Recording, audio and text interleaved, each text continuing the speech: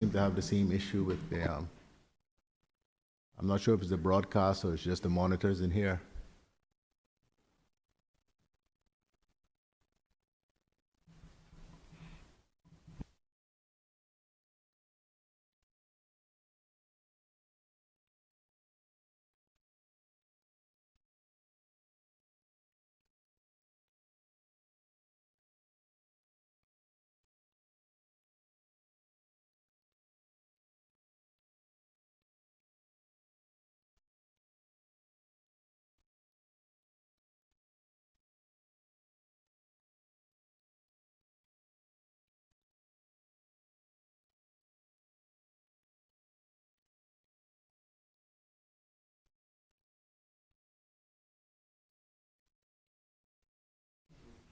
Honorable Member. Thank you very much, Mr. Speaker. Mr. Speaker, as I had mentioned earlier before the break, looking at the diversity of the Caymanian people, both in terms of religious belief, countries where they were born, and the census even went as far as to cover, Mr. Speaker, the language, the main language spoken in the different households, and I won't get into that.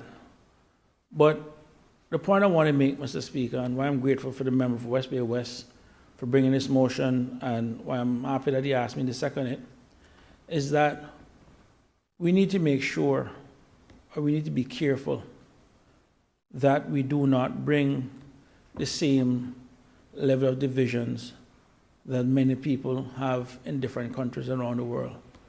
And we have seen it, and that's the reason why I've said that despite our challenges and our struggles, the Cayman Islands is still one of the best places to live and work on this planet.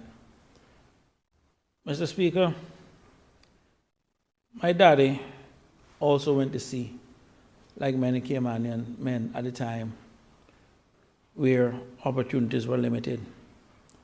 And when I recall my own father's journey, he was born in Jamaica.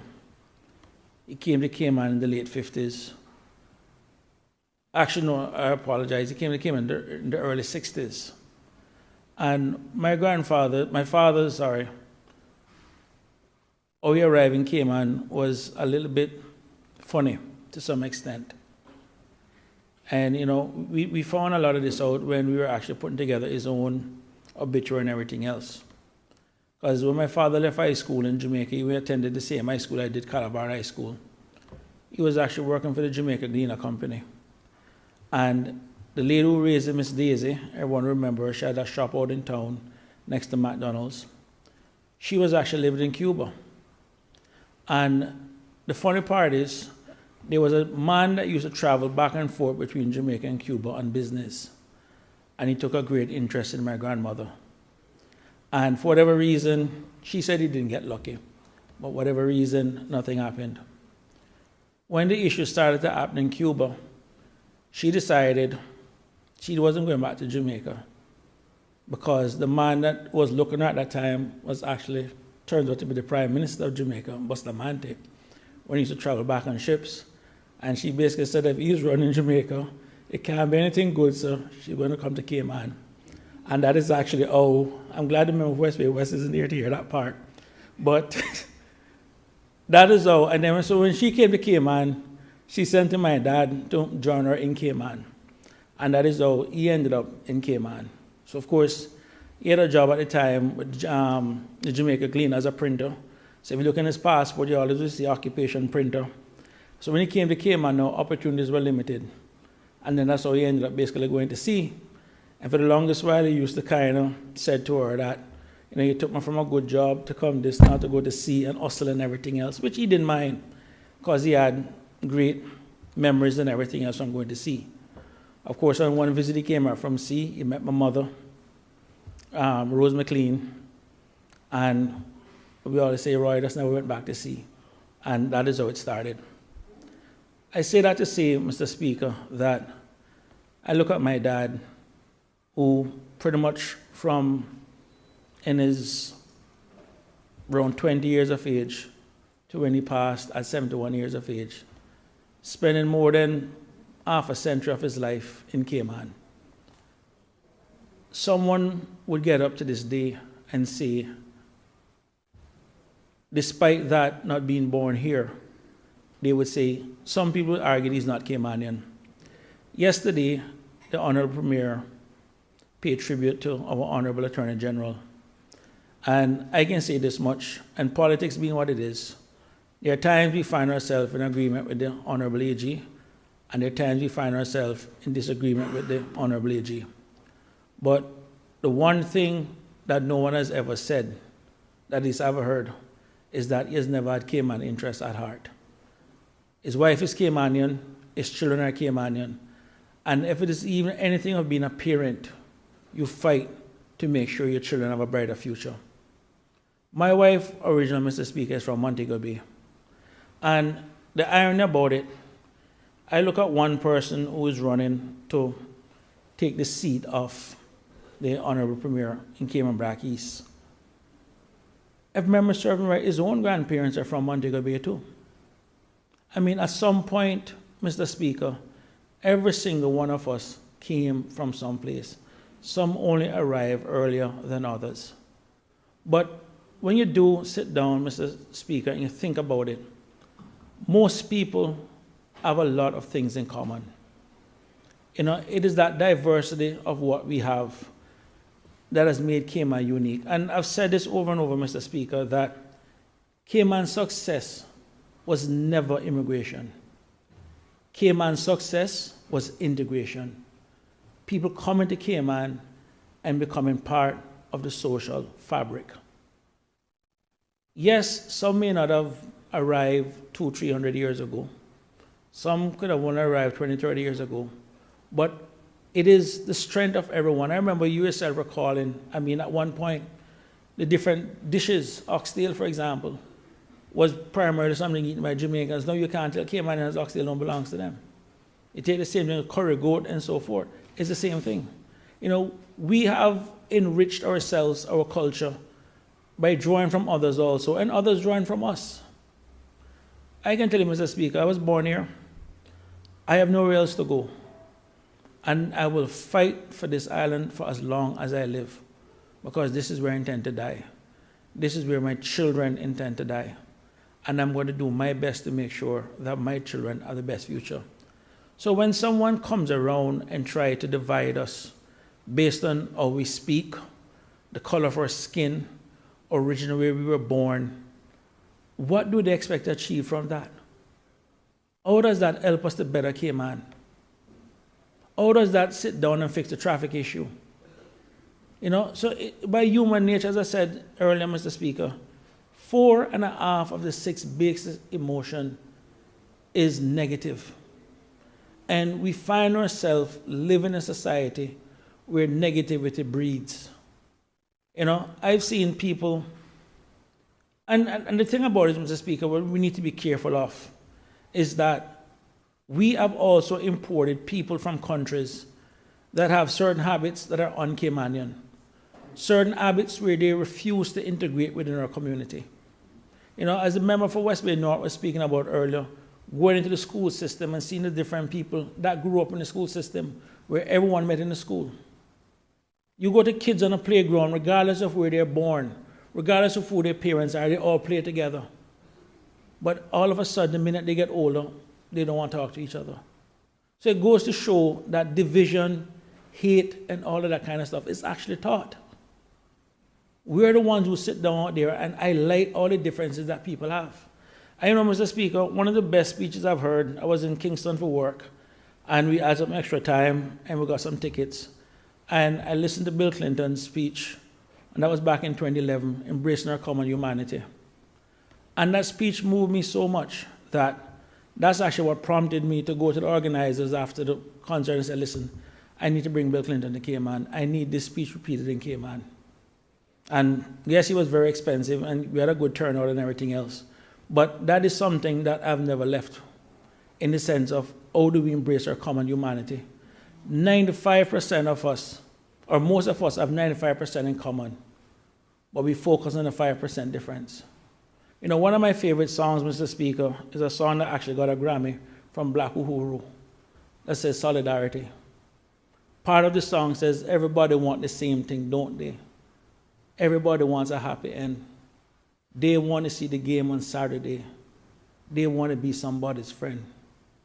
Everybody wants to work for a living. Everybody wants the children warm. Everybody wants to be protected. They want to shelter from the storm. This is who we are. And Mr. Speaker, when you consider, and scientists have done this, that the odds of you being born is 1 in 400 trillion. The odds of you being born, 1 in 400 trillion. Thus, as the poem says, you have a right to be here. And, you know, Mr. Speaker, there was something I'd put on my phone as a note to myself. I came across it once and I've never forgotten it. And I guess just to not put my brain into overwork.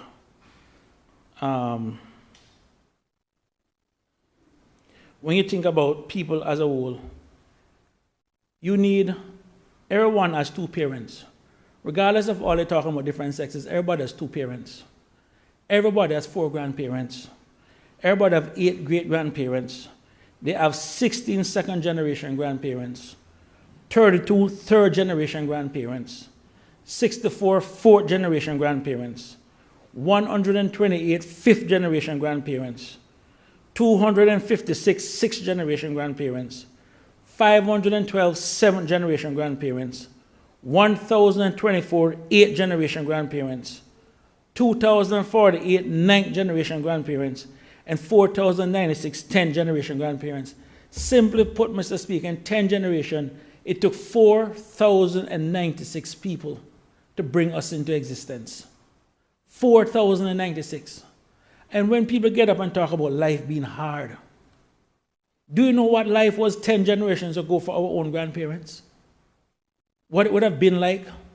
What the world would have been like? A lot of things came together. A lot of people came together. 4,096 people over the space of 10 generations, 200 years, came together so we could be here. What would have happened, Mr. Speaker, if when your father met your mother, the day in which they met, your father had a different appointment or your mother had a different appointment? Would they have met? Would you have been born? What would have happened if your grandparents, now you need that twice. So that's just one occasion, one window. I was speaking to a friend of mine one day where her father was actually working on paving the road in front of the school. And her mother was leaving the school at the time when the road was being paved. And in just that one moment, he glanced at her, stopped, and said, I'm going to follow this woman. I need to get her number. I need to get her name. I need to find out where she lives. I need to be able to write to her. Because back then, writing was the in thing. It wasn't like phone calls. And I remember saying to her, what would have happened if when she came out, the paving was being done at a different side of the road, further up or further down? He would have missed that opportunity. And she and her siblings would not have been born. Because that chance of them meeting would not have happened. And then imagine you have to double that again for your grandparents, and then quadruple that again for your great-grandparents. All of those things falling together. So every single person, Mr. Speaker, has a right to be here. One comedian that was quite popular in New York was Jerry Seinfeld. I used to watch Seinfeld when I was going to school in New York in the 90s. A show about nothing, as they would say. And I remember an interview where someone asked Jerry Seinfeld when did he realize he was funny? And he said he remembered his first original joke, where this man suspected his wife of, being infidelity or whatever, and decided to come home early. And while he was walking around the house looking to see where this visitor could have been, he found a guy hiding in the closet. And he asked him, what are you doing here? And the man replied, well, everybody has to be somewhere. And that's the point. Every single person has to be somewhere. And it is sometimes by different chances that we find people and the magic happens. That, Mr. Speaker, is what makes Cayman unique. Where integration, where so many people have come here and integrated. Immigration was never an issue in Cayman. Where it started to become an issue, Mr. Speaker, was the lack of integration. When people started to come in and they started saying, we don't need to mix with the Caymanians, we don't need to mingle with certain people, we don't need to do this, we don't need to do that.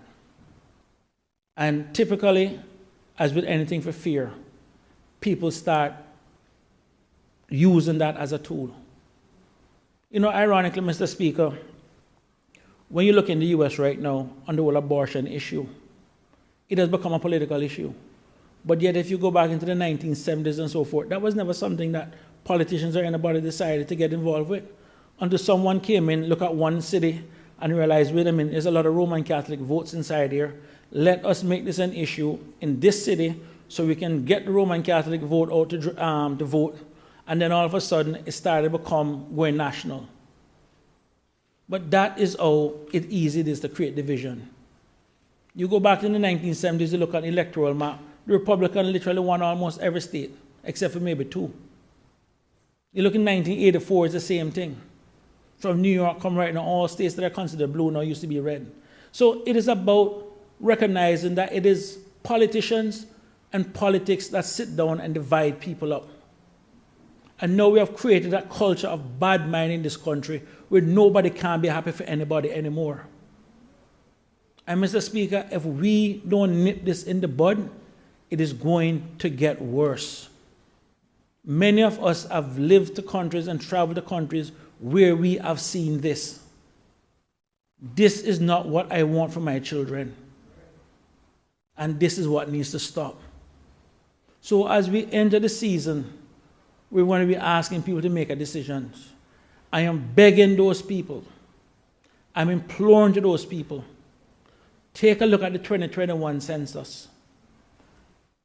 And when you see the percentage of our population, 47% of the Caymanian population, I'm not talking the overall population, 47% of the overall Caymanian population was not born in this country. Are we now going to create a Cayman where we're saying to people who are now Caymanians who have called here home that we're going to have the 53% fight the 47%? To achieve what? When we have common challenges out there that when we come together, we can solve these problems together. Mr. Speaker, many people talk about capitalism. Capitalism is a market system. It's an economic system. Democracy is a political system. The backbone of capitalism is competition. But, Mr. Speaker, do we honestly believe that on a social level that we're going to make a country better by competing against ourselves? Or do we make the country better by cooperating amongst ourselves? What is it? So I say to people, when people come and they start this language, reject it. When someone is trying to come out there and trying to say, based on where somebody was born or how someone sound, they're not Cayman and they're not this, they're not that. Let me tell you something, Mr. Speaker. I have met people who have not born here that have loved Cayman more. I can tell you, I represent a multicultural constituency. And some of the most hardline immigration constituents I have are the new Caymanians, are the ones who weren't born here. They're the ones who keep telling me, Chris, close the door.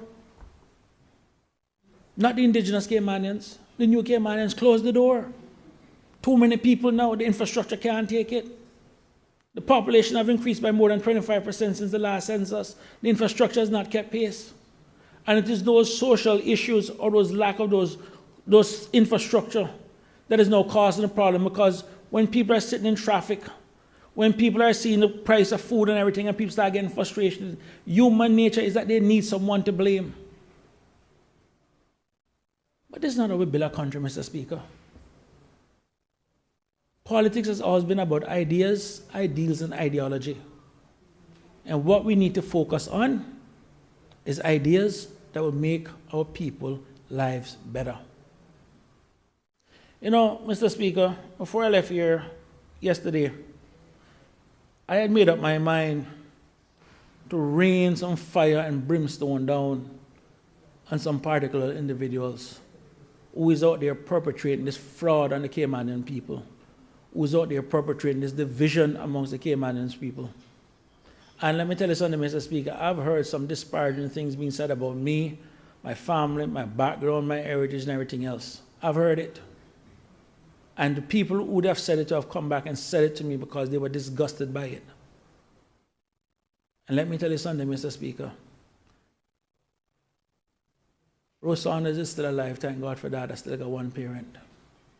And sometimes I shudder to see how I would behave when the person who anchors me to make sure that I don't carry on in a manner that will embarrass her. What will ever happen to me when she closes her eyes? I shudder to think. Because we had two rules in our family growing up. Call home every Sunday and don't embarrass your mother. Because my father would always tell us, you can't embarrass me. But that was for us, was don't embarrass your mother. Those are the two rules that we had in the Saunders household. So, when David read the prayer this morning, I don't know if it was his voice or his accent, when he says, forgive our trespasses as we forgive those that trespass against us. I will leave that part of the fire and brimstone speech to another time. I hope I never have to use it, because, Mr. Speaker, at the end of the day, I applied for a job to uplift Caymanians, all Caymanians. And if I have to tear down one Caymanian to keep my job or to get a job, then I would have failed before I started. I have had policy disagreements with you, Mr. Speaker, and over the passage of time, I have come to recognize and appreciate what it is that you brought to the political process. And I know this is not the farewell time, but I just want to use this moment, while I'm in this moment, to say to you that on behalf of the people of Buntown West that I have the privilege to represent, I want to thank you for your service to this country. I think one of your shortcomings is that while we were always quick to highlight the negatives or the things that you didn't do or the things you didn't get right, we never really talk about the things you did get right. And the Constitution that we have in this country, that you got an award for, I don't think people really appreciate what came out of that 2009 Constitution, what work went into it. And for the listening public, I'm going to break it down to you as simple as possible. This legislative body and the cabinet was a mere advisory body. All the power was vested in the governor. That is as colonialist as you can get. And after the 2009 Constitution, other than those that are in Section 55, everything has been devolved to the people of the Cayman Islands. Thank you for that, Mr. Speaker. And the work that you have done recently, and I see the government motion coming up, to change the parliamentary standing orders, I think is going to be one of your final legacy, unless, of course, you decide to come back to be Speaker, that would have contributed greatly to increasing representation in this country. But, Mr. Speaker,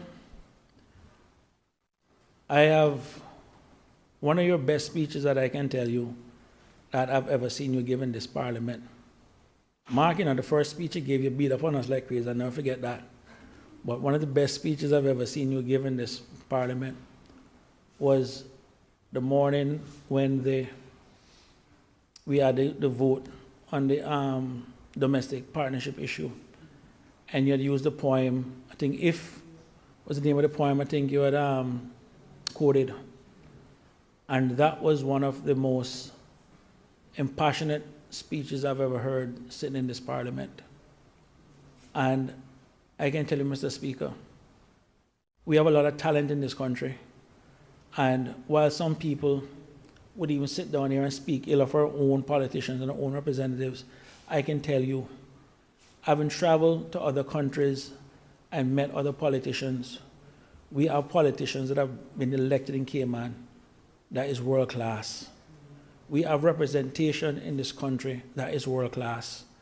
And again, Mr. Speaker, I recall your own interview, I think it was Stephen Shakur, that was his name, Stephen Shakur, where if you go back and you look at other, Stephen Saka. Well, yeah, when you go back and look at how other world leaders have feared against him and even your own performance in it, you can directly see the level of talent that we have. Although the last time he has now become famous because of the Guyanese president parking improperly on that whole climate issue change. But the point I want to make, Mr. Speaker, is that the talent that you have, the talent that many of us have, and the talent that many people outside this chamber has, came from embracing a lot of diversity of talents from many people from different countries. And most of those countries, people will tell you, and they will say, because they've said it to me, even though Cayman is now my home, I accept and I respect the right that Caymanians should come first, because this is still a land of their birth. They have said so to me. So there are just a few people out there who comes with this imperialistic mentality as if though Cayman people are backward, but the vast majority of people that we have welcomed here will say to you, or will say to us that, listen, this is still the land of your birth. You should have the first priority. And Mr. Speaker, I raise that to touch on my final point.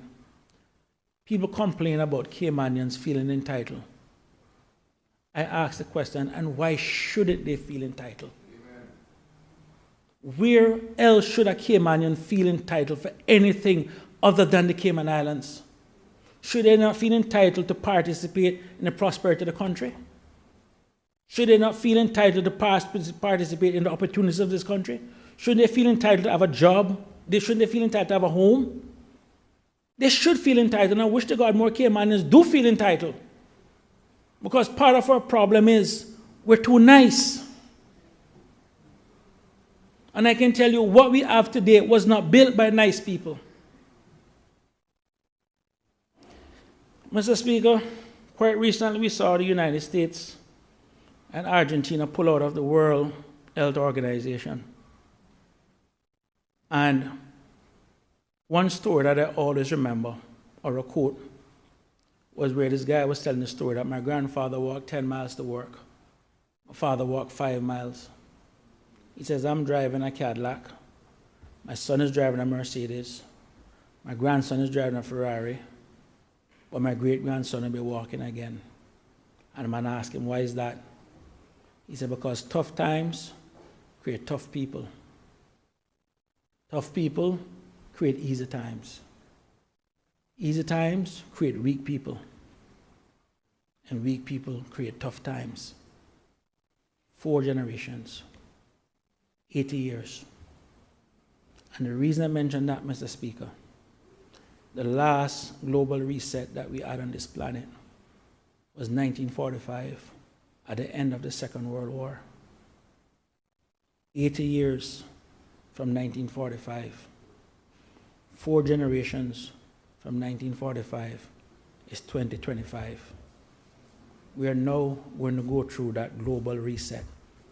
All the institutions that were created after the end of the Second World War to ensure peace, prosperity, and unity on this planet are now being dismantled, are now being challenged. There is nothing that we here in the Cayman Islands can do to stop that reset, because that has been the way the world works. But our job, Mr. Speaker, as political leaders, and open to be, again, political leaders, is to prepare the Cayman Islands and insulate the Cayman Islands against those things that are coming. There's going to be some pain. And the last thing that we need, Mr. Speaker, is people running around trying to divide this already small community. We are just under 100,000 total population. Barely a blip in a world of over 8 billion people. But with the knowledge that we have and the knowledge that we can draw on from over 130 different nationalities, from countries that have been through and is going to go through what we have been in, that is what we need to find, to embrace our common humanity, to embrace our diversity. Trying to pit 53% of Caymanians against 47% of Caymanians is not the solution. We need to focus on the real solutions that will help our people. So, Mr. Speaker, I will close by just saying what I started out with. To go placidly amid the noise and haste, and remember what peace there may be in silence. And as far as possible, without surrender, be on good terms with all persons. David, thank you for that prayer this morning. Maybe it was the tone of your voice. Maybe it was something that changed the mood that I had from yesterday, or maybe it was the birthday song, I don't know. I got soft before I came up. But it wasn't a fake twang, though. Nah, it was no fake twang. But, Mr. Speaker, I can tell you, what we have here in Cayman is nothing short of God blessing a miracle. And we need to make sure we do our best to preserve it, because I know that you, from your own personal travels and your own personal experience, knows what will happen if we get this wrong. And it is not going to be pretty for our children and our grandchildren. Thank you very much, Mr. Speaker. Thank you, Honourable Member, for those very kind words.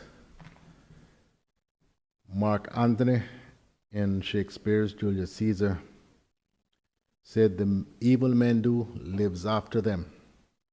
The good is oft interred with their bones." So thank you for letting me hear something before my bones are interred. Does any other member wish to speak? Does any other member wish to speak? The Honourable Member from Prospect. Mr. Speaker.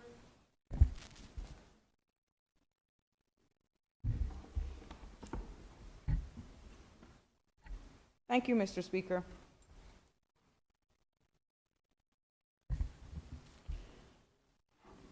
I stand before you to lend my support to private members' motion number 9 of 2024-2025. Motion to launch a national awareness campaign. Today, Mr. Speaker, we must all be united in our support for this motion to launch an initiative that celebrates our identity as Caymanians while promoting unity and inclusion across our 3 Cayman Islands. The Cayman Islands is a tapestry, Mr. Speaker, of cultures, history, and traditions that shapes our unique identity.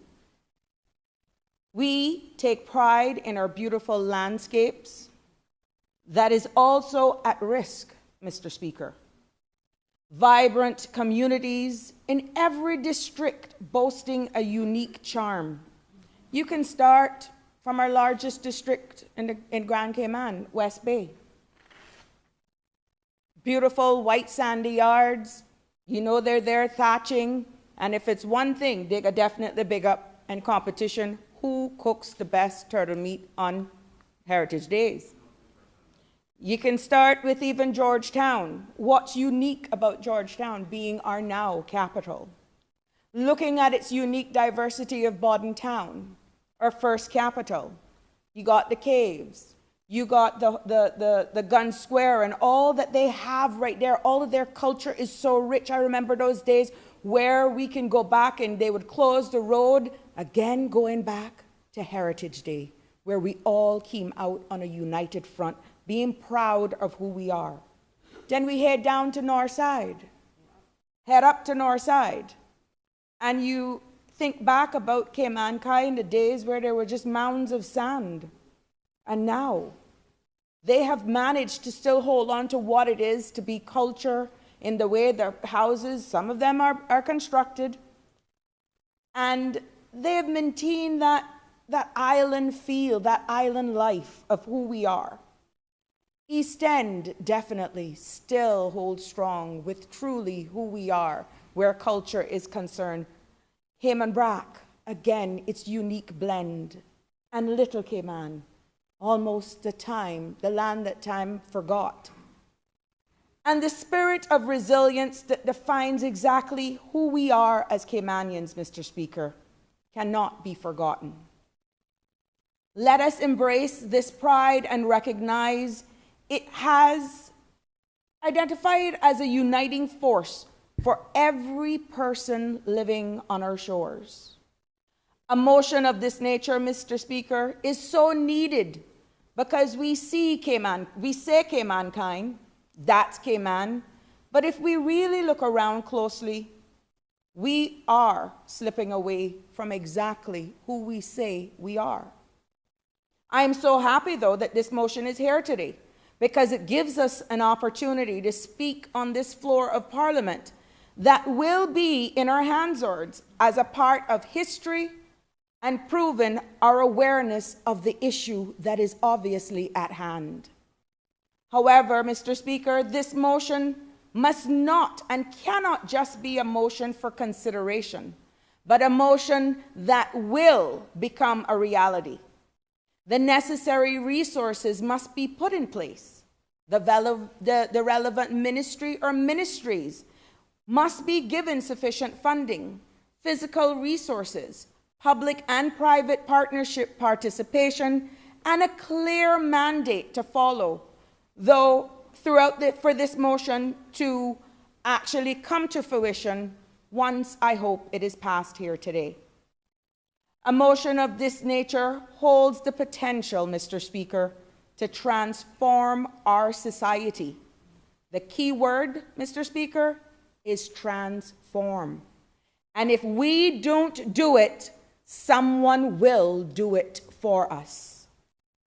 Our national awareness, being aware of who we are, is the backbone of our very existence. Who you for? Who your mama is. What happening? Come you know, man, is sometimes nowadays frowned upon. There's a time and there's a place, I know, for everything.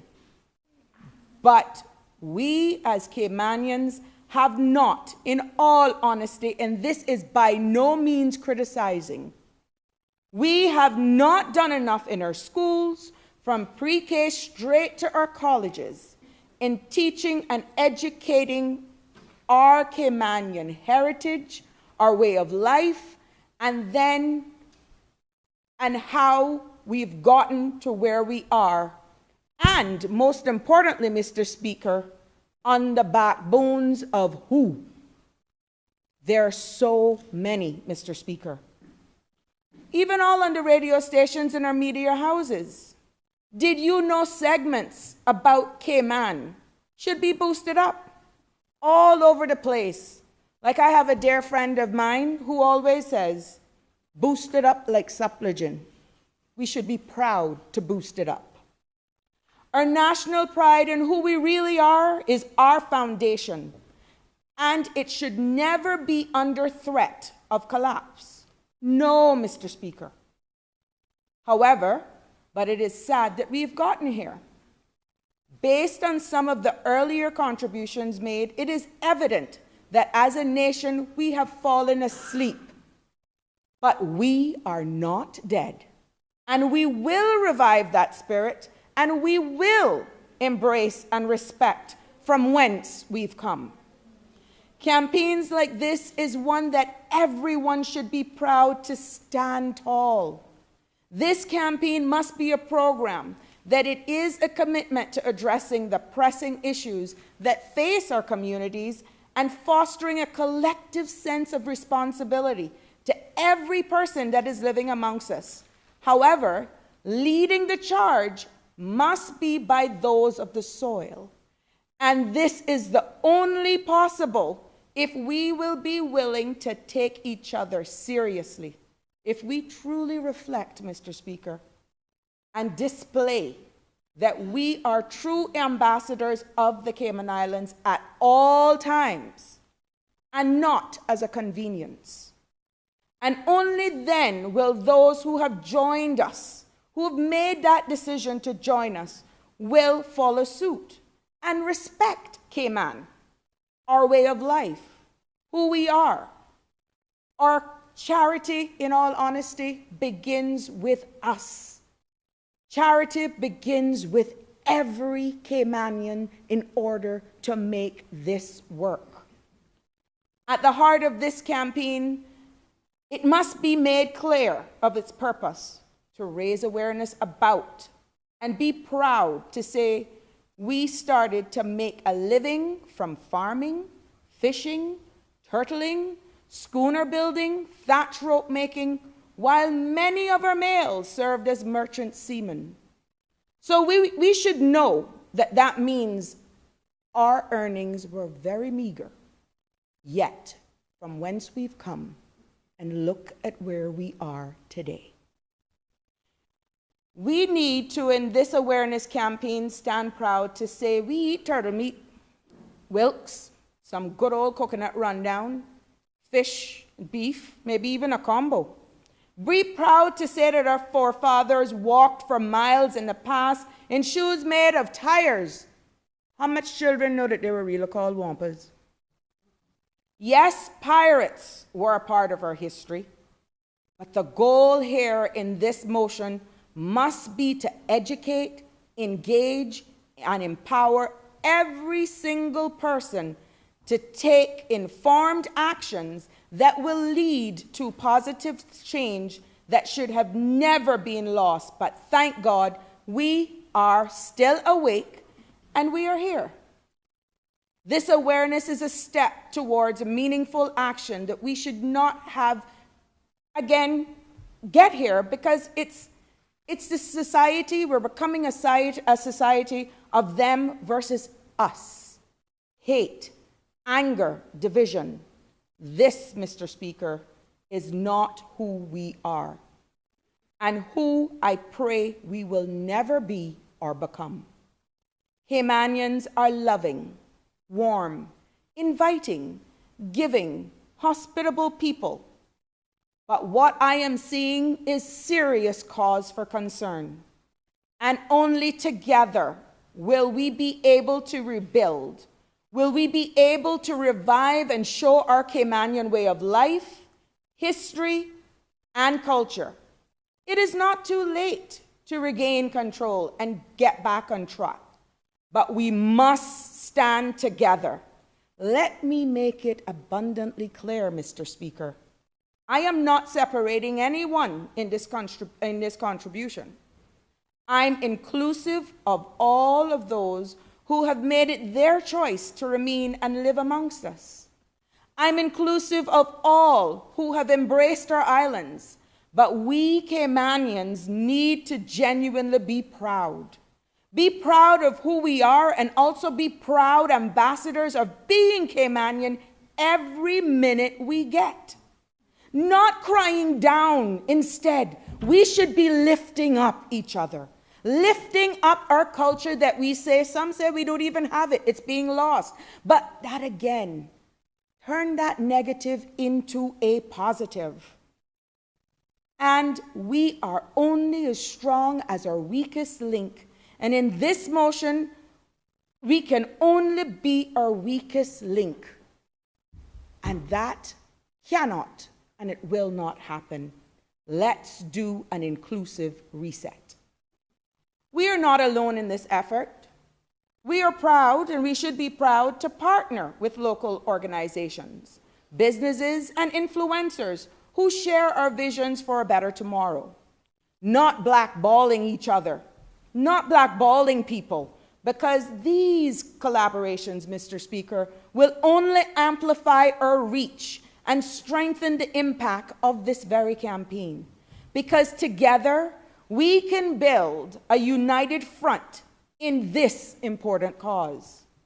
This campaign, Mr. Speaker, I trust will specifically target and include target audiences such as our youths, families, and professionals. These demographics are vital because they hold the power to influence change and drive the conversations that will definitely take us forward in shaping our future. Because together we can create a ripple effect that extends far-reaching and beyond this campaign. The call for unity. Let's embark on this journey together, embracing differences and working towards a brighter tomorrow for the Cayman Islands. Lastly, Mr. Speaker, I want to reaffirm a commitment to addressing the issues that can and will be highlighted by this campaign. This initiative is a call for action, a plea for each of us to join in this moment towards sustainable change. Because together, Mr. Speaker, let us take this step towards a brighter future. Thank you. Does any other member wish to speak? The Honourable Minister for Culture, Heritage.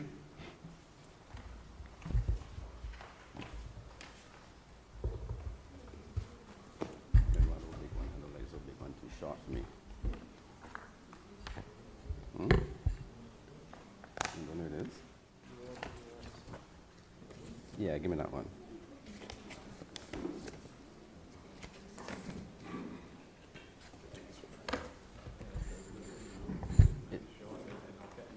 Yeah.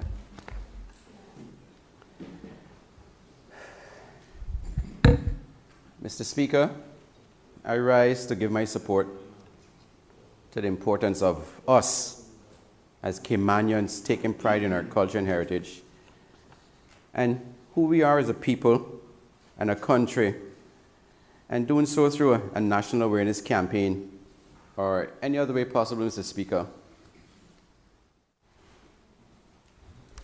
As the Minister for Heritage, the ministry has hosted numerous community events to bring our people together and highlight what is unique to us.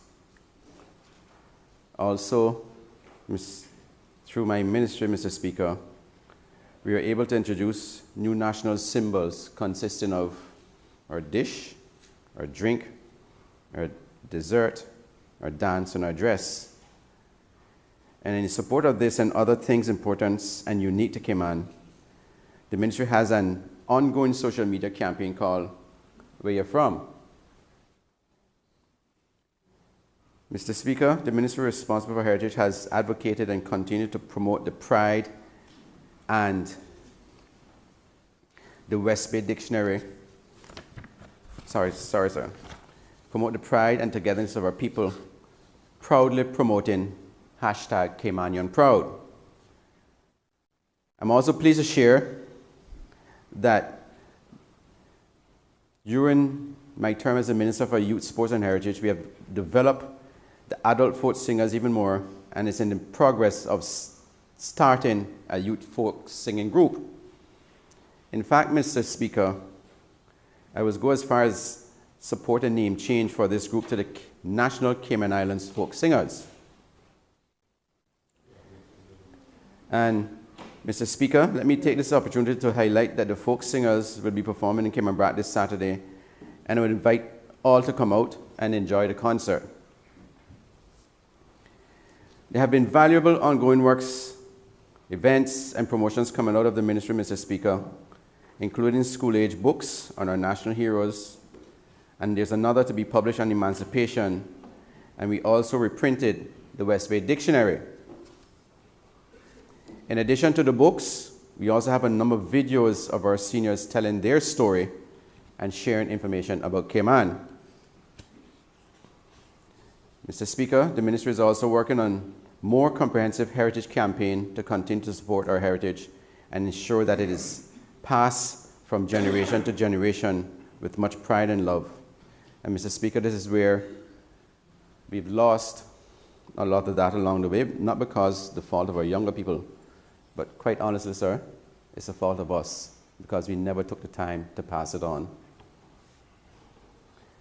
Mr. Speaker, the ministry is committed to keeping our culture and heritage alive and strong.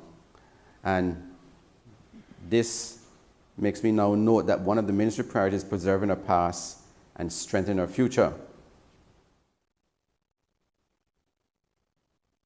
We, Mr. Speaker, must not forget where we have come from, the foundation that our foreparents paved for us, and the Christian values that have been instilled in us.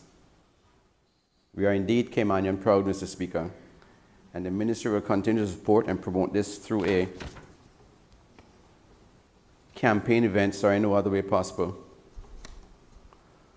Mr. Speaker, the member from West Bay North spoke passionately in his delivery, and I must agree with much of what he said.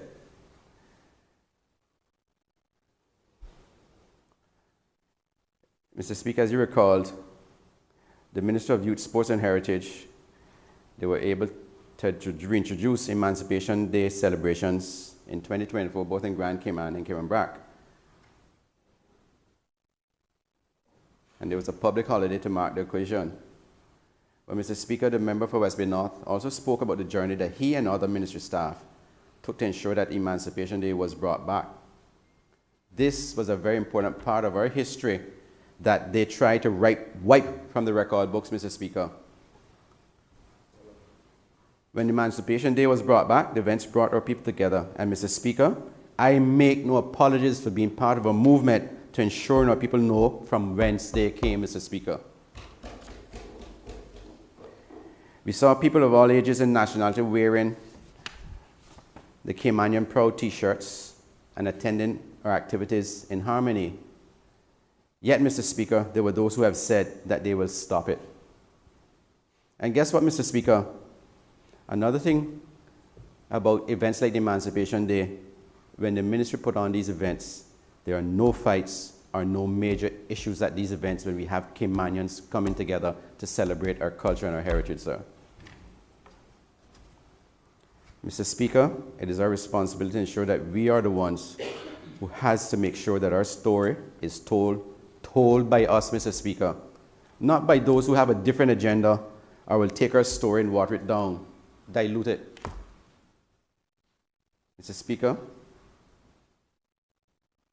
I want to thank the mover of this motion who spoke comprehensively on the rationale for the motion. And again, Mr. Speaker, I wholeheartedly agree with him. For far too long, we have allowed our own culture and heritage to diminish due to our passiveness. And Mr. Speaker, while we are advocating and promoting our Caymanian heritage, we are also inclusive of all, and we must take a holistic approach with all ages and nationalities. However, Mr. Speaker, they must understand that they too need to take a holistic approach with our Caymanian culture as well. Mr. Speaker, again, the member from West Bay acknowledged Ms. Tonisa Barnes, was a hardworking, dedicated civil servant. And right now, she is the interim head of Heritage. And I know that she is driven as anyone I've seen in the building.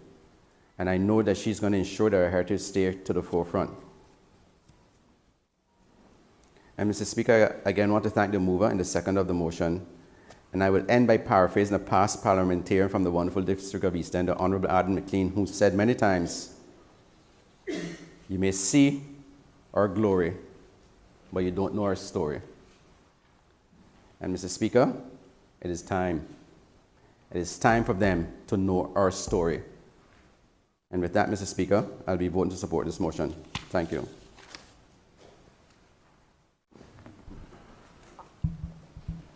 There's an old African proverb. Until the lion learns to write, every story will glorify the hunter. Does any other member wish to speak? The Honourable Leader, the Honourable Member for Savannah. Thank you, Mr. Speaker.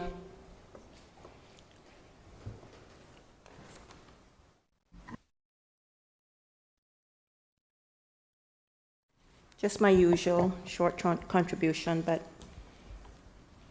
it is to support the member from West Bay West in regards to his private member's motion. Mr. Speaker, I rise to support private member's motion number 9 of 2024-2025, motion to launch a national awareness campaign.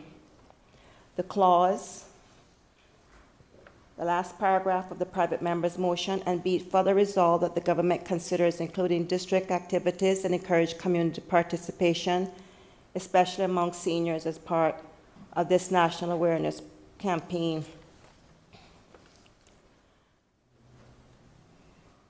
Mr. Speaker, I know of one such program that is built around our heritage and culture, and that is the Jubilati. Jubilati is making great strides with our youth, a program of great diversity. I'm always eager to attend any event they perform at. Their instruments are just as impressive as they are. Mr. Speaker, as I look at those young people perform, I see our future, and they are entitled. Mr. Speaker, the lady widely known for Jubilati is Mrs. Carol Cockernell, who along with so many others are dedicated to these youngsters, and I can firsthand say I see great leaders emerging. So it is my intention to continue my support to this much-needed program. I know they are constantly in need of help pick up and drop off of the children, as well as space to host these children for the children for various events and programs. So my plea is to ask that this program be given much consideration for assistance. As the member for West Bay West indicated and suggested, workers are needed in every community, and I agree 100%. And Mr. Speaker, I don't think I need to go on into any long drawn-out speech about our seniors. Everyone knows they are near and dear to my heart, and with the help and support of volunteers, our seniors are being given much love and care. Mr. Speaker, much is to be done to ensure they are supported and made comfortable, but I know many programs are in place that will give them time to enjoy their heritage and culture. Continue to keep the program supported. Let's all be united and inclusive. Let us educate and empower. Mr. Speaker, I give this motion to launch a national awareness program my full support. The Honourable Leader of the Opposition. Thank you, Mr. Speaker. Mr. Speaker, I rise to give a brief remarks on private members' motion number 9 of 2024-2025, a motion to launch a national awareness campaign. Mr. Speaker, it is said that if you take a lot of time to say what you have in mind, then you need to give it more thought. But, Mr. Speaker, I wasn't planning to speak on the motion, and truthfully, as the member from moving the motion, member from West Bay West, intimated in the early parts of his contribution that many may think that this was just political. Truthfully, sir, at this stage, I did too. But when I listened to the member and the research that he put into it and the emotions in which the member spoke with, I realized that this was not just political, but something that he felt weighed heavy on him and that he had to get off or be able to express here in this, the highest order in the country. And I listened to all the other members, Mr. Speaker, speak and the passion they spoke with. And, you know, I thought that it would be important for myself to get up as leader of the opposition, leader of the PPM, which, Mr. Speaker, is the most established grassroots party, with myself being the 4th leader. And so we understand heritage and we understand legacy. And we also understand that if we don't embrace change and if we don't include others, we're setting ourselves up for the end. You cannot grow in this community without doing so. If your doors are closed to everyone, if you are just shutting it down to your little group, then you will not grow. You will eventually all come to an age where you move on and there will be no more. Mr. Speaker, one of the beauties about Cayman is our heritage and our culture and how young of a country we are. I remember hosting the Dean of Theatre from UCLA during the what was going to be an annual event until COVID came along, during the film festival. And she's a renowned dean. Everyone knew her, knows her. I mean, UCLA being one of the top theatrical schools in the US. And she went around the island, and she was so down to earth. She got her car, she went out, she drove herself around, she visited. And in speaking with her, she said, this place, I want to be involved in this place. She said, everyone in this island has a story. She said, your people are amazing storytellers. And it is true, because it is a part of who we are. We all have a story. And Mr. Speaker, I listened to the member from Bordentown West talk about persons creating divisions. Like the member from Bordentown West, my father was from Jamaica. My mother was from Kimambrak, is from Jamaica.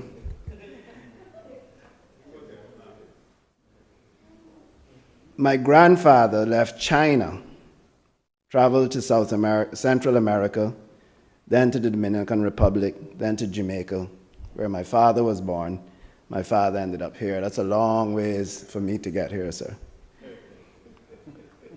My mother is as far back as we could go in Kimambrak, to her great-grandmother, who we thought was, from a picture, was an American Indian. But this wonderful thing called this DNA testing things that you do now leads us to believe that she was in fact American Asian and not American Indian, because the picture was black and white with long straight hair. My mother,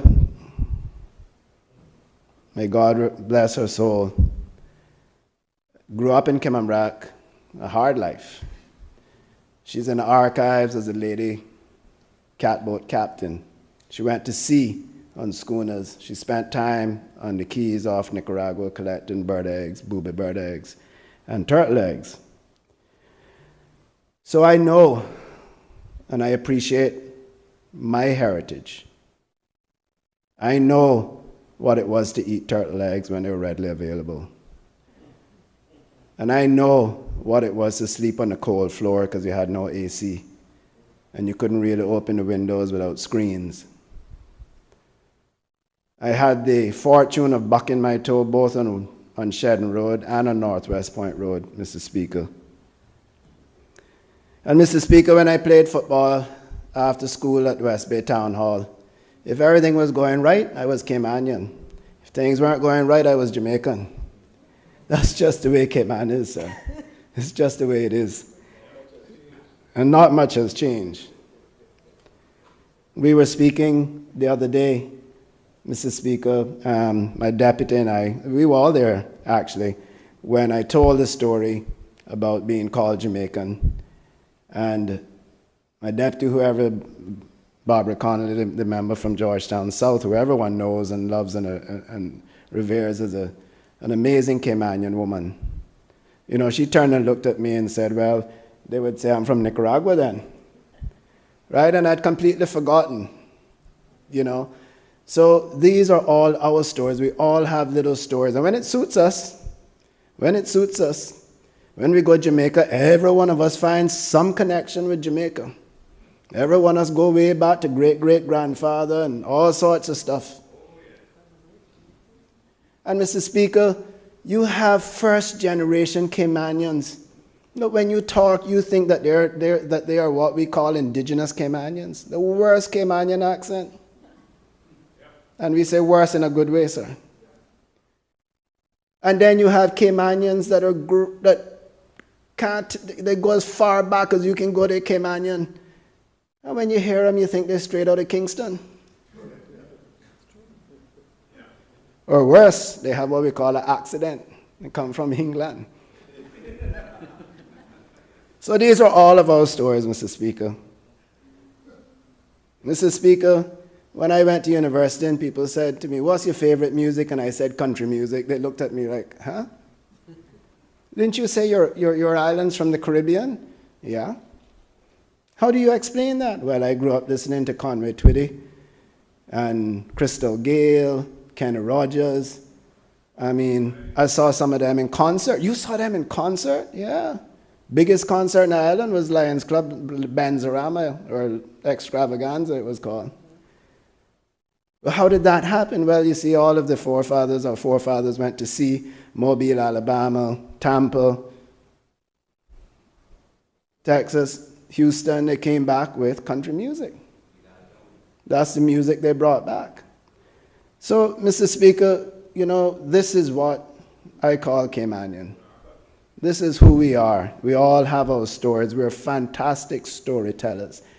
Every Caymanian that travels and sits around a table of people from that country draws the attention of everyone at that table, because we all have amazing stories to tell. Amazing stories to tell. And we should tell those stories. And we should be proud of those stories. And we should compile those stories. I spoke about my father, who got interviewed by the National Archives, a walking historian. Came to Cayman some 65 years ago. Is he not Caymanian? Is he not Caymanian? But he is what I call Caymankind. He has a Caymanian way of life. That is what the difference is. Those that do not understand the Caymanian way of life. It is my favorite term, Caymankind.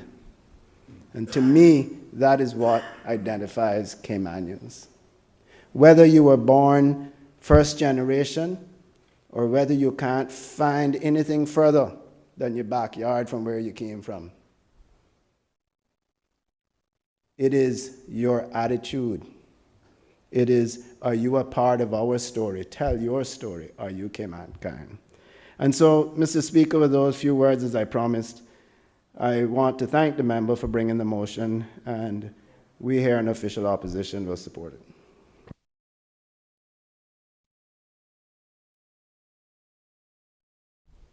Does any other member wish to speak? The honourable member for West Bay Central.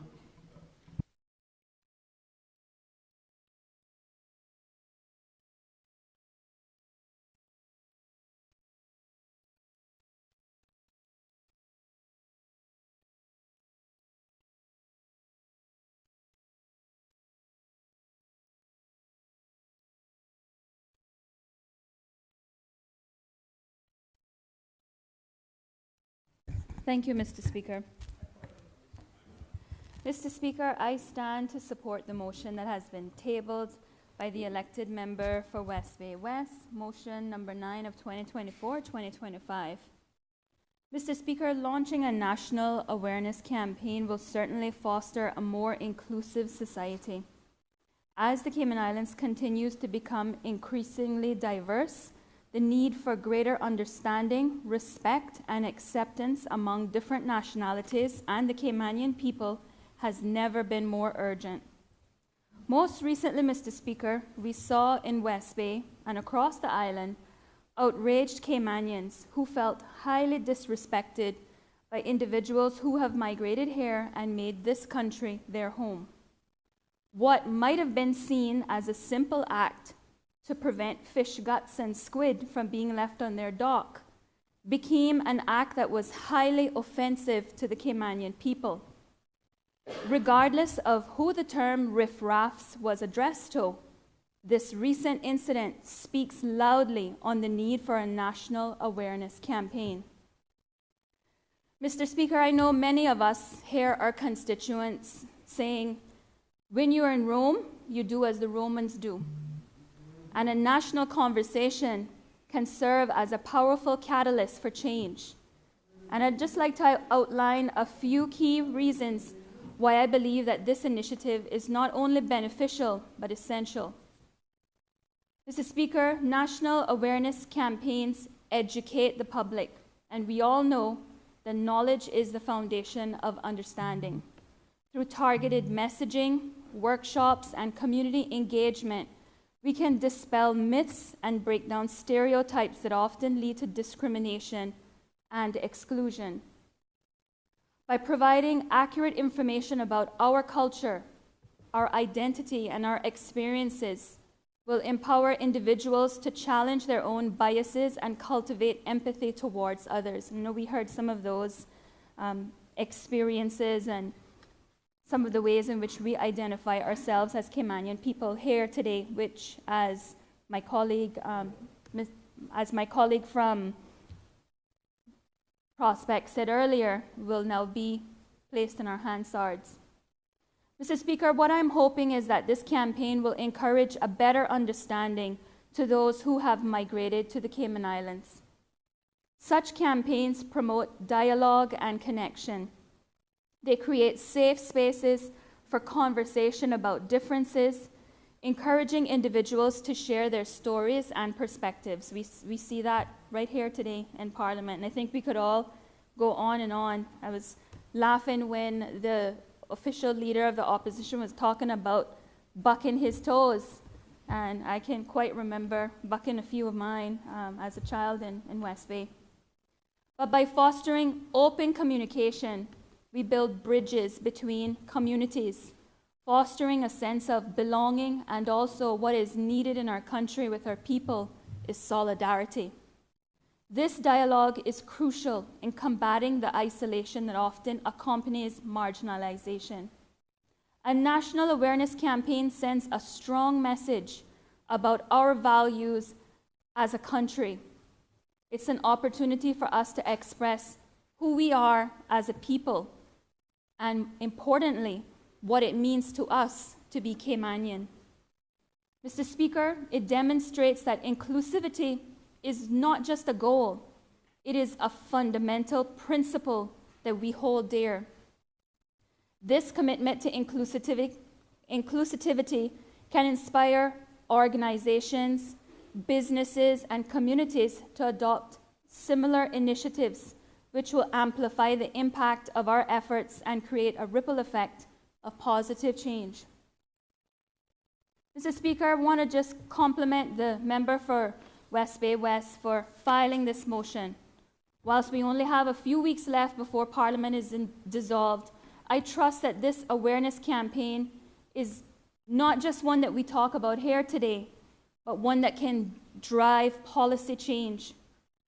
As we raise awareness about issues affecting marginalized Caymanians, we will create a groundswell of support for legislation that will protect the rights and promote equality of all Caymanians.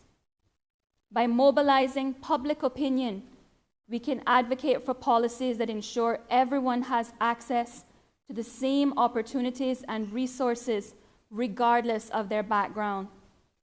Finally, Mr. Speaker, launching a national awareness campaign reinforces the idea that diversity is our strength.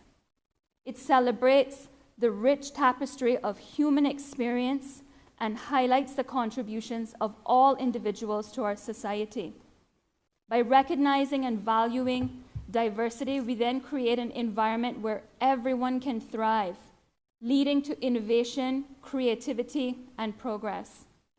In conclusion, Mr. Speaker, I would like to state that launching a national awareness campaign is a positive move towards a more inclusive society. It educates, fosters dialogue, sets societal values, drives policy change, and celebrates diversity, and has the potential to unite Caymanians. Together, I hope that we will all embrace this opportunity to create a country where every individual feels valued, respected, and included. Mr. Speaker, with that being said, I will gladly be supporting private member motion number 9 of 2024-2025. Thank you.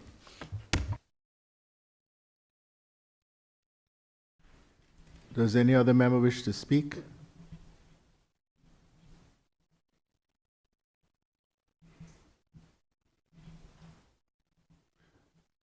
The Honourable Member for Labour and Border Control and Culture. Thank you, Mr. Speaker. Just all that's been said, and a lot has been said, a lot of confessions made. It's not a lot more for me to say, but I thought as Minister of Culture, wanted to get up and give a short contribution. As said by Mahatma Gandhi, a nation's culture resides in the hearts and the souls of its people. When we went to school, Mr. Speaker, the way that the school system was designed, kids from different countries and Caymanian kids all went to the same schools together. Hence, some of the start of the problems, us against them mentality. I remember growing up in one of the oldest cities in Cayman districts, the first capital, where when people came to Cayman to work here,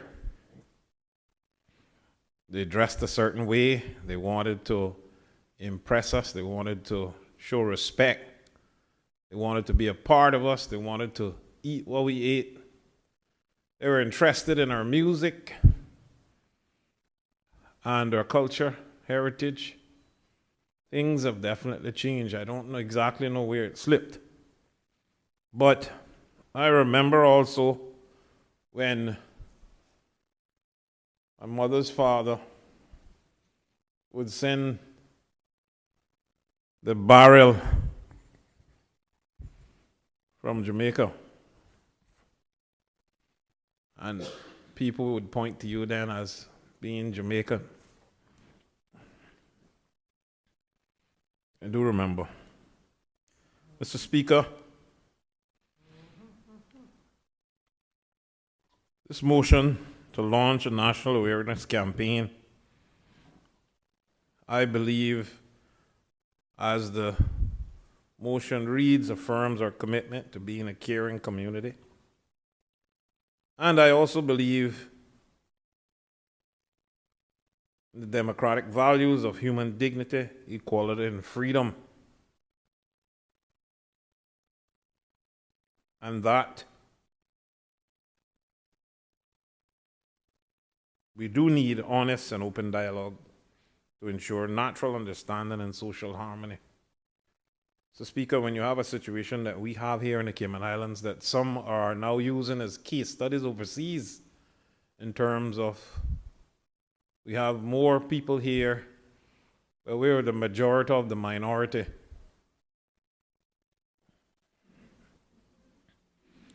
So, Mr. Speaker, as I said,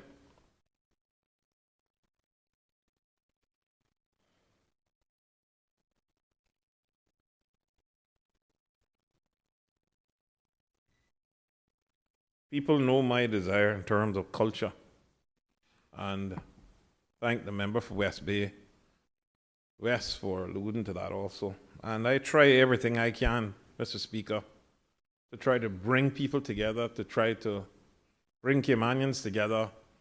Other people join us. We show them our way of life so they enjoy being around us, appreciate our way of life, and appreciate being here more. I remember, Mr. Speaker, as a young man at 16 years old, once getting out of school, I decided that I'd learned enough about cooking fish teas and started a Saturday event where hundreds of people came. We cooked fish tea. It was me cooking the fish tea. I even won an award for cooking fish tea. But The whole point was is that people gathered together from all around the country, right on the Gun Square Beach.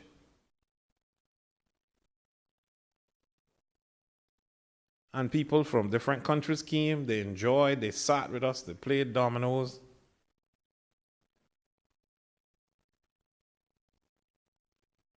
Have we gotten too busy? Has the economy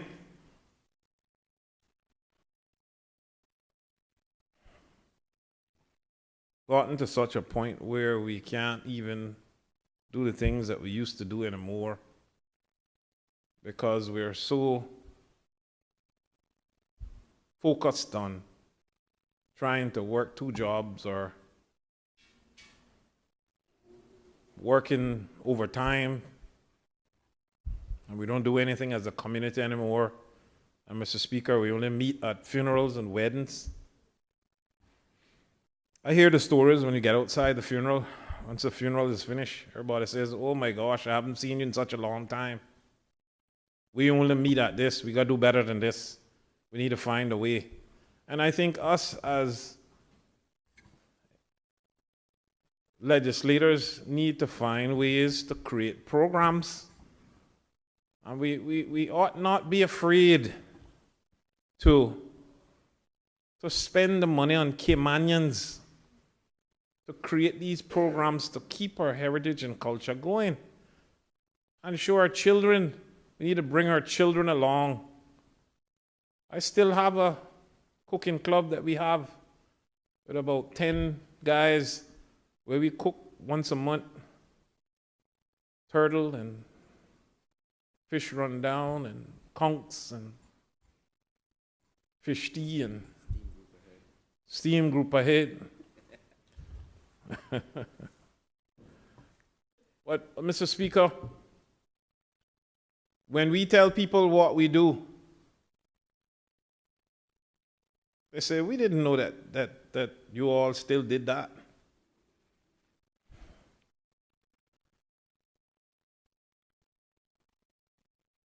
Mr. Speaker, when I see that West Bay West has now overtook, West Bay South has now overtook Bordentown East in terms of the most constituents, most voters. It begs me, and I'm wondering what caused this. What caused this?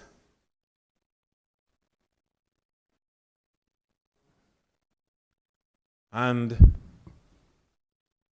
the danger that we're creating. Bordentown East, the oldest district, first capital.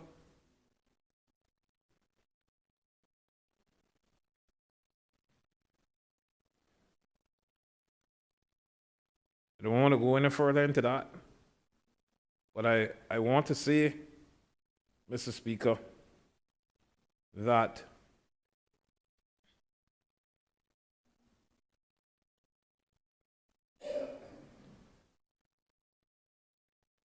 we need to do as much as we can to bring Georgetown alive. We need to do things weekly, not just wait for Pirates Week or Badabanu or, then you wait another 8 months for something to happen again. Our people are thirsty, they're hungry for social interaction.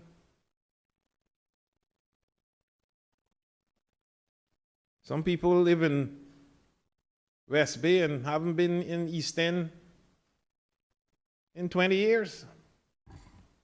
Likewise, East End to West Bay.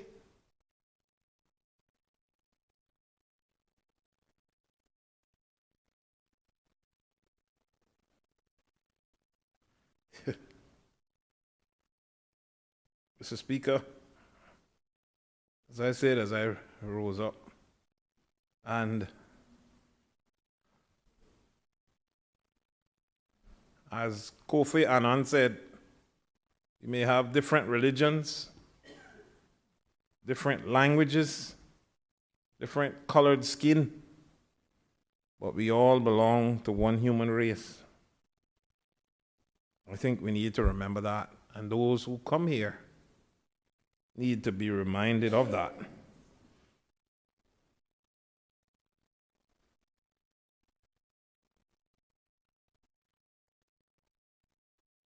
I remember the member from Bontown West told me, he was a minister of culture, how he had boosted up the TP to ensure that he could do as much for programs.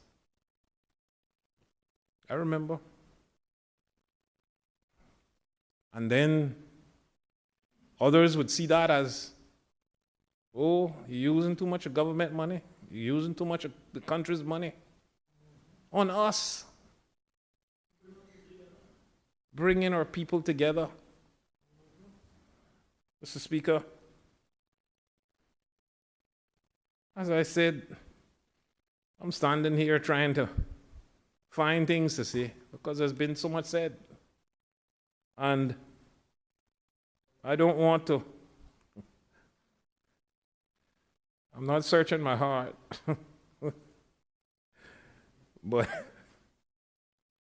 I do think that we need open dialogue.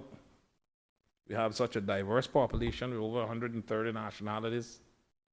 And our people are not happy. The cost of living, obviously. But they feel marginalized in their own country. They feel like everyone else is getting ahead. They feel like everyone else can go to West Bay Road and live a highfalutin life, as they would say.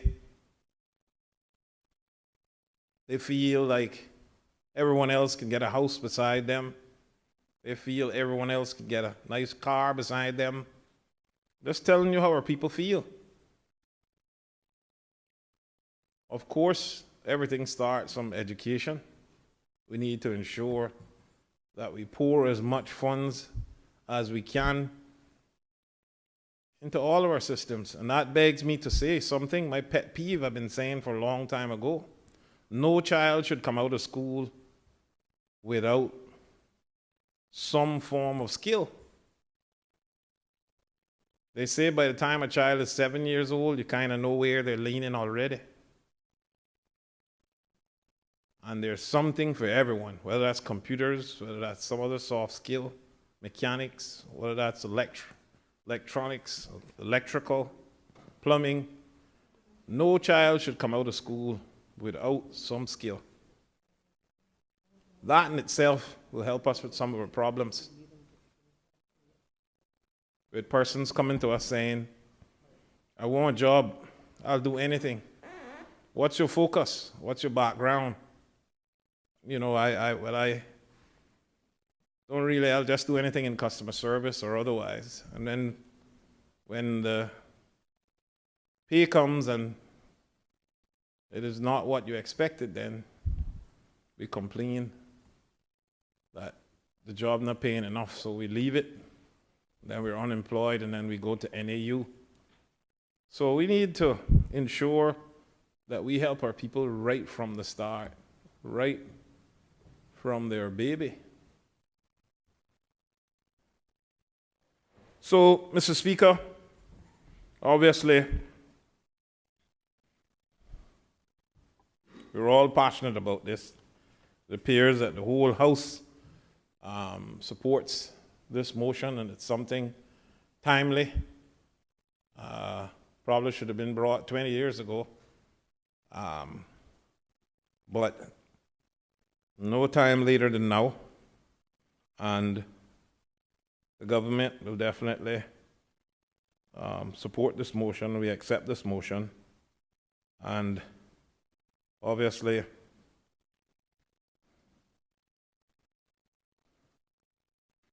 my support for heritage and culture goes beyond.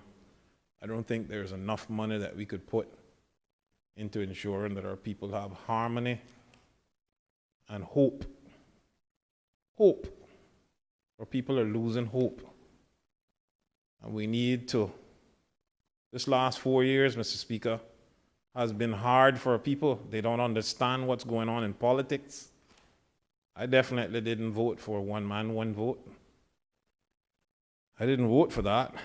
And it's confusing to our people. And that in itself is giving them some stress. They're wondering about the next election. They're trying to figure out what's going on. You got three groups apparently that are parties out there. You got one group that is environmentalists. The next group are inexperienced. And then the next group is the only group, the progressives, who has actually stayed and kept their structure even though they weren't in power. If truth has been told, politics in Cayman, Mr. Speaker, normally groups or parties come together when they're in power. And normally when they're out of power, they actually don't stay together. And I'm only in my 50s, but I think I remember well. And there's probably no party in Cayman, Mr. Speaker, that has been together for more than 3 terms. And that was probably because they were in power. No party has stayed together for 3 terms not being in power. The only party that has stayed together for probably over 20 years, whether they're in power or not, is the progressives. And we ought to laud them. And I think that persons, yes, that's a very good idea and a very good suggestion. I would like you to say that publicly. What time you come in? Soon. Soon. But I say that and I was making light of that, but I want to say that when we're talking about our heritage and culture and the stress that our people are going through right now, right? Our people need us to help them right now to try to make the right choice for the future of this country in the next election. Yes, we have persons, and we applaud all Caymanians who are successful, all Caymanians who are not successful. But I'm saying to you that what the country reads right now, I've seen the situation where inexperience leads us. This is no place for inexperience. There is a place for experience mixed with unexperience, but there's no space for the unexperienced by themselves. We don't want a trainee government because we have seen where that has taken us. I don't even want to talk. This is not the platform for me to talk about my experience in the last 4 years. This is not the place, and I won't go there. But I'm telling you that the people is not happy with what they've seen. They don't like to see so many factions and us operating like independents in one government. It's not healthy for them. They're wondering if they're going to wake up the next morning, if the government's going to be together, or who's leaving next and who's left. So I say that to say, if there are any persons out there thinking about joining a party or trying to learn about politics, there's only one party to learn from. Everybody else is trying to find their way. They feel that they're the right answer for Cayman, or the right answer for themselves. So, and I hate to be so political in the place of politics.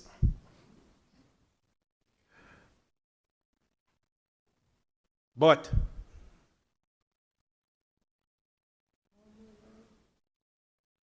if you want a road to button down east-west arterial, there's certain ways you can't vote.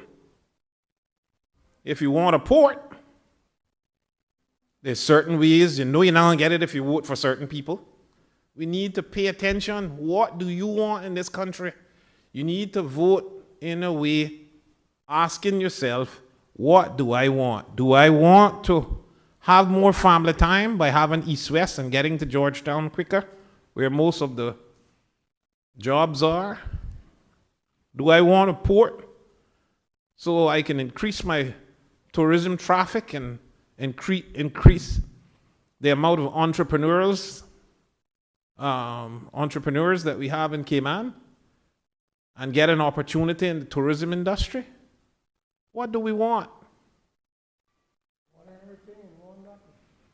So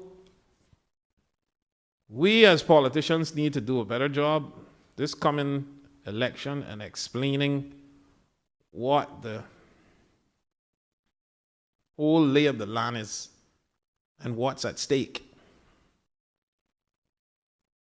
Yes, every one of us are in a constituency by ourselves, and you have to vote for one person, but I'm telling you, running as an independent is not something that I intend to do again. That is it doesn't help you, the public, it does not help you, and it doesn't even help the group that you're with. I've seen the dangers. I'm warning you, please don't tell anyone to run by themselves. You can't even bring a motion by yourself. You can't do anything by yourself in politics. You can't even get anything done in caucus by yourself. The whole caucus has to vote. So you need to line yourself with someone, right? I would dare not tell anyone that the leader of the official opposition has been my friend for 46 years.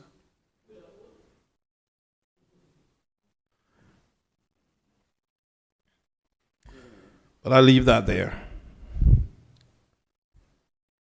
I want to thank God for this wonderful country. I want to thank all the people who are still doing the best that they can to help us keep a civil society. Even with 130 nationalities here, we're still one of the best countries in the world. Let us look at the positives that we have here in Cayman. There's a lot of positives, and let us work on the negatives together. Let us make the right choice for a peace of mind. God bless us all.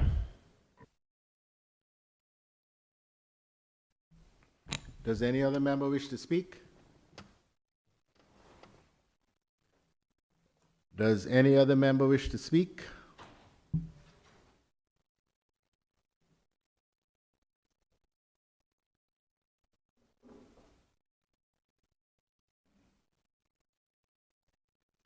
Does any other member wish to speak? The Honorable Deputy Premier. Thank you, Mr. Speaker. I promise I'll try to be as short as I can. Sometimes that's quite difficult to do. You're not the shortest man I know. Firstly, I want to say thank you to the Honourable Member from West Bay West for bringing this motion, and like has been repeated already, it's a very timely one. But I must say I have some fears. But before I get into those fears, I want to address a matter that he highlighted, because this motion goes into, cultural norms and our heritage and everything else. And one of the things he touched on, but I promised I would address, which was the access to our national dish through the Turtle Center for our older folks, the turtle farm. Just to say that I think it's time for us to expand the turtle farm's production of availability due to the strain that is being caused by our population growth rate and the strain on that source of meat, which is obviously very sensitive to those who are of Cayman descent, as opposed to a visitor who is coming on vacation or a person who's just working here for a temporary period. That strain is becoming more and more real, and I intend to and hope to be here again in the next administration, and by the good blessings of the people of Georgetown Central, and I hope to also be a part of the government where we can find the resources and the approach to increase the supply, because increasing the expense on Caymanians is not something I will support as minister. So I will not be supporting increasing the prices. But I can't not hear, I know all members in here hear the stories of Caymanians who go to the turtle farm and can't get it. And then the knock-on effect is going to be people going into the wild, and that's definitely not something we want to do. So hopefully for those persons who, unlike the phone caller who called on the radio, Radio Cayman the last time and said our turtle meat might as well be KFC, for those other people who don't think that way, maybe we'll get some support, even from those from the marine support community, to see the necessity from the financial investment that would be necessary to expand the turtle center's farmery, so we don't have knock-on effects that we don't want. Mr. Speaker, again, also, before I go on, I want to say a special happy birthday to my brother. I didn't know. All I was in the lunchroom having a cup of coffee, and all I heard was the Honorable former Premier and former Speaker singing in the hallway. I said, what happened? They said, today Chris' birthday. I said, man, Chris didn't say anything to me. I should have known, but I had a long day yesterday, as most members know. So I want to say to my brother, happy birthday. May the Lord bless you with as many more years that you feel that you want to be here on God's green earth. And may He bless you with good health and good wealth and happiness. Mr. Speaker, this motion, I was blown away by the members suggesting that, or not suggesting that, stating for the record that this motion was filed almost to the exact wording decades ago by himself in his early years as a member of Parliament, or member of the Legislative Assembly back then. And doesn't seem like much was done to try to resolve what the question in this motion is trying to resolve. At least not enough. But I am so worried, because I think some of the members highlighted some of the points. A good member from West Bay Central highlighted the riffraff situation. I just highlighted the circumstances where I was on the radio and this gentleman called in and undermined our culture for cooking of turtle meat. And there's more and more examples of that happening every single day. And I don't suspect it's going to stop, sadly. Mr. Speaker, you see, the world, let me go outside of Cayman for a second, just the way the world is happening, and when I think about these things, I try to think about my Creator and where we are in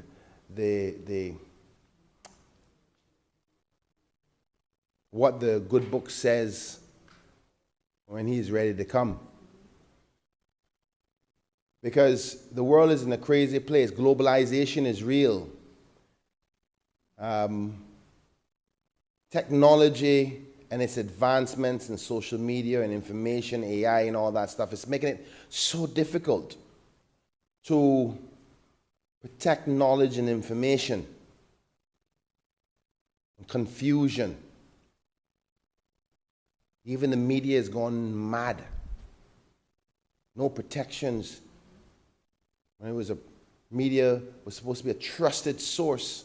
You don't even know what media is anymore. People who are licensed, outright headlines, blatantly lying. The world is changing. You don't know what to trust, what to believe. People are sticking to themselves. Our society is changing. We don't embrace each other anymore. And then I think about, and I never heard him say it. I wish I was old enough, I think I was old enough when he would have said it, but I definitely wasn't paying attention to politics. I was probably a little kid. But I hear about the stories, particularly from my mom, who was involved in politics heavy. It's Donna Bryan, for those who know her. A major campaigner for the Progressives, by the way. Helped Alden, the Speaker of the House, get elected a couple times. And I remember her talking about Jim Borden and a comment that he made in some of his deliberations about, if you want the successes of things, you're going to have to also accept the problems that come along with the advancements. And that's to sum it up. Those are not exact words, and hopefully somebody one day can text me exactly what he said, who was around when he said it. So he warned us about these troubling times that will attack our norms, our traditions, our culture, and even our religion. And we are here.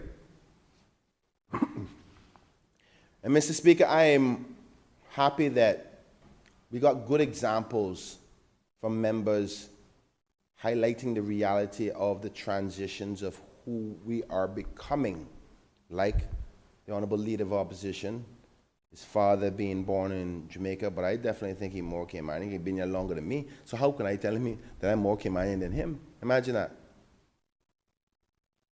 Born in Jamaica, but he's actually been on Cayman Islands Rock longer than me. But yet still we have some people. Yes, interestingly, longer than his son, the Honorable Leader of Opposition. And then you think about the transition of immigration and migration across the world, and similarly with the Honorable Member from Bordentown West. And that's what I think Mr. Borden was speaking about. Success came with growth, growth came with immigration, immigration came with different cultures and changes. Now you see, Mr. Speaker, the truth is every single country changes. And change isn't necessarily the problem. It's the rate of change is the problem. When things change too quickly, it becomes confusing. Society and humanity can only handle so much at one given time.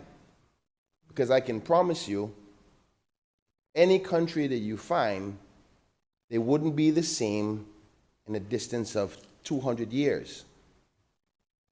But where a lot of the problems that we're seeing today and the foundation of what the member have decided to even write such a motion calling for such a campaign is based on the fact that Cayman has changed so rapidly in a very short period of time.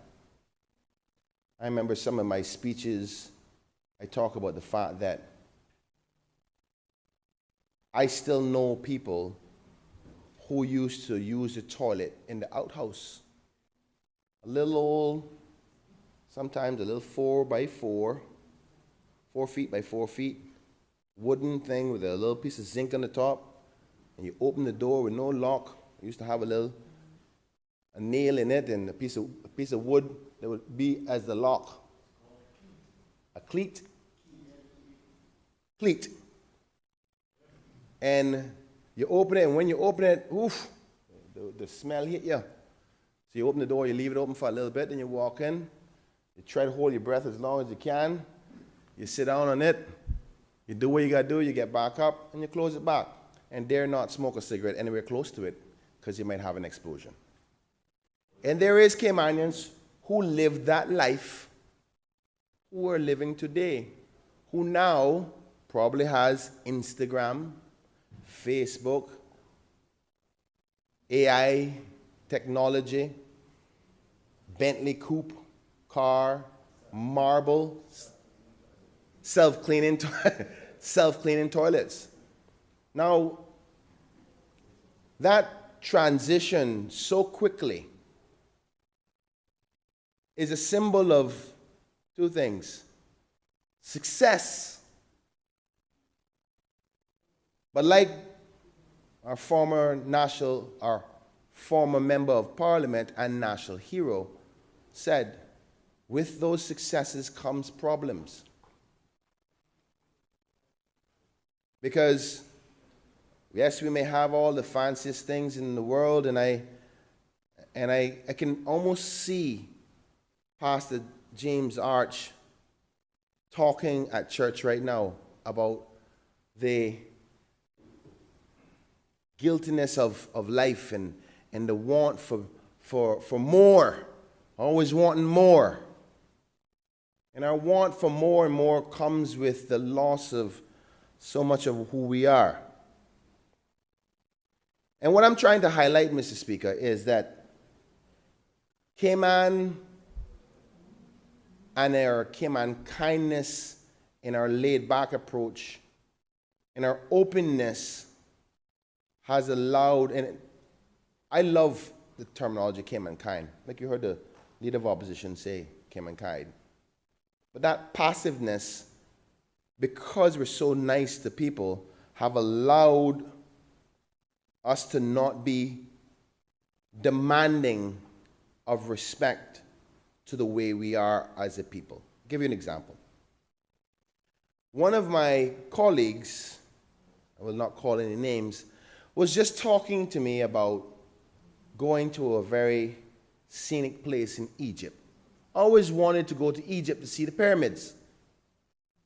And she said she just got, while she was doing the reservations, got notification letting her know before she even got there. Miss So-and-so, want to remind you that you have to wear shirts that go to a certain length down your arms. Your vest area cannot be showing. And you have to do certain things and certain things and certain things before they even come. Now, this vacation is not until about 4 months from now, but she's already been prepped. And anybody who comes to that location in Egypt knows what to expect before they get there. Now, I want to put that in contrast to the Cayman Islands. Something that, as simple as you see it, we don't think about it because it's just been, we expect people to just accept it. We don't open our stores on Sunday. We don't. Because as a jurisdiction that was founded upon the seas and based on Christian heritage, even as a young man myself, I used to say, man, I want a party past 12 o'clock, man. These old people, but they want to change the law. But now I understand why. Because even the good book says sometimes you have to force yourself to stop and rest and give the Lord the reverence that he deserves. And I appreciate the fact that I can rest on a Sunday. But we don't say to people when they come here, before they come here, if you're going to do something that, if you don't expect to have lots of excitement, and if you're going to do your shopping, do it on a Saturday to Monday because most stores are closed. What we did over the years is kept on pushing the law. Now, though we're not necessarily open majorly in business, you can practically get anything on a Sunday right now. And Sundays are getting more and more and more busier. From a working perspective, you can't even put it in law much more to say, oh, I don't want to work on a Sunday. Because the truth is the employer said, listen to me, I need you to work when I tell you to work. So I'm saying that these problems that we're seeing, that we're now trying to resolve, has crept up on us, and unfortunately, I'm not sure if we can pull many of them back, but it's worth trying to find ways to fight it. And I have to concur with the good member from Bontown East, who talked about the finances when we are trying to do things to promote our culture, our heritage, where persons who may not fully understand it at first, when they come here, have an opportunity to attend it. Cultural events, the Parks Week, the so-and-so. But I agree with him. He wants to put on an event so people can showcase and see what it says. First thing they're going to do, Minister Seymour spent all this money on this, that, and other thing. Well, displaying it is, and educating people to what it is a constant thing over and over and over and over again. Over and over and over again. And it's a cost that, God knows, if we were to calculate the amount of money that we spend on cultural things over the year, we can say, yeah, oh, we can save that money, and then the next generation just die with it, because all they're doing in these days, including my own children, is this, the phone. So when members or governments, even the next one, come and say, we want to put X amount of money into these types of programs and events, and marketing and information, don't cry about the cost, because those things help us to keep our culture, but also to inform those who may become a part of our community to understand. Now, Mr. Speaker, I want to talk about the motion itself and some of the things in it that people have highlighted.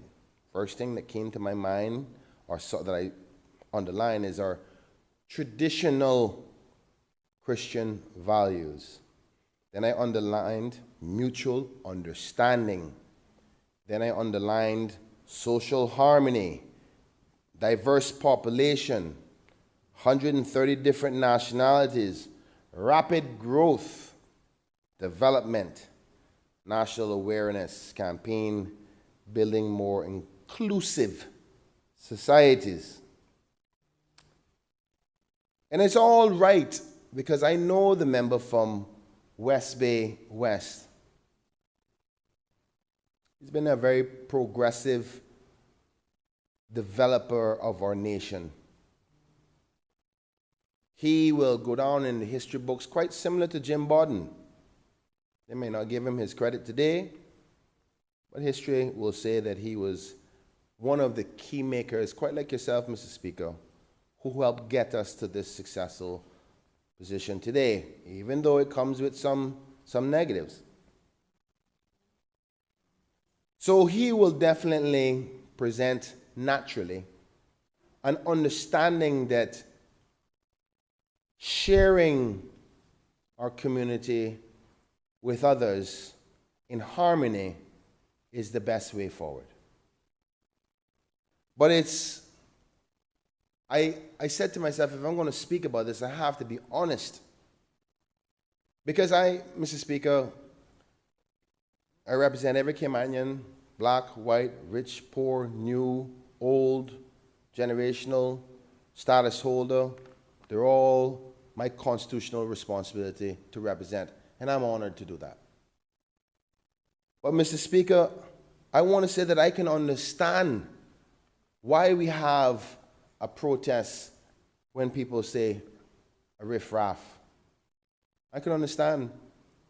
To be honest with you, Mr. Speaker, being the Minister for Tourism, trying to be a responsible leader, Deputy Premier and all, saw the social media went crazy about it.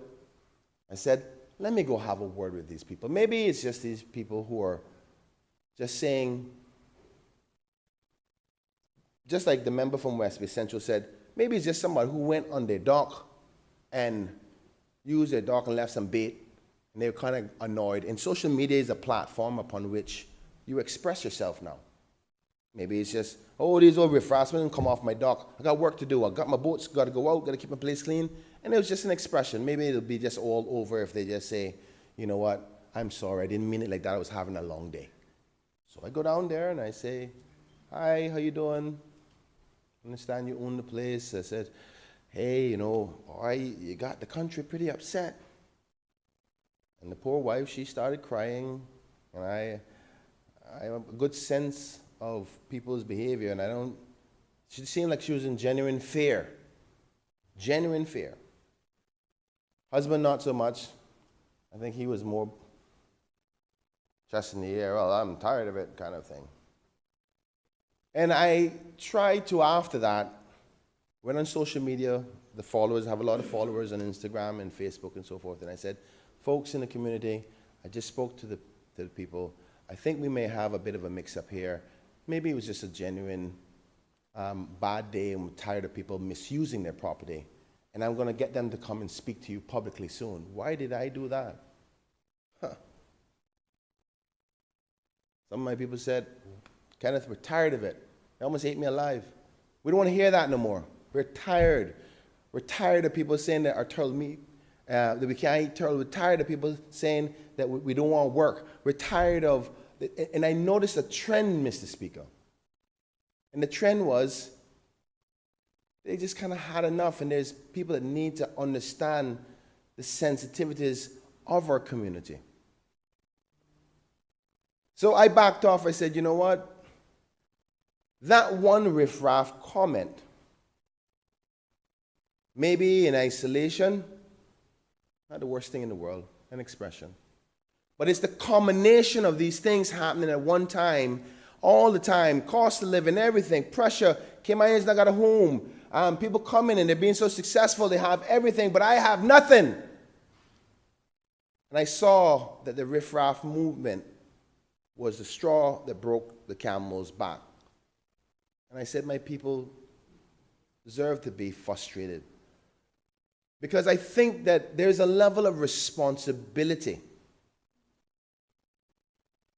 on people who we welcome with open arms, the Cayman kind that we are. Because we Caymanians love to see people and be kind. That gives us pleasure to be like, you want one of my mangoes?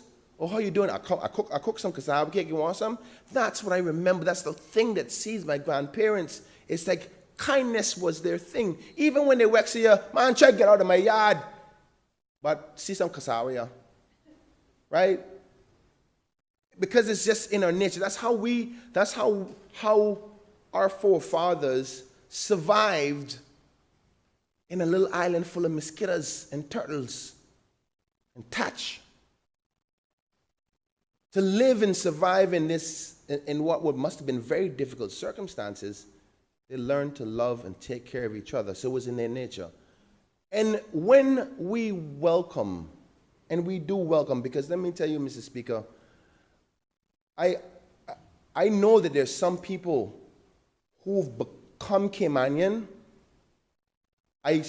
just by what they've done in the community, how much they care about protecting our culture and heritage. Sometimes I feel I'm more Caymanian than the ones who born here. And that's honest truth, and we know that. Yes, we get some of the people who become Caymanian who say, geez, peace, how in the world that person got status? So we're at a very interesting place in our history, Mr. Speaker. And I know that I really don't want to go down the immigration route, because I will get to that in the campaign. But I want, as we discuss this topic about National Awareness Campaign, that we have to acknowledge our people's frustration. You see, they wouldn't be so frustrated if we were doing a better job of the things we do. Because when things are going good in your life, things don't bother you as much, you know. You see, when your bills are paid, when your family is happy, you got food in the fridge, when somebody flick you off in the traffic, I don't worry about you. Things is good, I'm riding, I'm happy.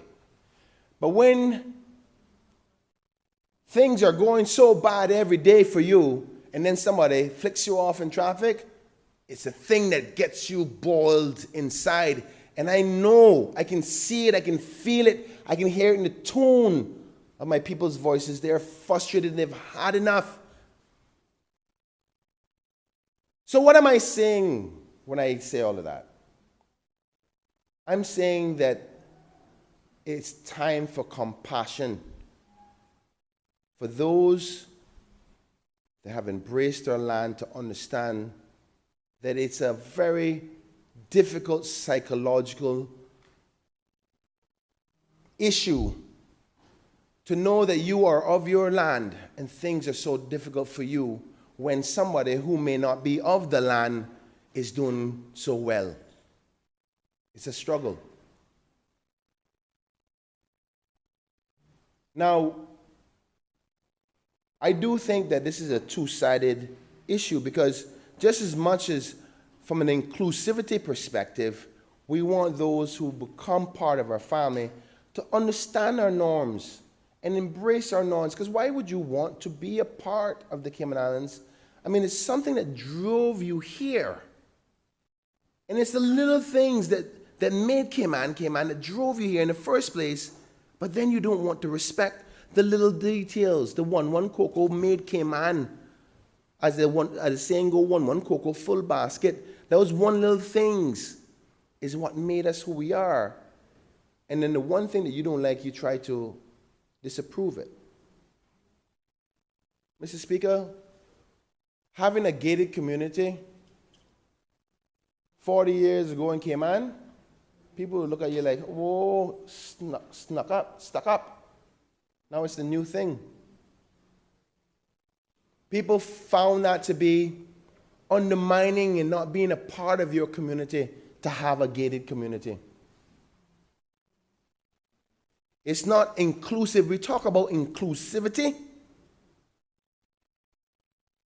When I think about inclusivity, I say to myself, how many persons who come to my country know Martin Drive? How many of them have eaten at Champion House or Corner Restaurant? How many of them have gone down in Palmdale, Ryan Road, or eat at Ross Corner, or Country and Western? And I'm not saying that all of them are like that, but I'm saying to you that this is the perception that people are starting to feel. It's a real reality that the member highlighted, that West Bay South is now the biggest constituency of registered voters. That's real. If that doesn't scare every one of us in this room, we're not thinking right. The biggest constituency in this country is the West Bay Road. Make that sink in for a little bit. And Mr. Speaker, I am worried. I'm going to tell you why. People talk about Cayman as and I heard the good member from West Bay West speak about Singapore of the Caribbean. And yes, they're doing very, very well. There's a lot of benefits. But I would love to go to Singapore just to speak to some of the old heads and say, was it worth it? What did you lose? What did you give up? Because I can't say this success is to the betterment of Cayman, and I can't say that it's for the disadvantage of Cayman, because I am not that old to know. But when I hear my forefathers, when I look at Pastor James Arch and listen to him talking about how much more happier Cayman was, how much more kinder we were to each other. And there wasn't a lot of hungry people before a lot of this, but now more and more Caymanians are becoming hungry every day. And I tie that all back to the motion asking for inclusivity. We do have to do something about making sure everybody's a part of this together, and knowing that we're only as strong as our weakest link. But I don't think it should be a campaign, Mr. Speaker, because a campaign is a start and an end to something. This needs to have to be a continued, evergreen approach to how we handle things. We need to expand the department, quite like Celebrate Cayman, to constantly maybe invite policymakers with a little bit of social development background training to examine all parts of legislation. Just like social development, whenever any piece of legislation is done, it has to be considered on how it affects the seniors and kids before it gets an approval, so it doesn't have any adverse effects that way. There should be a body, a department, whose job examines every proposed change and say, how does this affect our culture, our heritage, our people, and our trajectory of the future? And it shouldn't be a campaign. It's supposed to be a forever approach. So for the member, not undermining his motion, but I encourage him to, that when this motion is passed, that we see it as a evergreen policy rather than a campaign. Because this has to be something that we consider constantly. Because, Mr. Speaker, I remember, you know Mr. Spellman Macfield. I remember in 2016, before I got elected, I was in Public Beach, don't know why I was there.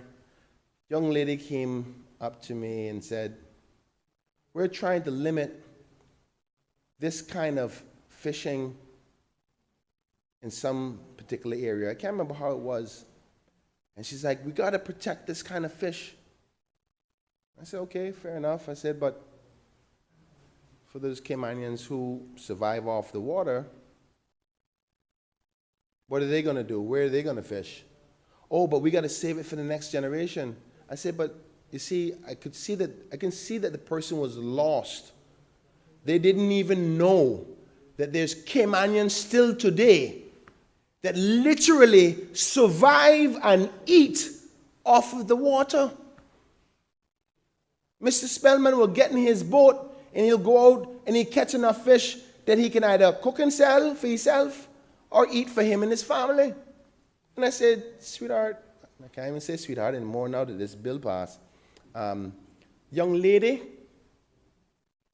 there is other parts of our society that is not being considered in your approach. And as much as I know your intent is to protect, we haven't thought about, I said, I can understand if we were doing something to ensure that my Georgetowner, my Spellman Macfield, has the ability to survive and don't have to go in the water to catch a fish. Not that he won nothing from government, because those strong back Georgetown Caymanians don't want to have to depend on social services. He came from that era. But the changes that we're making is taking everything that they identify with. So, Mr. Speaker, I say that I know that this intent is to harmonize, bring us together, and we must. Because the biggest fear I had at that protest, and one of the protest organizers got mad at me, Kenneth, about what you want to give these people an opportunity to say sorry for. We had enough. And I said, I understand, but there needs to be calm amongst it all. Because all it takes is in one moment of heated passion, one person get angry and pelt a big rock and knock the man out, and he's in a concussion. 3 days later, he died. And then why? Because we got to keep social harmony. Mr. Speaker, many times you have had to calm me from that passion. And you were right to do so. Because the struggles of the growth and the challenges of the success at the rate that it's going has so much confusion going on. Because I don't believe that my people want to be exclusive or excluding others. That's not in our nature. But they feel a particular way. And I don't think naturally those persons who have come here have intentionally tried to change what it is they've come to, because there's got to be something that brought you here. But we have to have an awareness, as the motion has said, about what Cayman is and what makes it what it is. And in my conversation with my colleague talking about going away, I thought to myself, I said, hold on for a minute. Do we do enough to identify what makes us who we are so that there's a clear understanding and acceptance, so there's no Caymanians who are feeling like I've been taken advantage of or you're pushing against it. So I think about it, I say, hold on, when people go to Egypt, there's no problem because people know that when you go to Egypt, you dress a particular way and then you don't do particular things. So they set the expectations. And I think our leniency in our Cayman kind and reserved personality have not set the stage for those who become a part of the family to say, here's our expectations if you want to be a part of it. So you hear talk about when you do the immigration residency tests or knowledge tests, or we need people to understand what we are. I should never have, as the deputy premier of the country, not that that position matters, but an elected member of the country, have a person call into our national radio and feel as comfortable as possible to say, oh, you need to shut down the turtle farm, and because turtle meat is like KFC anyway, and save that money and go protect their environment, because nobody cares about turtle meat anyway.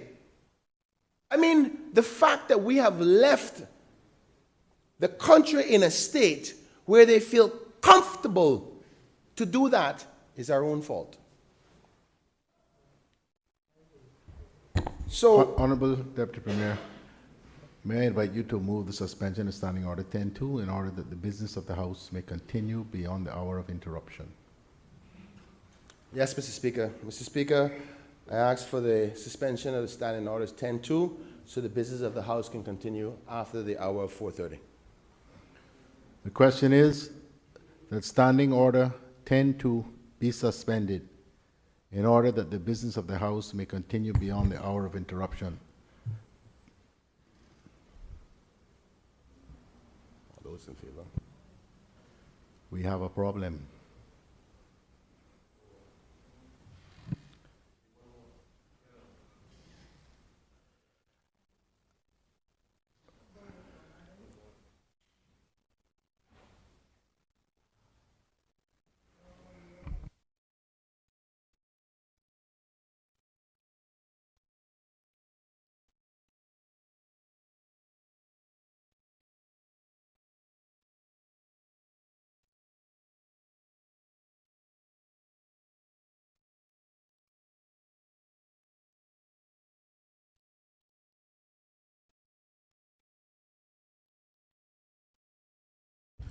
The question is that Standing Order 10.2 be suspended in order that the business of the House may continue beyond the hour of interruption.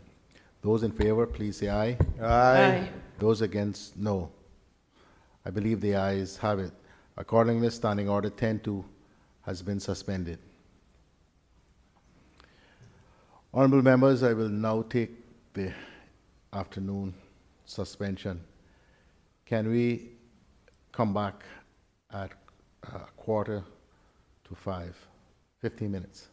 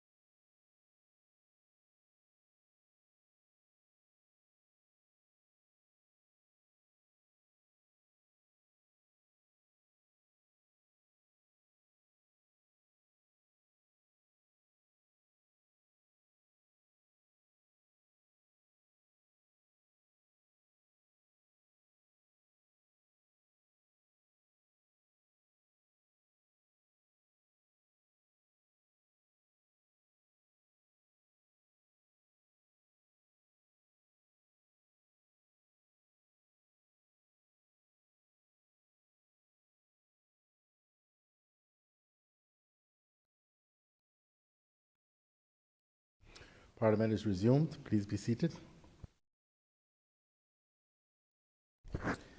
The Honorable Deputy Premier continuing. Thank you, Mr. Speaker. Before we went to the break, I was adding my contribution to the motion to launch a national awareness campaign. And I think the spirit of where I left it is we have to do a proper assessment of the lay of the land of where we are as a country in order to accomplish many of the things set out in this motion, like harmony, like mutual understanding, mutual respect for each other, those old and new, those rich and poor, those generational and those who are granted status. Mr. Speaker, I think some of the ways that we need to do that, as I was alluding to in the break, is that we need to be more conscious of the decisions, the policies, the regulation, the legislation, and the growth. So I think things like a development plan has to be created. That's why, Mr. Speaker, we need immigration reform. And, Mr. Speaker, before I allude or lead the public to believe that I'm anti-expat, I'm definitely not. My wife is from the UK. And I am Caymankind, and we love to welcome people, but sometimes things change too fast, and we need to slow things down to understand where we are before we make too much more of a mess of things. And I think the rate of change for Cayman is what's causing much of the disharmony, much of the lack of respect, much of the split in society. And some of the ways I think, Mr. Speaker, we can do that is just simple things like education in the school systems, and I don't mean the public school systems. I'm talking about the private schools. I think we need to do a stronger job of mandating them, even though they are a private entity. But in order for them to have a license in this country, maybe it's time for us to use the importance of the law and the culture to insist, because I am aware, personally aware, of private schools who do not do enough.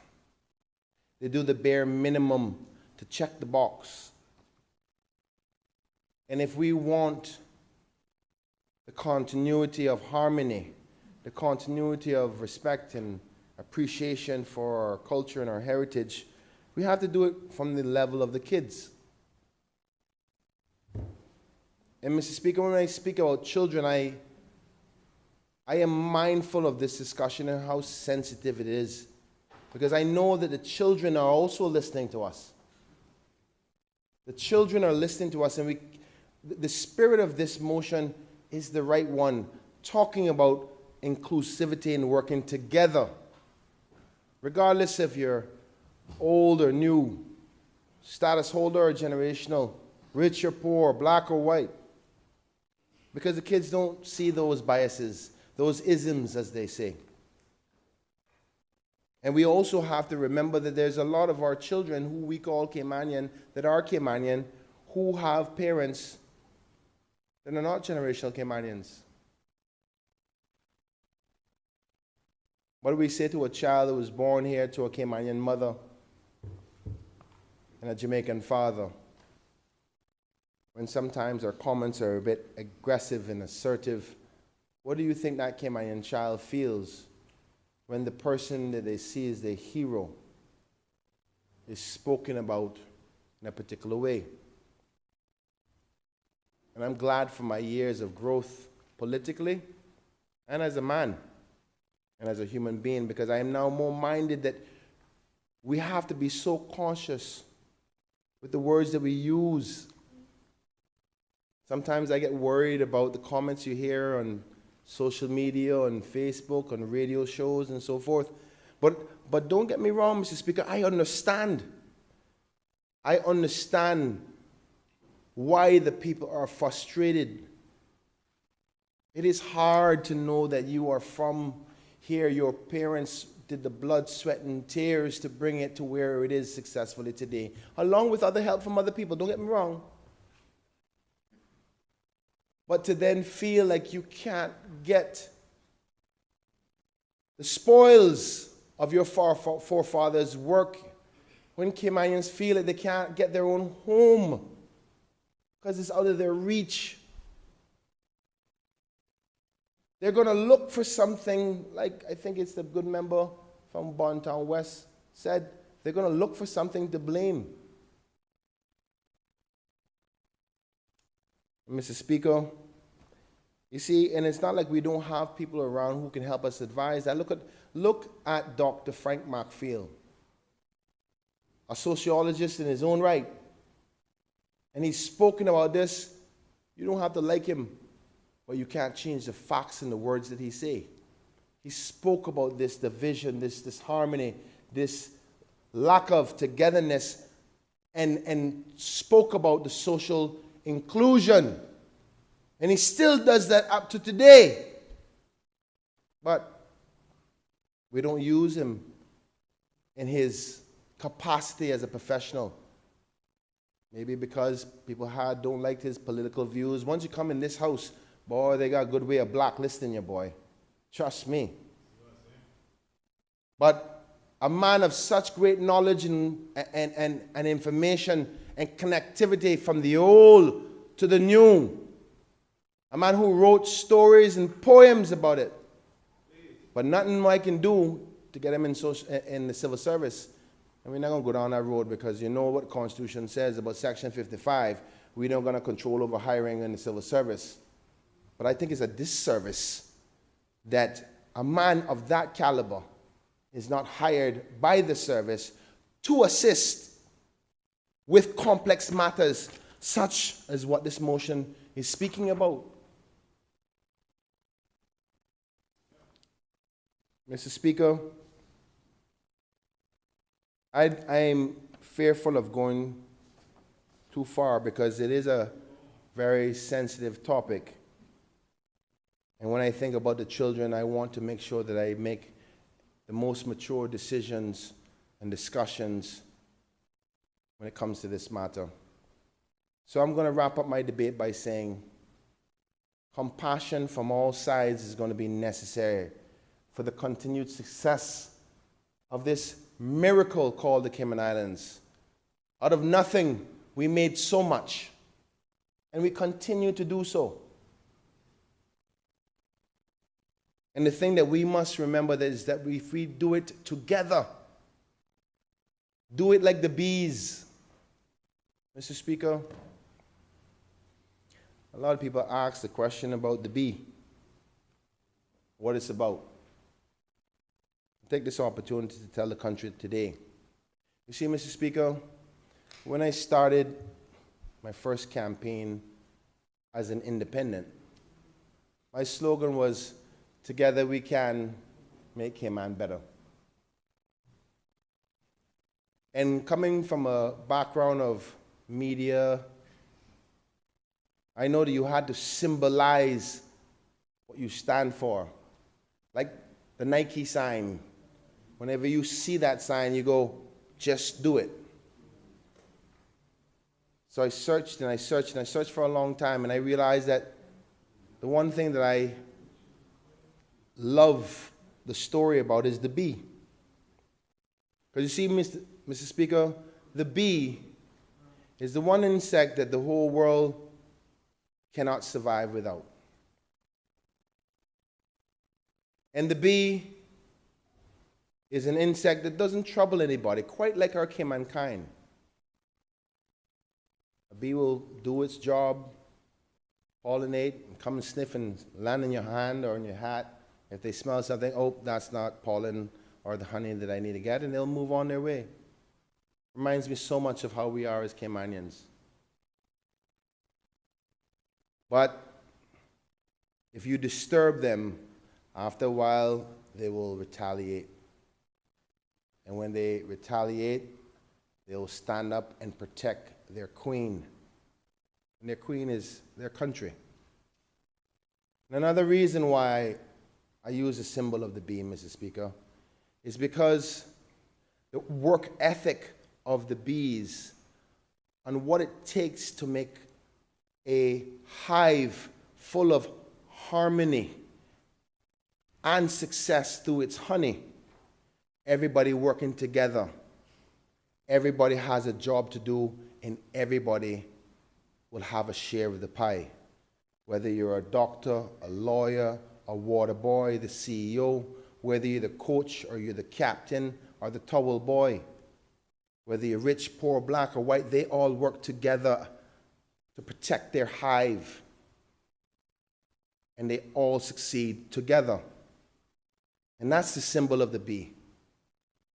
Because I believe that together we can make Cayman better. And I believe that that's what the spirit of this motion is trying to do. Trying to bring this country together. And it's going to take all sides. It's going to take the gated communities. It's going to take our traditional East Enders who are thatching to work together. It's going to take the black, the white, the Spanish, our Honduran community, our Filipino community, our Jamaican community, our American community, our English, our British, but more importantly, Mr. Speaker, our Caymanians, because we're all in this same boat. And I hope, and I'm happy, and I'm proud of the well-experienced member from West Bay West to bring a motion at such a crucial time of bringing us together. Because we do have some challenges ahead. The world does. And in these days, I say, I hope we all are reading our Bibles, because those who believe in Christ and believe in the good book, I think you can see the signs already. The chaos, the AI, the threats of war and all the nonsense that go along with it. It's time for us to get closer to faith. But the one thing the faith does tell you is to love one another and be your brother's keeper. And for all the 130 different nationalities that are here, I welcome you. And I want to say that thank you for choosing Cayman, but let's not try to change the thing that you came here for mainly. And as Caymanians, let's all work together, because only together can we continue to make the successful place that we have called home. And with that being said, Mr. Speaker, as you know, on behalf of the administration, we will be supporting the good member for bringing this motion forward.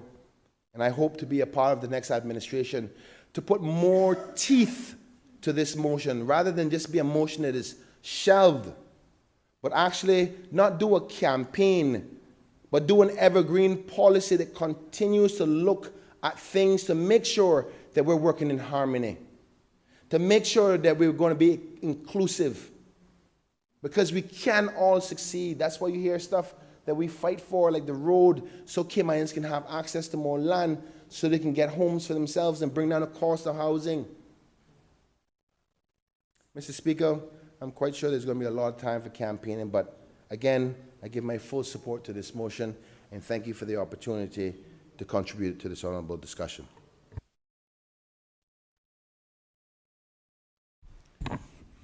Does any other member wish to speak? Does any other member wish to speak? Does any other member wish to speak?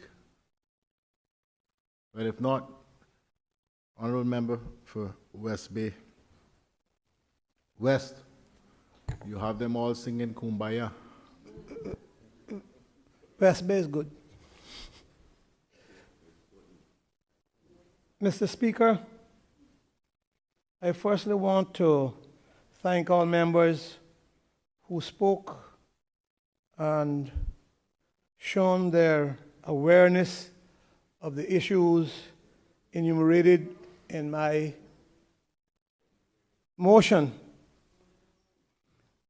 particularly the DP and the member who seconded my motion, all members, in fact, my minister, who is the Minister of Culture, and accepts because his heart is there.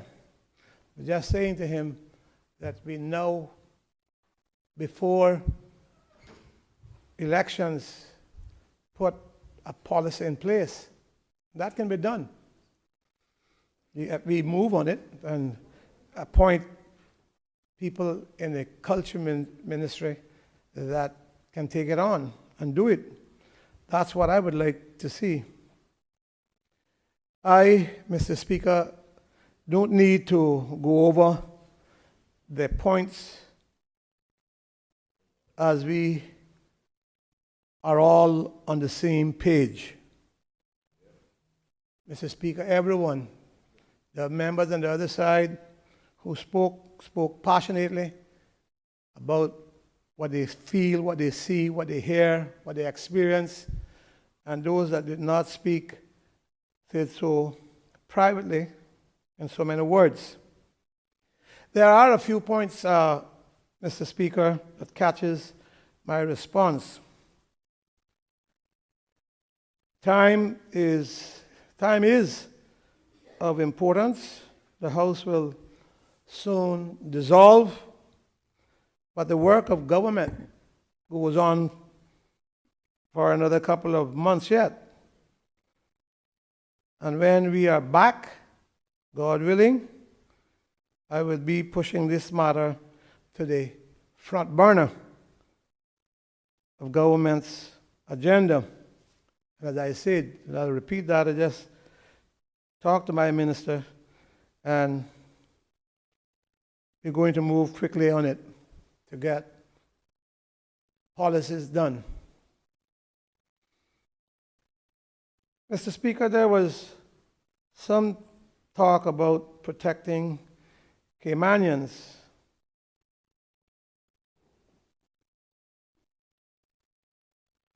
And that the environment is cultural too. Protecting Caymanians, as I said earlier, Mr. Speaker, there are things that we can do. We know what we face. We know when it comes to jobs, they do feel that jobs must be theirs. We all feel that way. But it has to be jobs in the area that they can do it. And yes, that gives rise to them saying, I can do this and prove it. And then government must make sure, and that's what I call proper balance or a better balance. You bring the people that you need, but you ensure that the people that we have that can do the job have that first opportunity. Mr. Speaker, and I'd like to answer that part by talking about Cayman.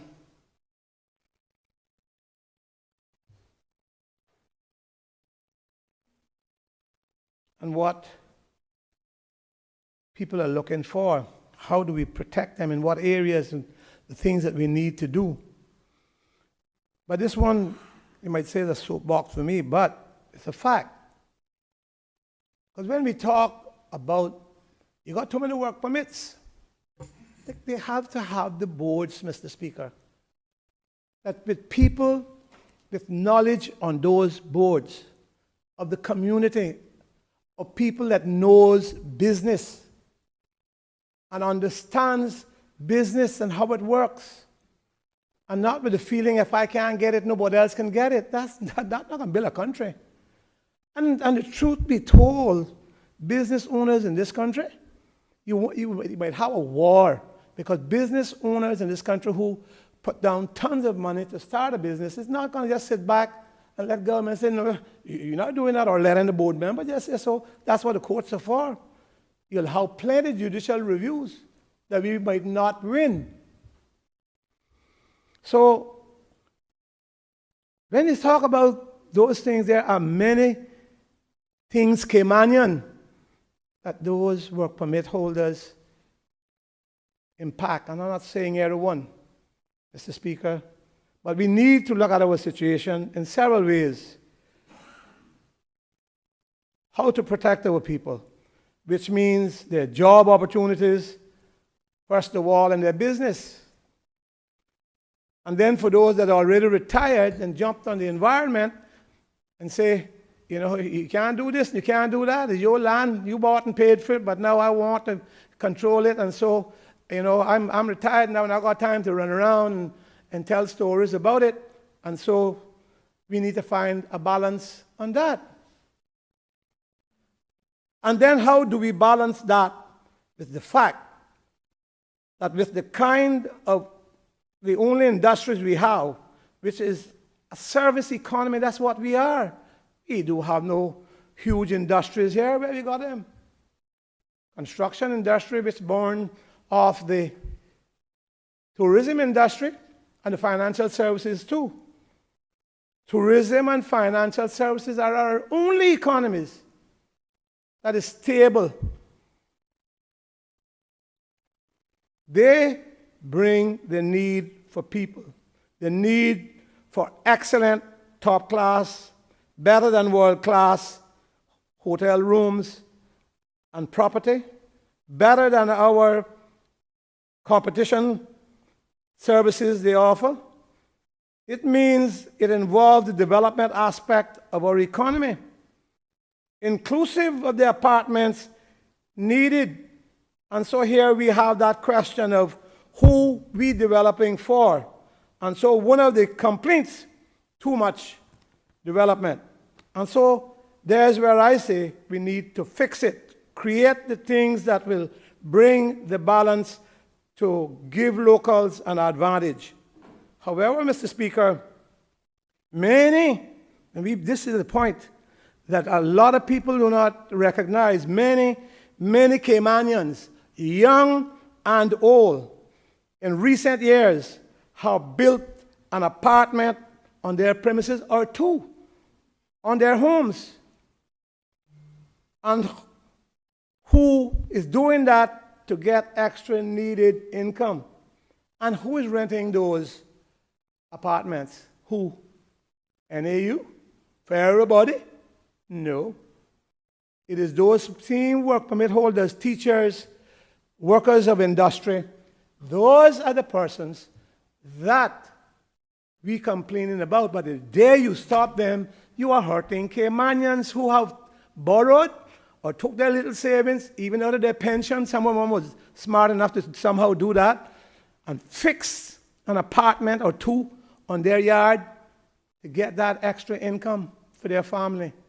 So we have to be more than careful. This is not something you just jump up and say because Tom Jones out there is going to vote and he don't like this one and he don't like the next one. And so, yeah, we're going to kick him out of the country. That do not work. They might think that work. But like I tell you, with the judiciary that we have, they go to court, judicial review will not be on our side. It will not be on our side. We have to be more than careful when we attempt to make the balance. The balance is needed, but we have to be careful. People, sorry? No, plenty of them we cannot get rid of once they come. I'm being asked by my colleague over here if we can get rid of them. Well, there are mechanisms, and there is a review of immigration now that is coming that I think a lot of screaming going to go about, but we have to get a balance. There has to be a balance. All kind of things we need to balance. You look at it, Mr. Speaker. As far as I'm concerned, people who come here on a work permit and are driving 100 miles an hour, killing who? How many of them has been killed recently? Who they are? I would, one thing my council is saying in West Bay West, take away the permit. That'll be one thing. You catch driving too fast, speeding, you kill some, take away. Well, they kill somebody, they're breaking the law. But speeding is what we were discussing. And deaths caused by speeding. Take away their permit. That's a balance. That's a balance.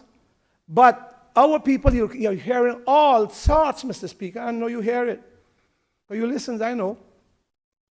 And so while we put in place measures to give locals a better opportunity and bring about the better balance I talk about, let's not forget that there are people here that make a contribution in such things as renting the kind of apartments built by older and younger Caymanians. Let's be aware of unintended consequences. Those things are real. And it will hurt Caymanians. You can talk all you want and row all you want. There is a factor that we have to contend with that cannot be thrown out of the door just like that. Mr. Speaker,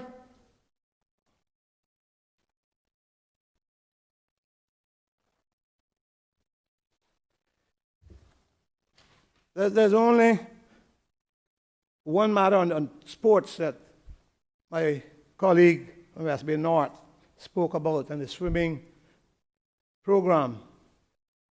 I want to remind him, I was minister when he was the director, acting director. The swimming program, we changed it because some of what he said had been happening, but it stopped in between 92 and 96 for the better when we had the Minister of Sports. The late Mr. Michael Powell and his wife and Ms. Laurice Frazier and her husband, they were the people who made swimming a part of my sports program successful and ensured that local children were part and had a chance to learn. And the Frazier boys did what? Came out champions. We forget? No, we can't forget. You can remember the present ones, but let's remember those that started and were successful too. And then there were other governments, Mr. Speaker, who made strides to build sports.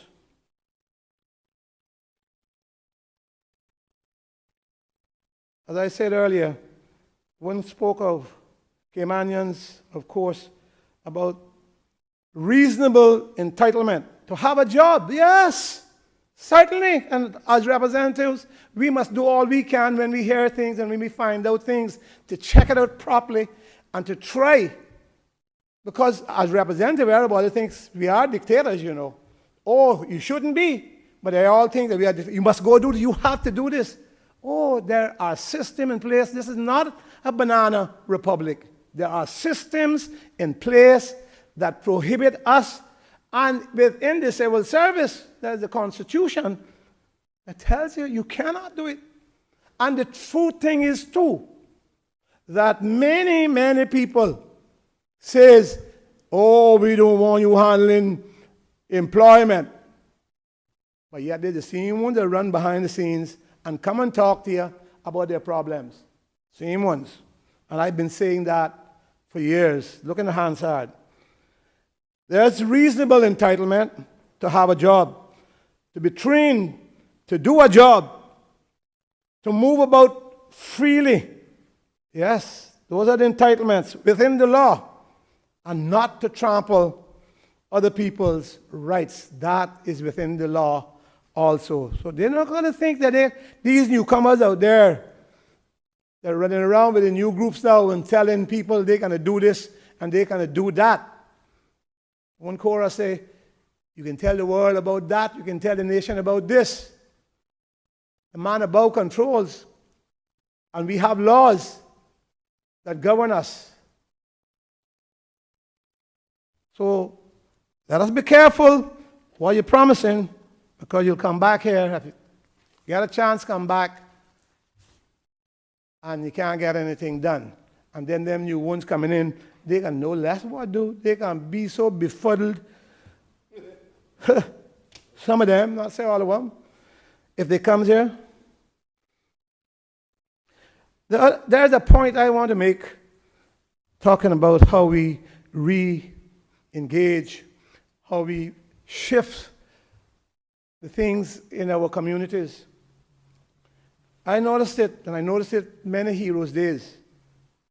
And this is the time, in this shift that we are talking about, to make corrective or correction in some of the narratives on various areas that touches on our culture. For instance, it was said at the last Heroes' Day that the Honorable Jim Borden started Cayman Airways. That's not true. It's a wrong narrative. He did not start Cayman Airways.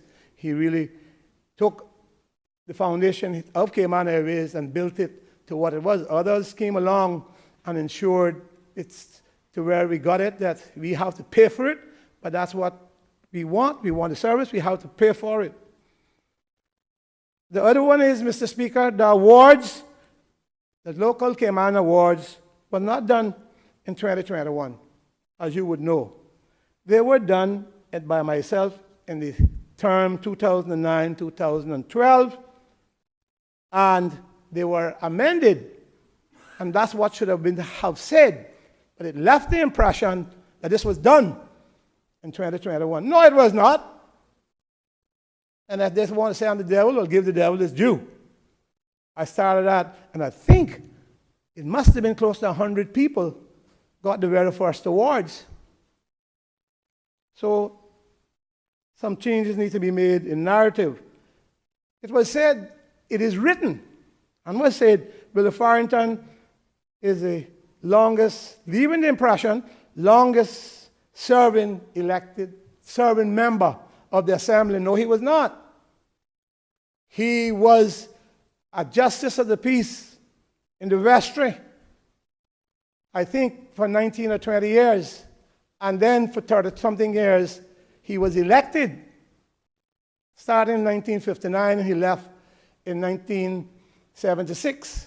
So he was not the longest elected member. I have 41 years elected,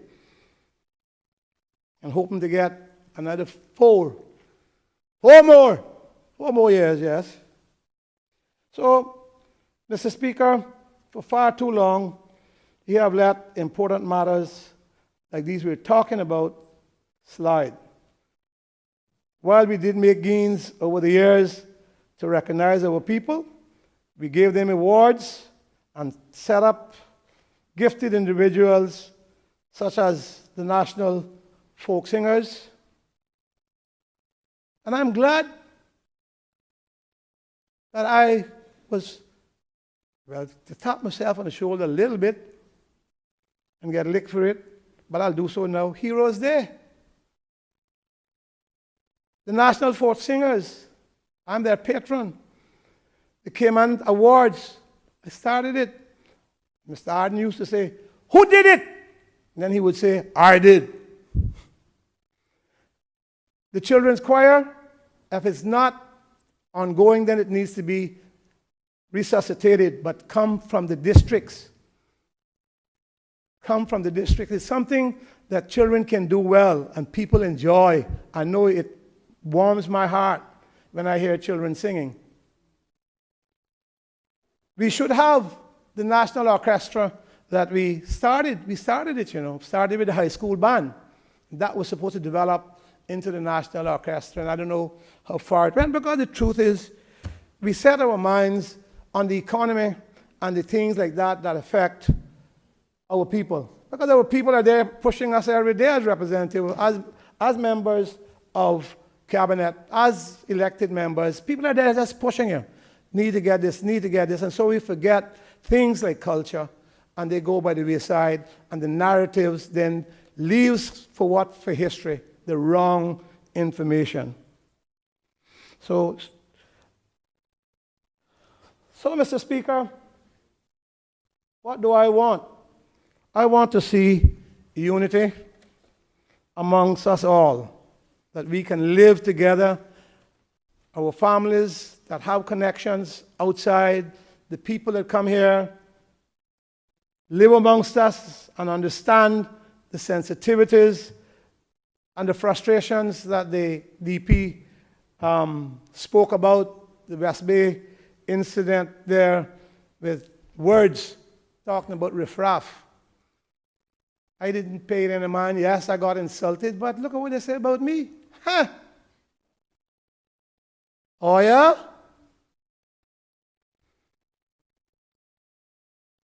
I ain't going to kill the world. We have to put the mechanisms in place. We have. Long time ago, I said to Benson E-Banks, let people come in here. Let's make sure that they are well checked. Because we don't want somebody that coming from overseas to go into our workplace and they come here with a bad attitude, and then our person, our own people go to work with something on their shoulder, they're all waxed up about something. What do you think will happen? Yeah, not going to be any peace in the workplace. So we should have mechanisms to check these things, check these people properly. People are experiencing far more than one reason, particularly when people are struggling the way that some of our people are doing today. They have no patience to deal with some of this. I am 70, I keep repeating, so I've learned to have the patience. But I know too that I don't have to be on the radio. I don't have to be on social media. I know how to go and get things done. And that's what we do. We don't have to be on somebody's show blackguarding somebody all the time or on some social media. No, Mr. Speaker. Mr. Speaker, in this matter I could go on, but we have other business. I think we have ventilated the issue enough. And I again want to thank all those who participated and those who spoke their mind quietly. And all I say, Mr. Speaker, that we have a lot of work to do. Government made a significant effort in the event put on by our government on the evening of Heroes Day. It shows that our government, our representatives, understands the value of our culture and how our people appreciates their involvement of things of Caymanian culture. And it shows that the government has taken yet another step in preserving our culture, as that event showcases artifacts of things made in Cayman, Caymanian food, and lots of good old Caymanian dancing songs and other good lyrics and vibes. I hear I'm singing it. Wait till my ship come in. So, Mr. Speaker, I say lots of work to be done. On my part, I'm not tired, nor am I feeble. And as someone said, we'd rather you on a walking stick than them in their Mercedes-Benz. Mr. Speaker, the woods, I say, are lovely, dark, and deep. But I have promises to keep and miles to go before I sleep. Miles to go before I sleep. Thank you, Mr. Speaker.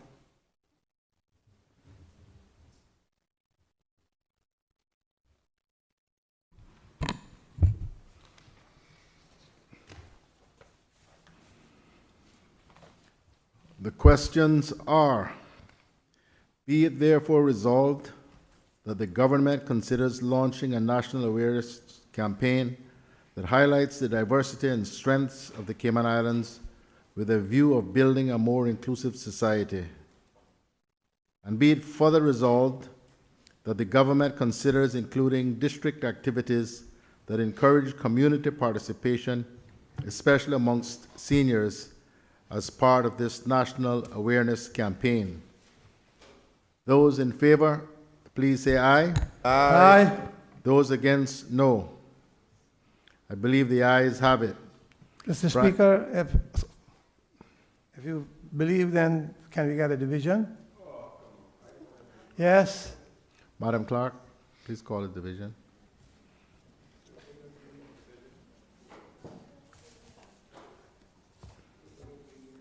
No.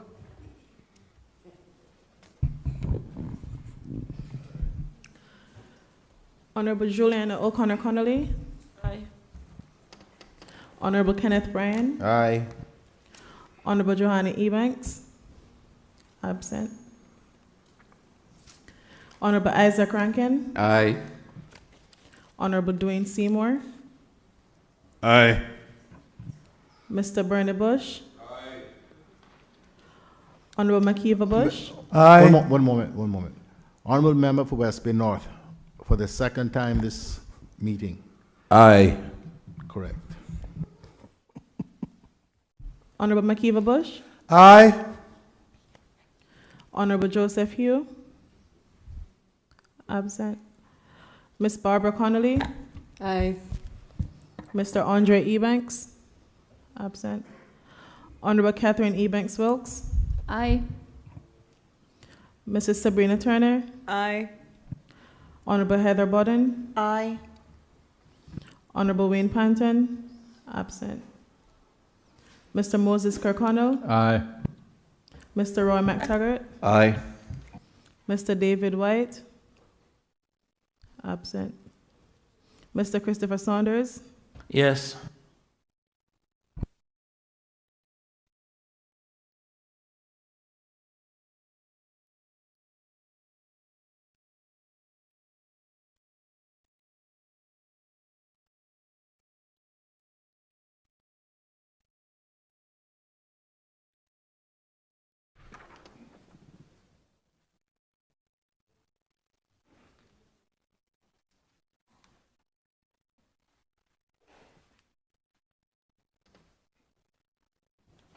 The results of the division: 13 ayes, no noes, 5 absentees.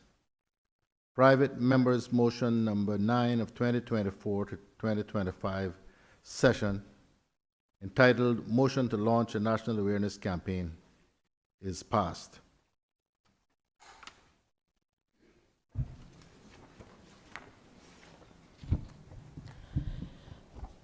Private members' motion number 10 of 2024-2025, motion to reduce duty for small and medium enterprises, to be moved by the elected member for Boddentown West and seconded by the elected member for West Bay North. Honorable members, before I call on the mover to move this motion, may I just make this observation. There are 3 motions, private members' motions, remaining. If any of these attract the level of debate, the length of debate of the first one, we will not get past the current one before the House adjourns. Tomorrow, government business takes priority, and then unless the House decides collectively to continue with the private members' motions on Monday, they will fall away.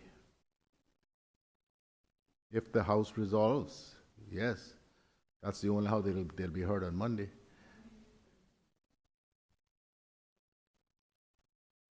Well, I'm in the hands of the House. If the majority of the House decides they want to stay, then I have to stay. I am not inviting anything. I am just making this observation that I'm encouraging, so you don't get me wrong, I'm encouraging you all to be brief so we can get them all done today. But I was trying to be diplomatic. Otherwise, they won't get dealt with unless the House continues on Monday. Honorable Member West Bay West. Oh, sorry. Switch the order. Oh. I recognize Honorable Member for Bordentown West.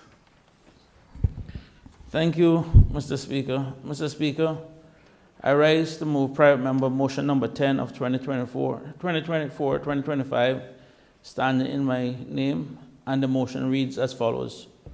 Whereas the Cayman Islands Constitution Order 2009, as amended, the Cayman Constitution affirms our commitment to being a country with open, responsible, and accountable government that includes a working partnership with the private sector. And whereas the Cayman Constitution affirms our commitment to being a country with a vibrant, diversified economy which provides full employment. And whereas the Cayman Constitution affirms our commitment to being a country that makes optimal use of modern technology. And whereas the Cayman Constitution affirms our commitment to being a country that manages growth and maintains prosperity. And whereas a trade war between the United States, China, and other industrialized countries may result in higher costs for goods being imported into the Cayman Islands. And whereas Amazon is now shipping directly to the Cayman Islands and thus competing with many small and medium businesses in the Cayman Islands. And whereas more than 50% of the labor force is employed in small and medium enterprises, be it therefore resolved that the government considers amending the relevant legislation and regulations to provide that the maximum duty payable by SMEs located in the Grand Cayman is 15% on imported goods, and be it therefore resolved that the government considers amending the relevant legislation and regulations to provide that the maximum duty payable by SMEs located in Cayman Brac and Little Cayman is 12% on imported goods. The motion has been duly moved. Is there a seconder? Yes, Mr. Speaker, I beg to second the motion. The motion has been duly seconded. Does the honorable mover wish to speak thereto? Yes, Mr. Speaker, and after your advice, very briefly, I won't even take the dais, so make that quick. Mr. Speaker, just in a nutshell, I'm sure many members in this House had a sigh of relief, even if it's albeit for a short period of time, where the trade war, the pending trade war between the U.S. and Canada and the U.S. and Mexico was paused for at least 30 days. Nonetheless, all of us are aware of the pending trade war that will be happening within the U.S. and everything else. And one of the things that we do recognize, Mr. Speaker, and I think the U.S. President Donald Trump already advised the American people that there will be some pain during this transition period with the tariff war and everything else. And recognizing that the Cayman Islands, as usual, we import a lot of our inflation, and we also depend on the U.S. and other countries to provide stuff that we actually import. We recognize that this is going to be a challenging time, especially for a lot of small businesses that employ more than half our workforce. On top of that, Mr. Speaker, we recently, well, we welcome to some extent Amazon now shipping directly to the Cayman Islands, because there are some goods that it takes a while to get here in the interest of time, just the time that we're living in. But we also got to recognize too that Amazon, like other major merchants in the U.S., actually also affect a lot of small businesses. And from that standpoint, Mr. Speaker, I think it is time now for us to take a look at protecting many of our small businesses, especially during this quote-unquote painful period that the U.S. President told American people is going to come. And I think we need to start looking at ways in which we can probably help small businesses who employ a lot of people, but also at the same time, hopefully, that some of those costs or some of those savings can pass on to ultimately to the consumers, where everyone is feeling it during this time. And on top of that, Mr. Speaker, I do recognize that in the District of Cayman Brac and Little Cayman, there is additional shipping costs to transporting goods directly from Grand Cayman to Cayman Brac and Little Cayman. Thus the reason why we ask for a reduced duty on those to kind of compensate for the additional shipping costs between Grand Cayman, Cayman Brac, and Little Cayman. So in a nutshell, what we're asking for is just a proactive approach to kind of mitigate any pain that may come. I mean, fingers crossed, it may not, but as we have often said in this House, hope is not a policy. We just need to take proactive steps to protect our business people, our employers, and our employees. and also ultimately see what we can do to help our consumers in this environment. So I think the motion itself is pretty straightforward, and I don't need to belabor anything else from that standpoint. Thank you, Mr. Speaker. Does any other member wish to speak? The Honorable Deputy Premier. Thank you, Mr. Speaker. On behalf of the government, I rise to give contributions to the member's motion, but firstly to say that we are going to accept and support the motion, but recognizing that it will have some financial implications to the budget. But it's important that we outline for the listening audience in the Cayman Islands some of the things that are already being done within the government and agencies to help small businesses. Mr. Speaker, the Ministry of Financial Services and Commerce provides support to micro and small businesses primarily via the Small Business Incentive Program, better known as the SBIP. Small Business Incentive Program was started in August of 2014, and the then Cabinet granted approval for the implementation of a Small Business Incentive Program, which provides fee reductions and was originally set out to expire in August of 2015. However, the program has continued by way of biannual approval by successive cabinets since inception. The most recent extension of the SBIP was approved by Cabinet in December 2023 for a period of 2 years by regulation and will expire on the 31st of December 2025. These regulations are the Trade and Business Licensing Amendment to the Schedule Temporary Reduction Fees Regulations 2023. The Ministry is currently finalizing new replacement regulations that will formalize the SBIP, thereby removing the need for it to be extended every 2 years. These regulations should be presented to caucus and Cabinet shortly and will repeal the earlier referenced ones. Specifically, the SBIP provides fee reductions to small and micro businesses as defined in the Trade and Business Licensing Act 2021 revision. At present, the law only defines micro and small businesses, not medium enterprises, that are known as SMEs. The definition in the Act are as follows. A, micro businesses means a business that employs less than 5 persons, not including the owner, and has an annual gross revenue of $250,000 or less. And B, small businesses mean a business that employs up to a maximum of 12 persons, not including the owner, and which has an annual gross revenue of up to $750,000. In addition, Mr. Speaker, to meeting the definition of micro business, a small business, the regulations stipulate that the incentives only apply to micro businesses and small businesses that A, are independently owned or operated, B, are for profit, and C, have close control over the operations with decisions taken by the owner. The replacement regulations specifically require that these businesses are Caymanian owned and controlled.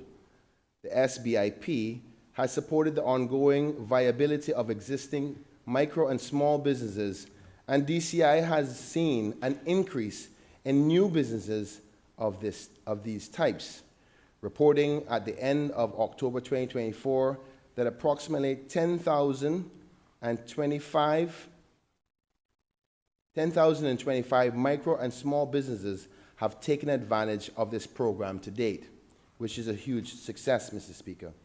The Trade and Business Licensing Act Schedule 1 also provides that small business owners are entitled to a trade and business licensing fee reduction based on the location of their business or businesses. Owners in Georgetown and West Bay receive a 50% reduction in licensing fees, as do those in Little Cayman and Cayman Brac. East End, Northside, and Bordentown businesses receive a 75% reduction fee. This is in addition to the reductions provided by the SBIP already. Since the implementation of the SBIP in August of 2014, the approximate impact on revenue collected by DCI to date is approximately $9,863,649.75. Might as well say 10 million, Mr. Speaker. And as for the trend analysis, any analysis of the trends during the last 5-year period, 20 through 24, appears to indicate an uptick in the period following the lockdown and the COVID pandemic. However, numbers are trending down according to the figures as of the end of October 2024, and growth has occurred at an average rate of approximately 10% per annum since 2020, and it is reasonable to expect this to continue. Revenues foregone, Mr. Speaker, during this 5-year period that shows that the government is doing reductions are as follows. In the year 2020, $1,115,778 worth of reductions. In 2021, $1,577,433 worth of reductions. In 2022, $1,700,075 worth of reductions. In 2023, $1,901,414 worth of reductions. And for last year, $1,720,702 worth of reductions. So, Mr. Speaker, though we support and approve and will be supporting the members' motion, we thought it was important that we outline that the government has in the past and will continue under this administration to support small and medium-sized businesses, but we understand the spirit of the motion and will continue to find ways to improve the business efficiency and operations due by way of cost reductions as they allow within the current budget projections. Thank you, Mr. Speaker.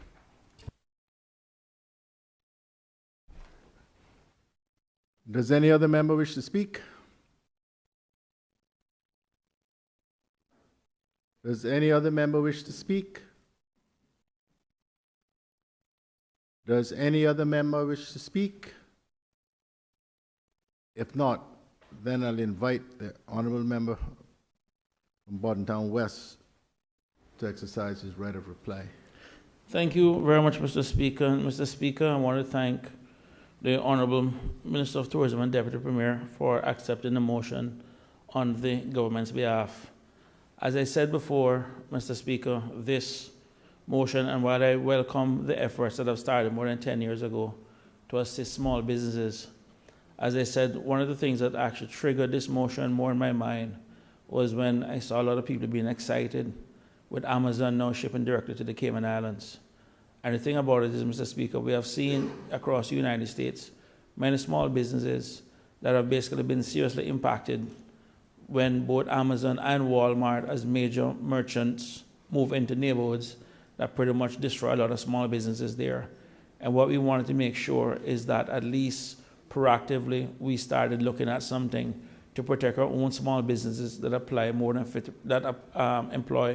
than 50% of our people.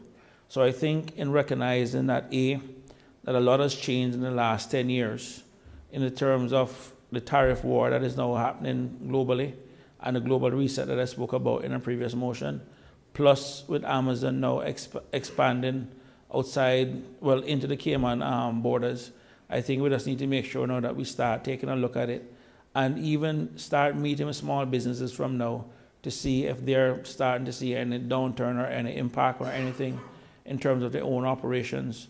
So at least to kind of give us an idea, because if not, we're going to find ourselves with a future employment and a future lower productivity challenge way down the line. And this motion is just a matter of trying to get ahead of it. But since the motion is accepted, and I just want to thank all the members present for their tacit approval also. Thank you, Mr. Speaker.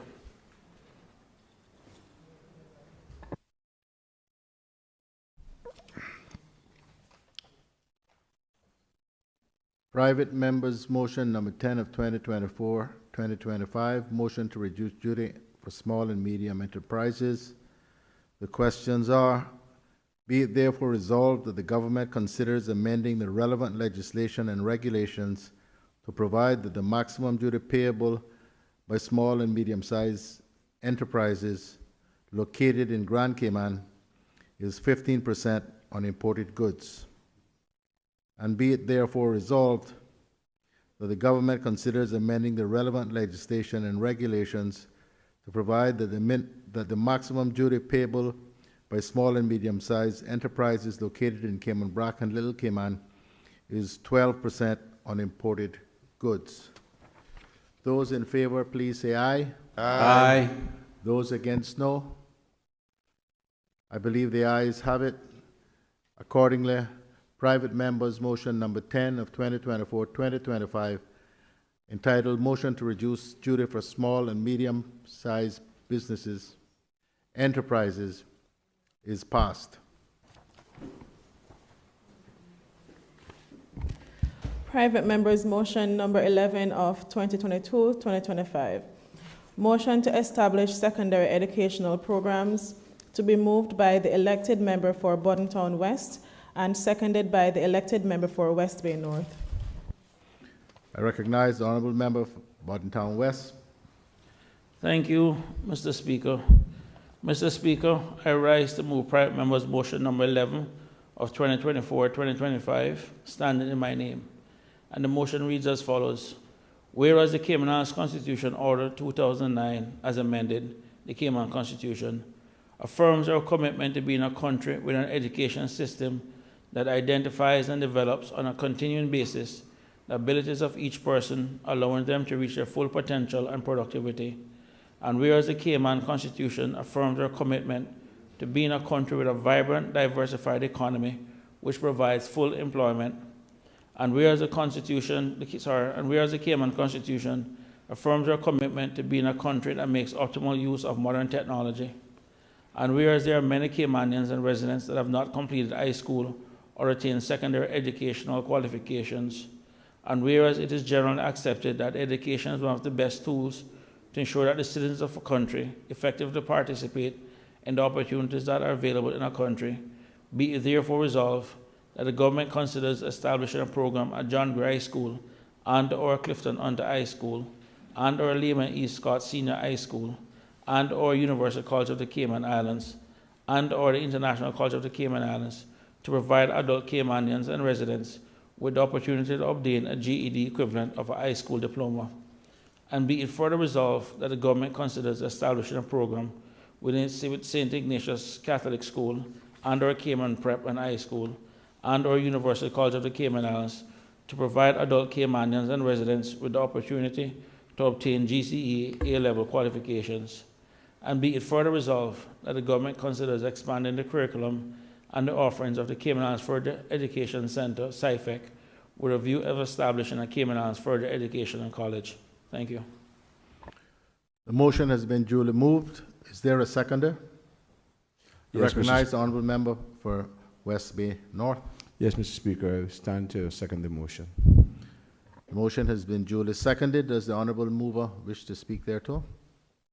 Yes, Mr. Speaker, and I'll try to be brief again as usual, so maybe we can get through this stuff much quicker. Mr. Speaker, during my Christmas rounds, I ran into one of my constituents, and I was surprised.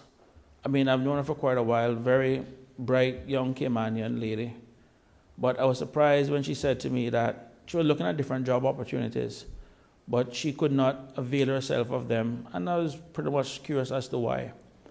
And then she just basically said to me, Mr. Saunders, I did not finish high school. And I was shocked because, one, I mean, when you speak to this young lady, you will never know that there was anything lacking. I mean, she's very bright, very industrious, very hardworking, but then you realize that the opportunities were limited. And that night, when I got back home, just out of morbid curiosity, I decided to go back and take a look at the census. It was a very detailed report to directly see how many other Caymanians are in a similar position as she.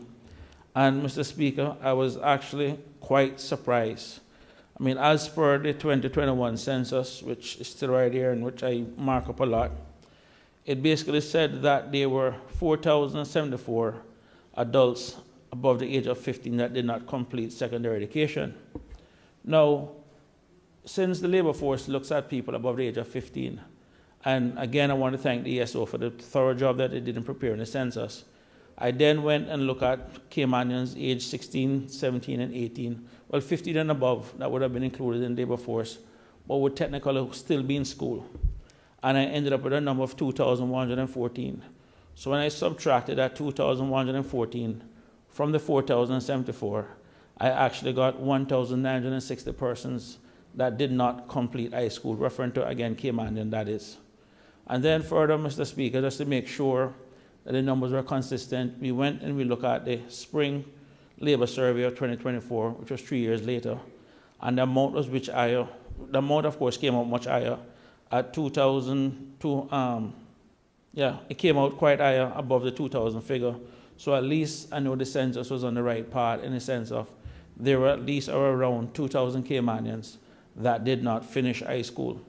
Now, granted, some of these could have also been seniors realistically and no longer maybe actively within the workforce, because I don't have the stats for those that were 65 and above that would have been affected by this. But either at a minimum, Mr. Speaker, I would guesstimate that at least 1,000 people currently, Caymanians, are in the workforce that did not complete high school or complete a secondary education.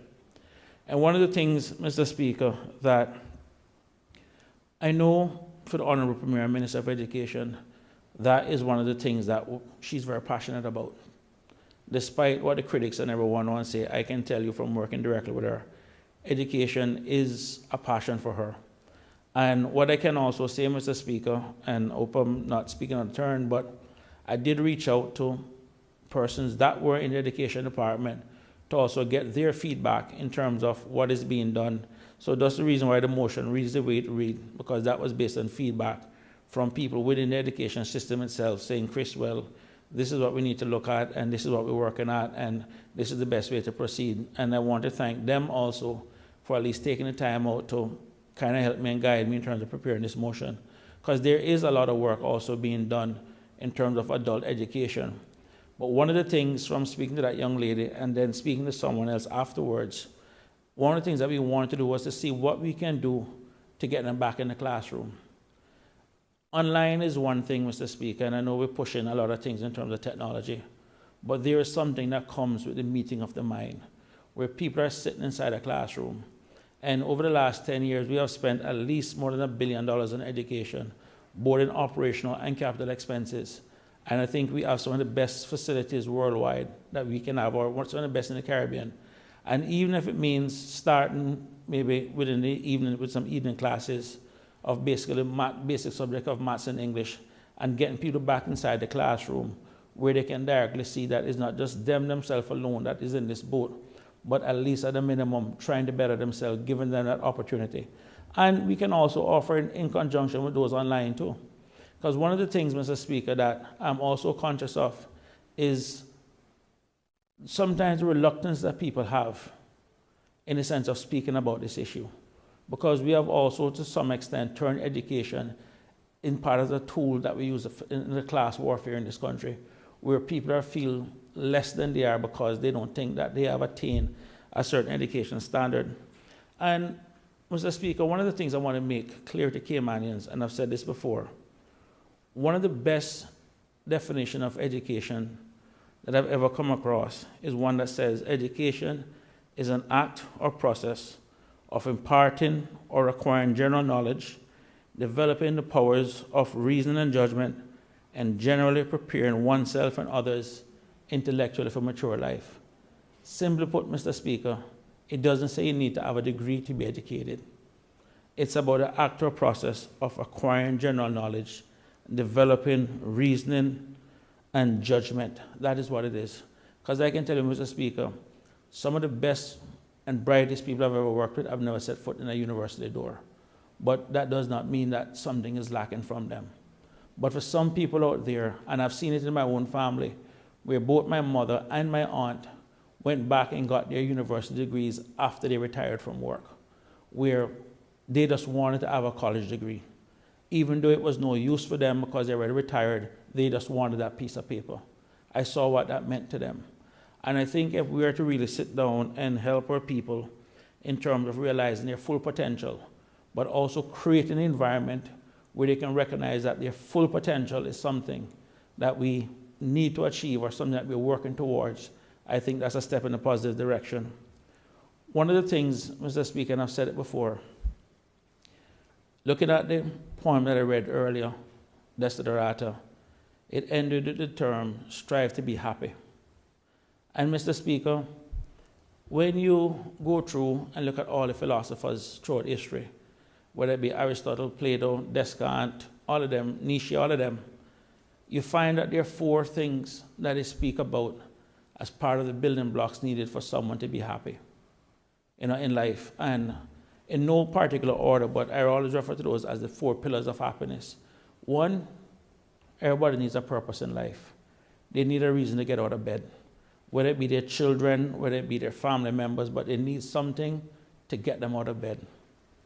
One of the other pillars that people need is the ability to grow. Nobody wants to be in the same position forever and a day. If you're an athlete, you want to run faster, live stronger. If you're an employee, you want to get promotion. If you're a politician, you want more votes. But everybody wants the ability to grow. They want to, whatever it is that they're doing, they want to be better at it. They want to grow. Another pillar that they have, Mr. Speaker, is the freedom to make mistakes. Most people's biggest fear is public speaking. But in fact, it is not really public speaking that is the problem, because people can speak. The primary problem is the fact that most people don't like to be laughed at. They don't like to be ridiculed. They don't like to be the butt of the jokes. So that's why they will prefer to just stay quiet and not get exposed and not take whatever may come with it from that standpoint. But it's the freedom to make mistakes. And the last pillar, Mr. Speaker, is everyone wants to feel a connection. Everyone wants to feel love. They want to feel a part of something. Everybody wants to go, as they say in cheers, where everybody knows their name, where they feel like they are somebody.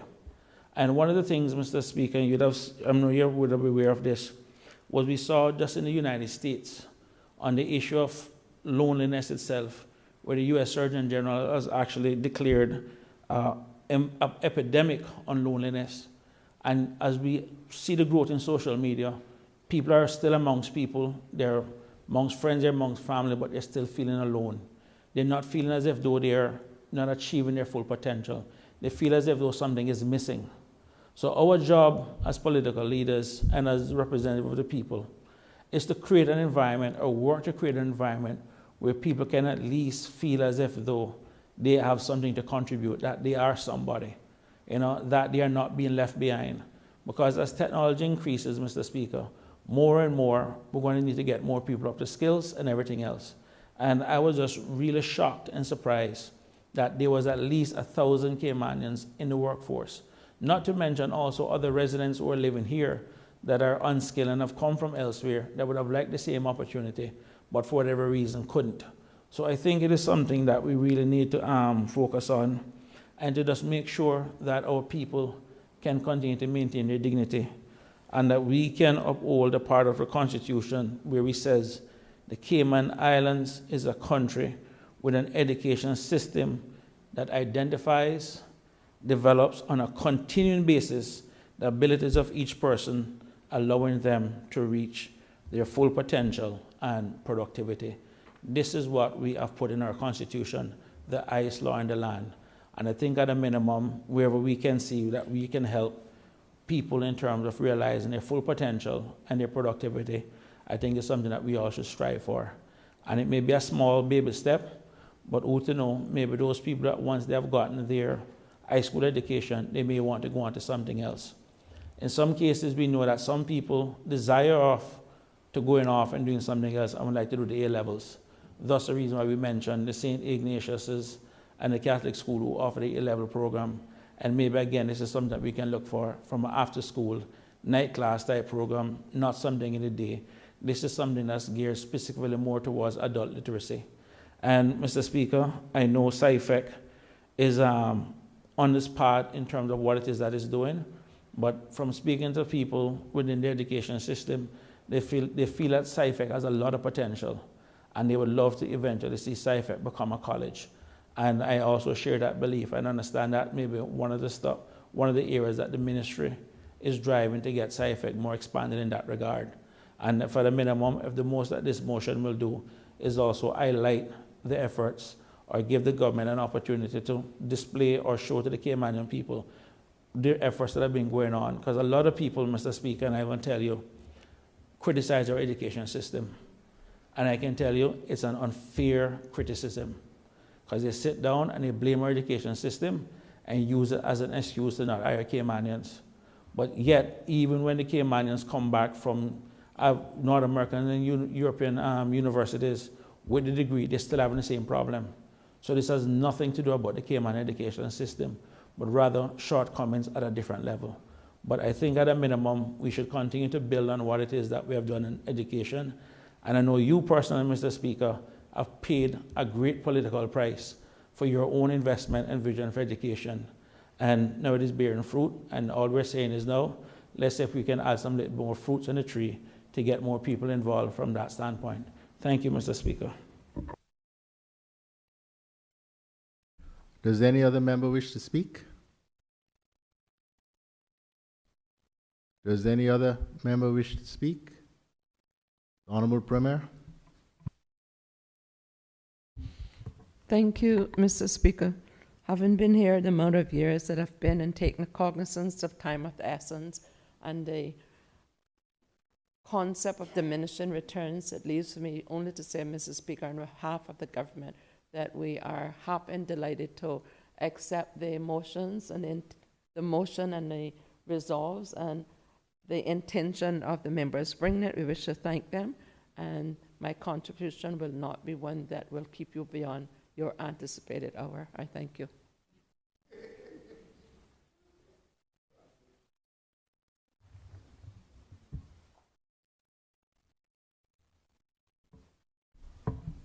If I may make an objective observation, that was a model speech. Does anybody else wish to speak? I have one in my folder, but I didn't do it.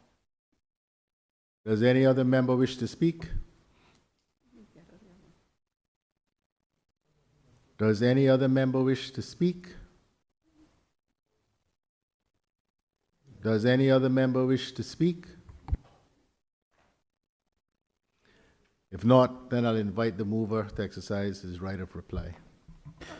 Mr. Speaker, thank you very much. And I just want to say to the listening public that I don't want anyone to believe that because of the lack of speech that this view is not shared by the members in this House, because I can tell you, I've spoken to many of them on an individual basis, and they were very supportive of the motion because they recognize that it's dealing with adult literacy. And again, it's something, as we said in our Constitution, that we're striving for.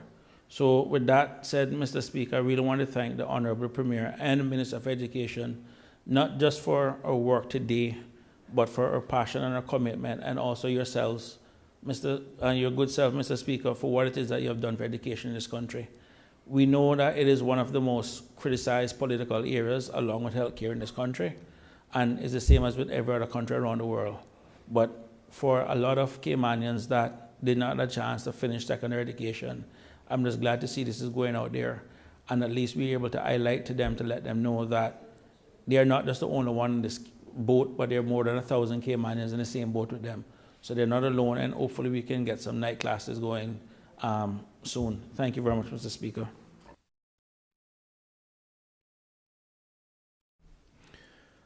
Private members' motion number 11 of 2024-2025 session.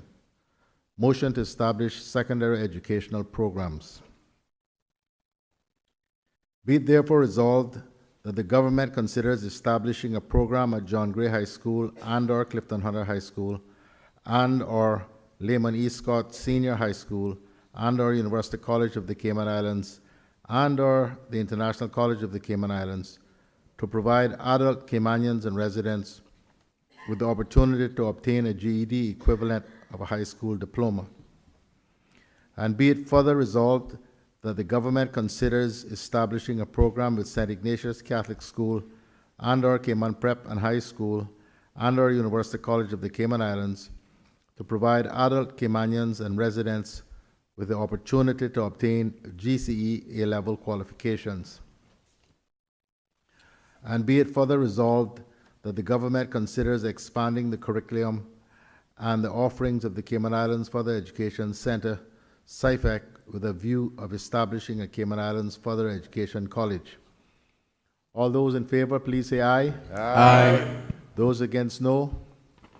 I believe the ayes have it. Accordingly, private members' motion number 11 of the 2024-2025 session, entitled Motion to Establish Secondary Educational Programs, has passed.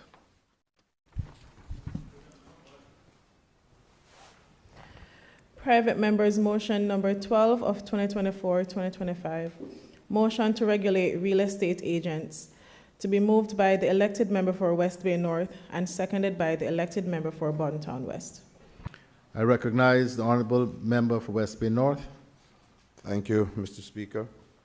I stand to move the motion to regulate real estate agents. Whereas the Cayman Islands Constitution Order 2009, as amended, the Cayman Constitution affirm our commitment to being a country that respects, protects, and defends its environment and natural resources as the basis of its existence. And whereas the Cayman Constitution affirms our commitment to being a country that manages growth and maintains prosperity while protecting its social and natural environment. And whereas the Cayman Constitution affirms our commitment to being a country with an immigration system that protects Caymanians, gives security to long-term residents, and welcomes legitimate visitors and workers. And whereas there is much concern amongst Caymanians with regards to the behavior, conduct, and practice of some individuals in the real estate industry, be it therefore resolved that the government consider amending the necessary legislation and regulations to regulate real estate agents in the Cayman Islands. And be it therefore resolved that the government consider limiting the number of non-Caymanians and non-permanent residents that may be licensed as real estate agents. The motion has been duly moved. Is there a seconder? I recognize the honorable member for Bontown West. Mr. Speaker, I rise to second the motion. The motion has been duly seconded. Does the mover wish to speak thereto? Yes, Mr. Speaker, very briefly. Mr. Speaker, I've been honored to have been in this House for 11 3/4 years now. And it's one thing that's been consistent is people saying this over and over, but I could never see it reach. And I got, Mr. Speaker, 3 different messages from 3 young Caymanians between 36 and 40. 2 are married, 1 with 1 child and another child about to be born this month. Another couple with 1 child and the other couple single. All Caymanians. All can trace both sides well back in Cayman history. Holding jobs. 2 of them are building their first home. And they felt, and this is 3 different messages, government should start its own real estate governing body to replace Cereba. All real estate agents must register with the government. Only Caymanians can sell Cayman land. That's 3 different things. And why I decided to bring it, there are some condos or apartments built really close to my house. And someone local called and they were told there were none available. The young lady called her brother who happens to live in Florida. He called the same number, same place, made sure he had an accent, and they was told there were 10 units available.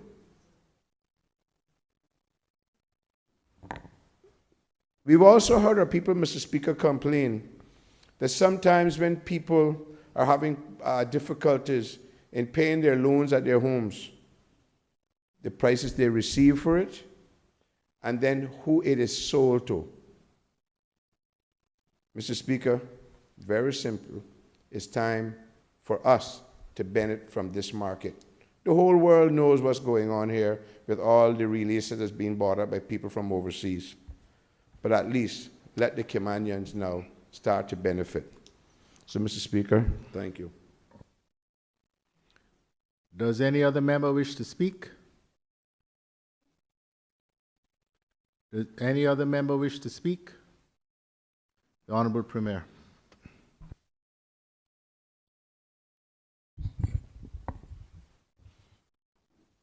Thank you, Mr. Speaker. Mr. Speaker, I rise to add just a few comments as it relates to private members' motion number 12 in regards to the regulation of real estate agents. Mr. Speaker, let me first start by saying that the government is inclined to agree with this important motion and thank the two members for bringing the same. Thank you. Mr. Speaker, I note that real estate agents are currently regulated by the AML and the CFT purposes as they are considered designated non-financial business persons. This regulation is undertaken under the remit of the DCI and SARIBA, who is designated as self-regulatory body. However, Mr. Speaker, the motion in the face of it seeks greater regulation in line with what would be considered consumer protection provisions. It is with this view, Mr. Speaker, that we believe that regulating real estate agents in the Cayman Islands would lead to a path of transparency and fairness to all. Mr. Speaker, the real estate sector plays, as we all know, a vital role in the Cayman Islands economy and the lives of its residents. The real estate agents facilitate property transactions. However, Mr. Speaker, concerns persist regarding the transparency, the fairness, and affordability within the industry. Mr. Speaker, currently licensing for the real estate agents is voluntarily through membership with SARIBA, that's the Cayman Islands Real Estate Brokers, which regulates entry into the profession and maintains a code of ethics. However, there are no mandatory qualifications or entry requirements to practice as a realtor in the Cayman Islands. While SARIBA voluntary membership offers access to multiple listing services, MLS, it does not provide a standardized framework for ensuring that real estate professionals meet minimum competency or ethical standards, Mr. Speaker.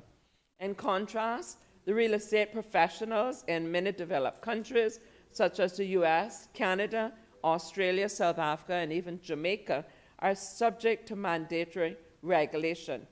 While the UK does not mandate license for real estate agents, professional bodies like the Royal Institute of Chartered Surveyors, RICS, and the National Association of Estate Agents, NAEA, set voluntary standards for their real estate agents, including requirements for handling of clients, funds, compliance, and regulations such as the Estate Act 1979 and the Consumer Protection from Unfair Trading Regulations 2008.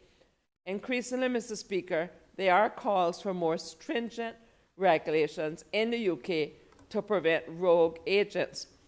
And Mr. Speaker, with your indulgence, I'd like to refer to an article that was published on the 29th of October relating to real estate agents in the United Kingdom. And I would ask the Sarge if he would provide one to you and the movers for their ease of reference.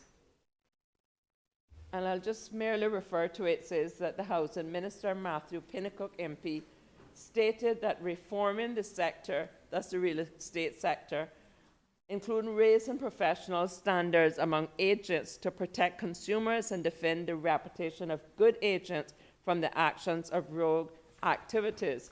It also went on to say, Mr. Speaker, that the regulation of property agents, the EIROPA working group, published a set of recommendations in July 2019, proposing minimum qualification requirements and a code of practice for estate and letting agents in the UK. The aim was to protect the consumers from unscrupulous practices and ensure that they receive professional and ethical services.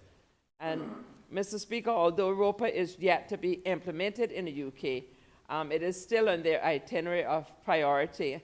And so we're certainly very much in line, timely with relevancy as to what this motion is proposing here today. And Mr. Speaker, some of the benefits of mandatory regulation for real estate agents are as follows. One, we believe that it would ensure competence and integrity. Mandatory regulations would ensure that real estate agents possess the required knowledge, the skills, the qualification, and ethical standards necessary to serve the public, Mr. Speaker. We also believe that by way of numbering them consumer protection, transparency, the regulations would safeguard buyers, sellers, and renters from fraudulent and unethical practices. Clear rules governing commissions and fees would ensure fairness, and mandatory disclosure of fees upfront would reduce hidden costs and ensure transparency. Regulations would also help prevent conflict of interest, such as agents undervaluing distressed properties for personal gain. 3, accountability and fair business practices. Mr. Speaker, we believe that a regulatory framework would provide a formal mechanism for handling general complaints, that is non-AML or CFT, and enforcing ethical conduct, ensuring that agents adhere to fair practices. 4, we believe that it would build trust in the public. Importantly, licensed real estate agents would enhance public trust in the profession, as consumers would then have the confidence that agents have met the established international standards. This would improve the overall reputation of the industry. Mr. Speaker, within the proposed new regulations or regulatory regime, there are, of course, potential drawbacks. For example, the market distortions and reduced competition. Mr. Speaker, price controls and commissions and fees would, of course, limit competition, resulting in market inefficiencies. Over-regulation might also push smaller agents out of business, reducing consumer choice. 2, increased costs for consumers through over-regulation. We believe that the cost of compliance for real estate agents might be passed on to the buyers or the purchasers and sellers, leading to higher transaction costs in the housing market. And 3, Mr. Speaker, administrative and bureaucratic challenges. We believe that enforcing rules against unethical practices such as self-dealing or property flipping would create bureaucratic hurdles. Distinguishing between legitimate business activities and exploitative practices may also prove difficult.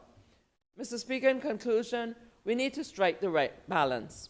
The government believes that the goal of regulation should be done because it would enhance transparency, protect our consumers, protect fair business practices without stifling the market efficiency. Mr. Speaker, a balanced approach is absolutely necessary, and one that maintains competition while yet safeguarding the interests of the public. Mr. Speaker, it should also be noted that consultation with the industry stakeholders, including real estate agents, consumer advocacy groups, and financial institutions, is essential in developing a relevant regulatory framework that addresses concerns about affordability, fairness, ethical practices, while keeping the housing market dynamic and competitive. Mr. Speaker, any proposed regulatory framework should focus, we believe, on the following: entry requirements, establishing clear qualifications and standards for real estate agents; ethical standards, setting out a code of conduct that governs the actions of realtors; ongoing professional development, ensuring continuous education to maintain high standards; accountability, holding real estate agents accountable for their actions through a formal complaints process and adequate penalties.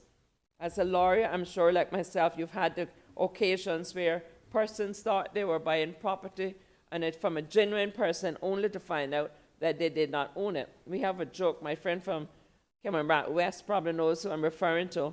He sold one piece of property 3 times, and his poor mother had to go and rescue him and give him another piece of the family estate. Professional liability, requiring agents to maintain adequate professional liability insurance. Mr. Speaker, well-designed regulatory system, I believe, will enhance the consumer protection, foster trust in the real estate profession, and help to build a stronger, more ethical real estate market in the Cayman Islands jurisdiction. Mr. Speaker, as it relates to non-Caymanian agents, I have long held that only Caymanians should be in real estate agents, and I believe that the Constitution would protect us in that and would not fall within the category of discrimination.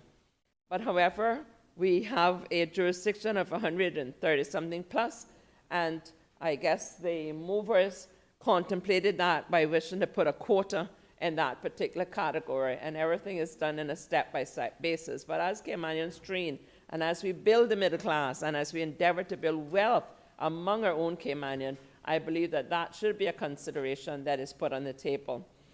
In implementing such a provision, the government can need only provide a transitional provision to allow current real estate companies to train Caymanians for the agent post. And I believe, Mr. Speaker, that when the white paper on the immigration proposed draft bill that my honourable minister spoke to twice a few days ago, and there's still a pending motion under the paper, that will provide an opportunity for Caymanians and residents alike to have their say, because I believe the provision whereby we're asking companies to do scholarships, there is insufficient monitoring of these scholarships, and we need to take it to a level where there's tangible results. And I believe that this is one area where our young Caymanians can go in, just as we've done in legal profession, and they can receive training within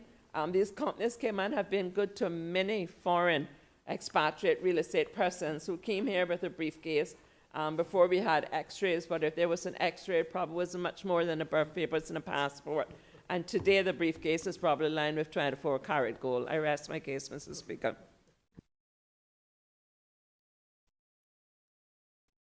Does any other member wish to speak?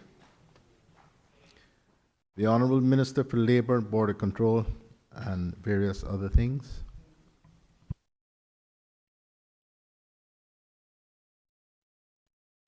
Thank you, Mr. Speaker. I speak briefly on this motion.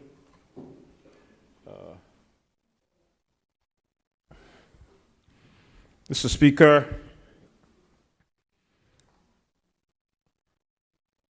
I rise to provide my contribution in relation to the private member's motion number 12, regards to the regulation of real estate agents, enabling consideration by the government to limiting the number of non-Caymanians and non-permanent residents that may be licensed as real estate agents. Mr. Speaker, the real estate sector is pivotal to the Cayman Islands economy, influencing both economic growth and societal development. Ensuring that Caymanians have ample opportunities within this sector is essential for maintaining local economic stability and community integrity.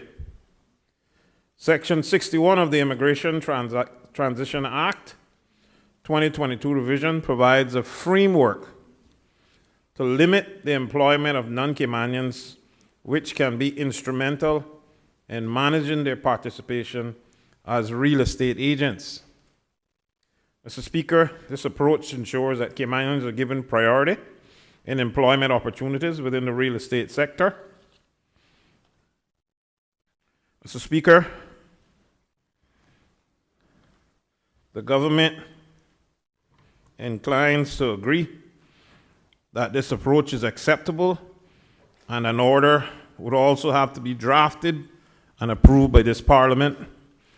Thereafter, the Work Permit Board the Business Staffing Plan Board, the Cayman Brac and Little Cayman Immigration Board will be required to grant or renew work permits in accordance with the quota determined by the Cabinet, which shall also be gazetted.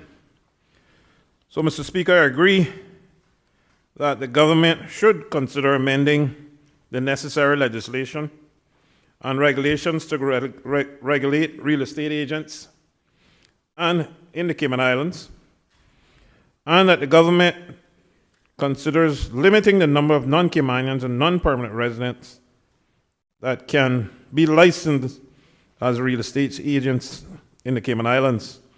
Mr. Speaker, I've seen the many young Caymanians who are beaming with pride and joy after getting their real estate license and the way that they bloom and flourish. It's a joy to see them, how their life status changes. Especially, there's a lot of young women in the industry now, and it gives me great joy to see that. Caymanians can do this. At a point, they made it feel like if you were a Caymanian, you couldn't be a real estate agent. You couldn't sell your own land. I wonder how much of them know what maiden plum is. But, Mr. Speaker,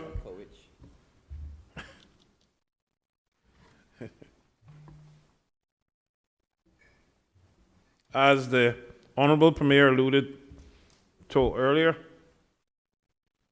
the government inclines to support this motion. I thank you, sir. God bless. Does any other member wish to speak? Does any other member wish to speak?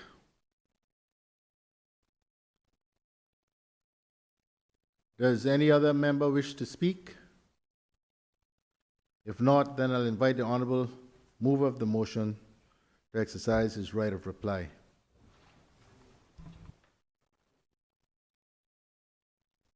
Mr. Speaker, thank you.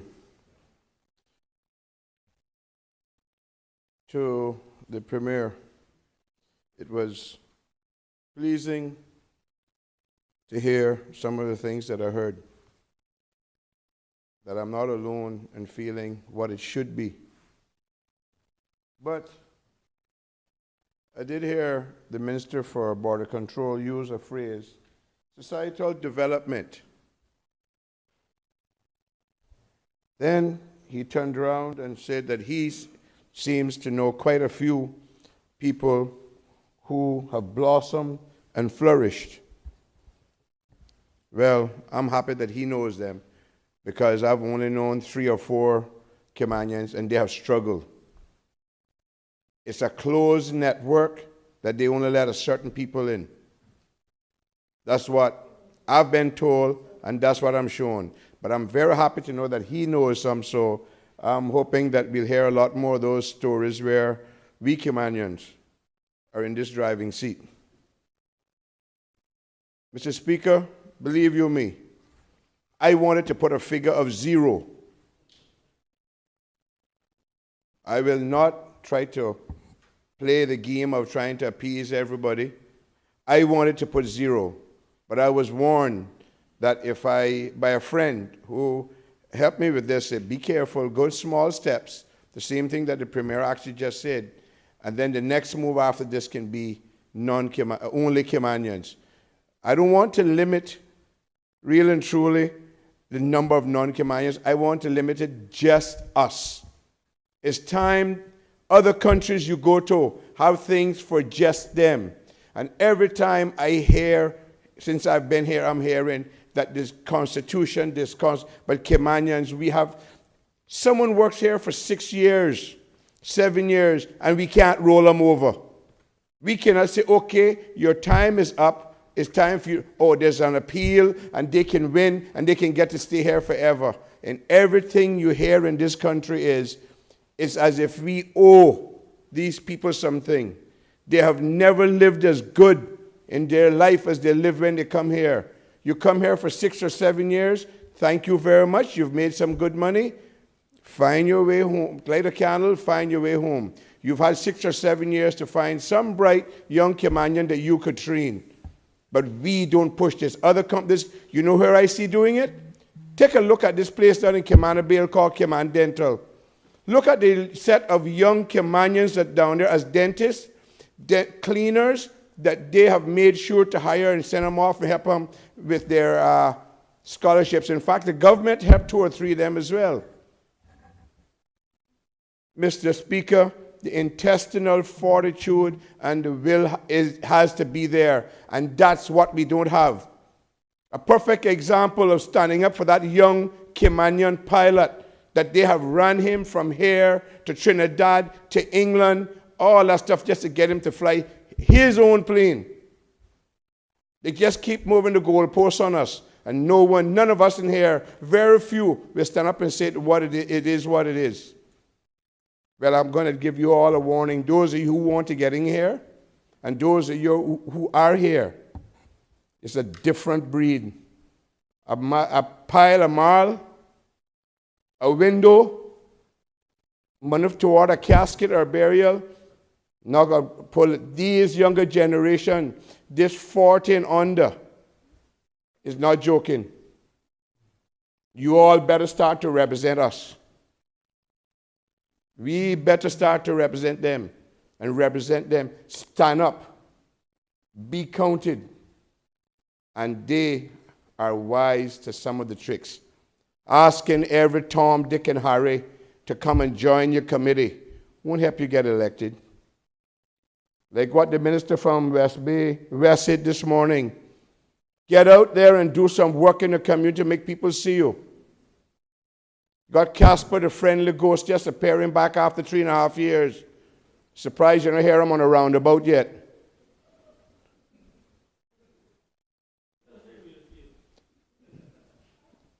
This is the beginning, ladies and gentlemen.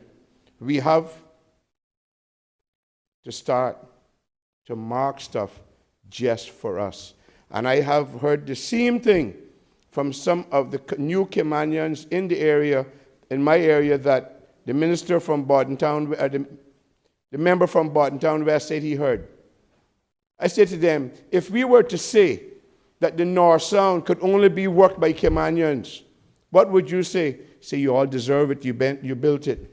But we don't want to take on certain of them that they don't want to hire Kimanians. Why? They can hold a work permit over somebody's head. That's what they like. When you have a Kimanian who can stand up for their rights, they don't like that. That's a fact. But to the Premier, thank you very much, ma'am. And I do hope, God's willing, because I know how these things go. It'll drag on. But the next elections is just a couple of weeks away. And the next government, you all will be held accountable because it's here. With that, Mr. Speaker, thank you very much.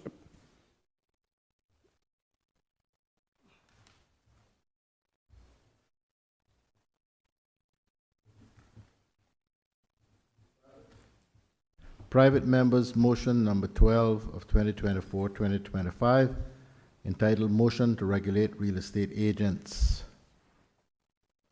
The questions are, be it therefore resolved that the government considers amending the necessary legislation and regulations to regulate real estate agents in the Cayman Islands.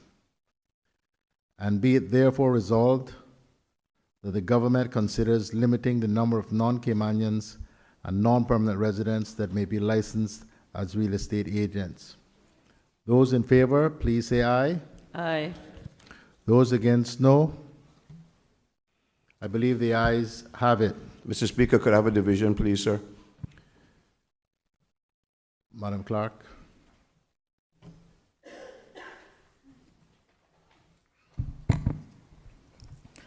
Honorable Juliana O'Connor Connolly. Aye. Honorable Kenneth Bryan. Absent. Honorable Joanna Ebanks. Absent. Honorable Isaac Rankin. Aye. Honorable Dwayne Seymour. Aye. Mr. Bernie Bush. Aye. Honorable Makiba Bush. Aye. Honorable Joseph Hugh, Aye. Ms. Barbara Connolly, Aye. Mr. Andre Ebanks, Aye. Honorable Catherine Ebanks Wilkes, Aye. Ms. Sabrina Turner, Aye. Honorable Heather Budden, Aye. Honorable Wayne Panton, absent. Mr. Moses Kirkconnell, Aye. Mr. Roy McTaggart, absent. Mr. David White, absent. Mr. Christopher Saunders, Yes.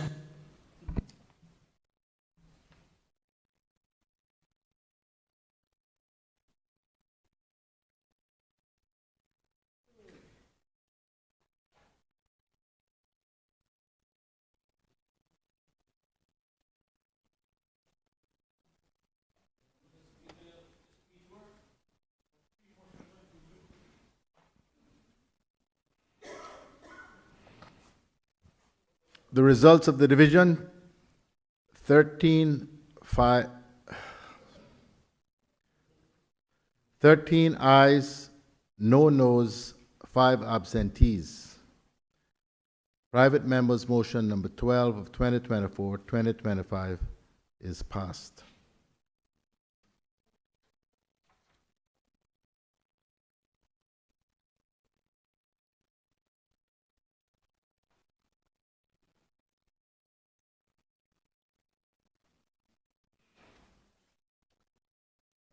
The House will now resolve itself into committee to consider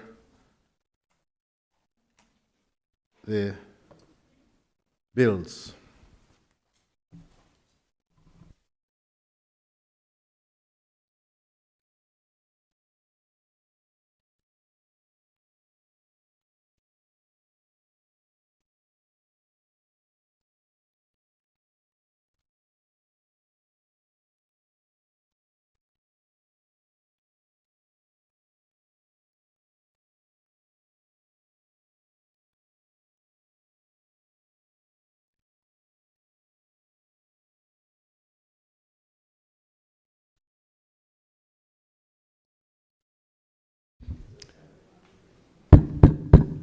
The House is now in committee.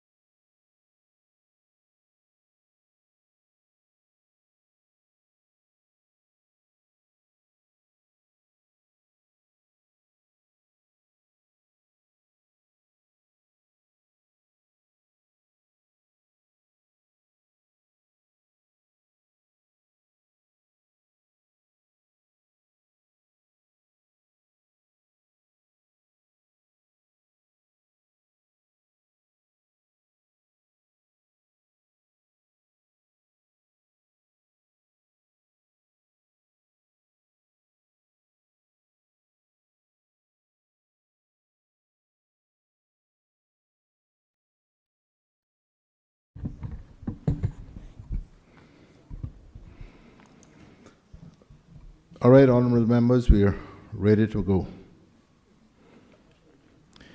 The House is now in committee. With the leave of the House, may I assume that, as usual, we should authorize the Honorable Attorney General to correct minor errors and such the like in these bills? I will take the silence for assent. Madam Clerk, would you please state the first bill and read the clauses? Referendum, Cruise Berthing, Infrastructure, Gambling and Cannabis Bill 2024. Clause 1, short title. Clause 2, interpretation. Clause 3, holding of referendum.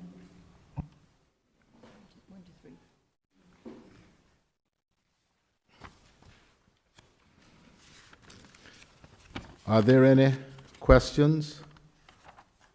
Clauses 1, 2, and 3?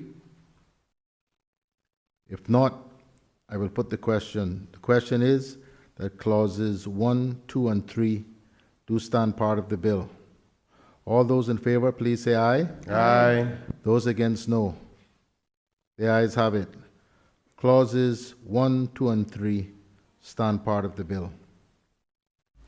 Clause 4, matter of national importance and the referendum questions. Honorable Deputy Premier, you have an amendment? Yes, Mr. Chair. In accordance with the provisions in Standing Order 52.1 and 2, I, the Honorable Kenneth Bryan, Deputy Premier and Minister for Tourism and Ports, give notice to move the following amendments to the Referendum, Cruise Berthing Infrastructure, Gambling and Cannabis Bill 2024, that the bill be amended in Clause 4.3 by deleting the words, and I quote, shall be in the form set out in the Schedule 1, end quote, and substituting the words, end quote, shall be in the forms provided in accordance with the Elections Act, end quote. The amendment has been duly moved. Does any member wish to speak thereto? If no member wishes to speak, the question is that the amendment stand part of the clause. All those in favor, please say aye. Aye. Those against, no. The ayes have it. The amendment stands part of the clause. Does anyone wish to speak on the clause as amended? If not, I will put the question. The question is that clause 4 as amended stands part of the bill. All those in favor, please say aye. Aye. Those against, no. The ayes have it. Clause 4, as amended, stands part of the bill. Clause 5, entitlement to vote. Clause 6, conduct of referendum. Clause 7, observers. Clause 8, legal challenge.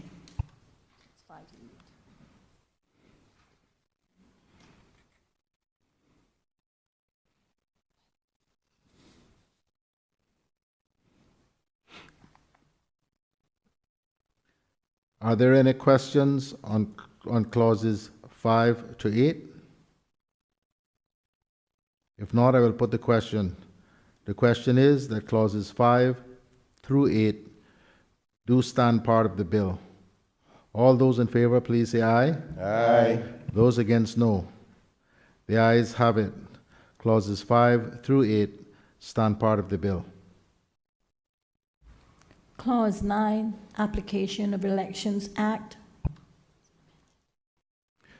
I have received notice of the amendment to the bill and have given the member leave to bring the amendment.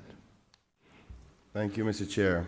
In accordance with the provisions of Standing Orders 52.1 and 2, I, the Honorable Kenneth Bryan, Deputy Premier and Minister for Tourism and Ports, give notice to move the following amendment to the Referendum, Cruise Berthing Infrastructure and Gambling and Cannabis Bill 2024, that the bill be amended in Clause 9, 2, and 4 by deleting the words, in quote, Schedule 2, end quote, and substituting the words, in quote, the schedule, end quote.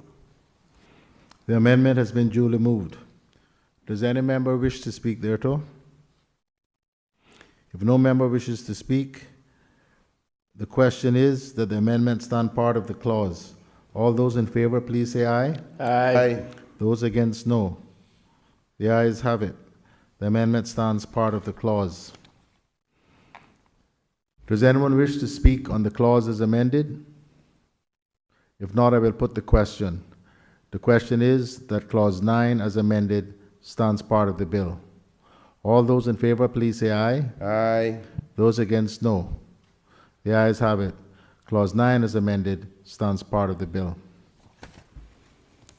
Clause 10, expenses of referendum. Clause 11, regulations.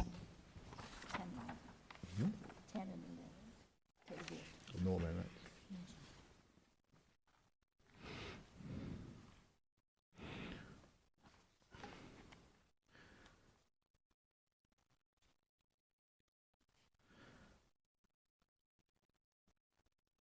Are there any questions on clauses 10 and 11? If not, I will put the question. The question is that clauses 10 and 11 do stand part of the bill. All those in favor, please say aye. Aye. Those against, no. The ayes have it. Clauses 10 and 11 stand part of the bill. Schedule 1.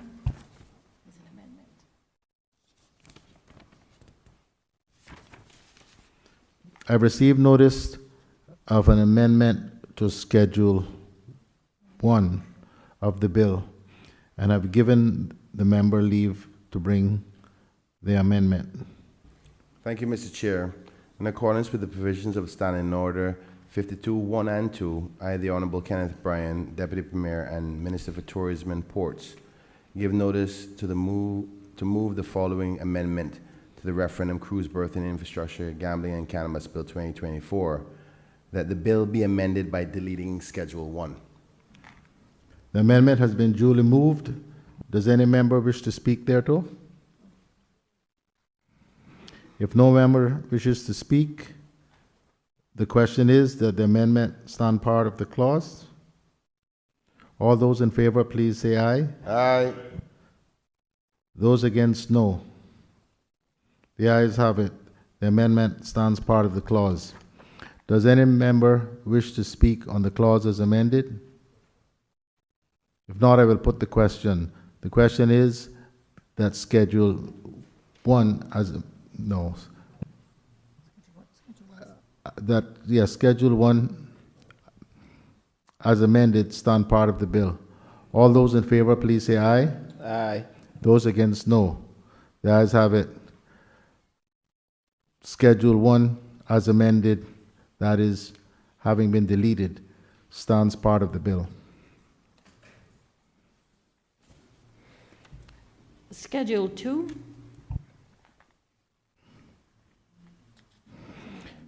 I have received notice of the amendment of Schedule 2 to the bill, that is, its deletion, and I've given the minister leave to bring the amendment. Thank you, Mr. Chair. In accordance with the provisions of Standing Orders 52(1) and 2, I, the Honorable Kenneth Bryan, Deputy Premier and Minister for Tourism and Ports, give notice to move the following amendment to the Referendum Cruise Berthing Infrastructure, Gambling and Cannabis Bill 2024, that the bill be amended by deleting the heading of Schedule 2 and substituting the following heading as, in quote, schedule, end quote.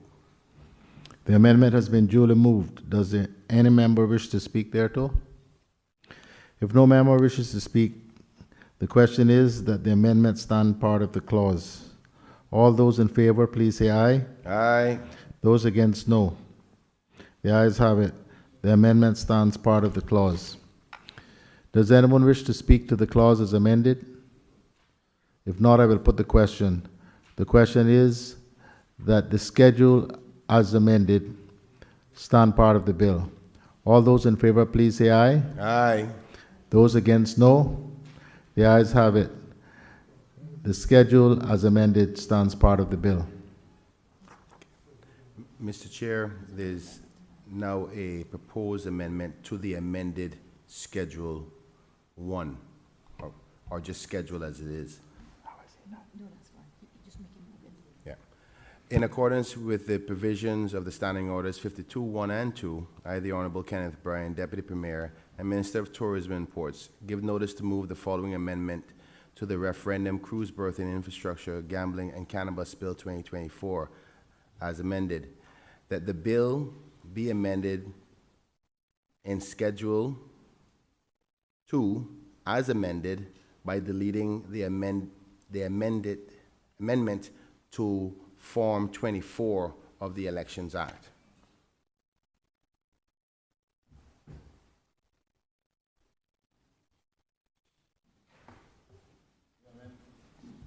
The amendment has been duly moved.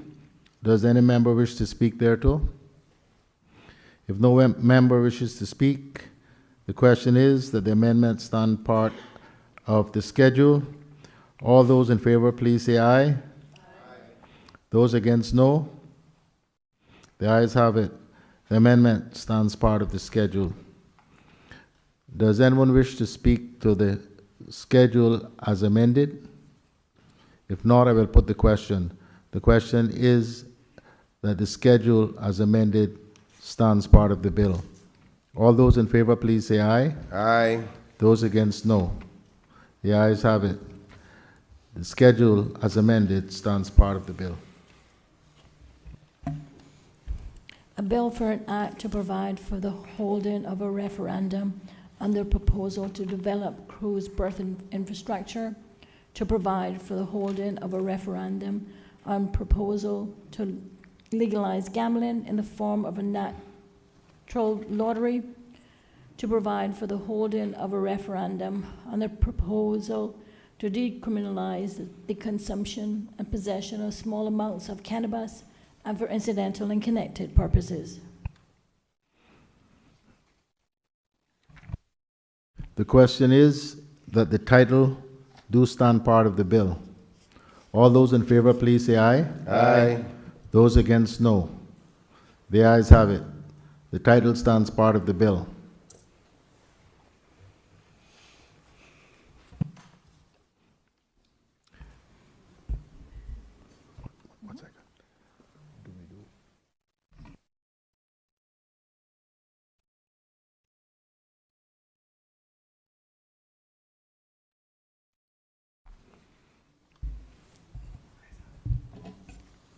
Customs and Border Control Amendment Bill 2024.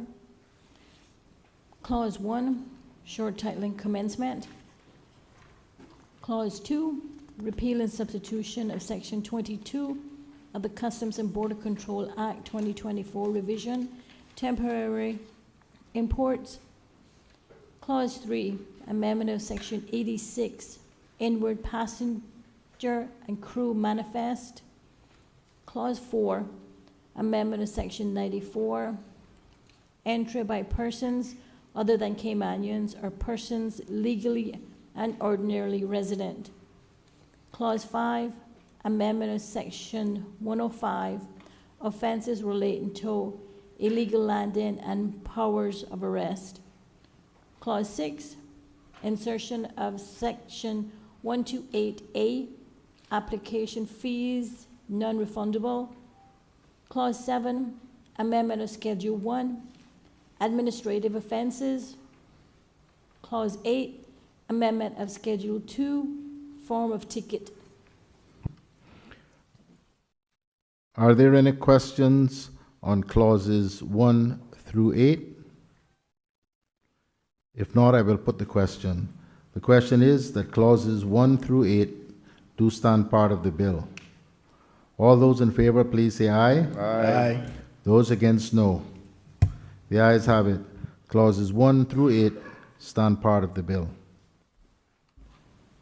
A bill for an act to amend the Customs and Border Control Act 2024 revision to introduce a rate of duty of 2% on temporary imports, to introduce new offenses, to provide for administrative penalties in respect of certain offenses, to provide that, unless otherwise specified, application fees are non-refundable and for incidental and connected purposes.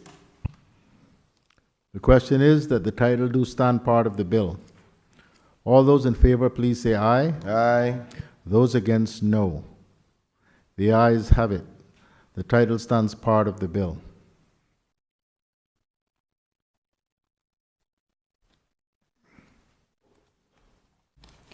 Beneficial Ownership Transparency Amendment Bill 2024.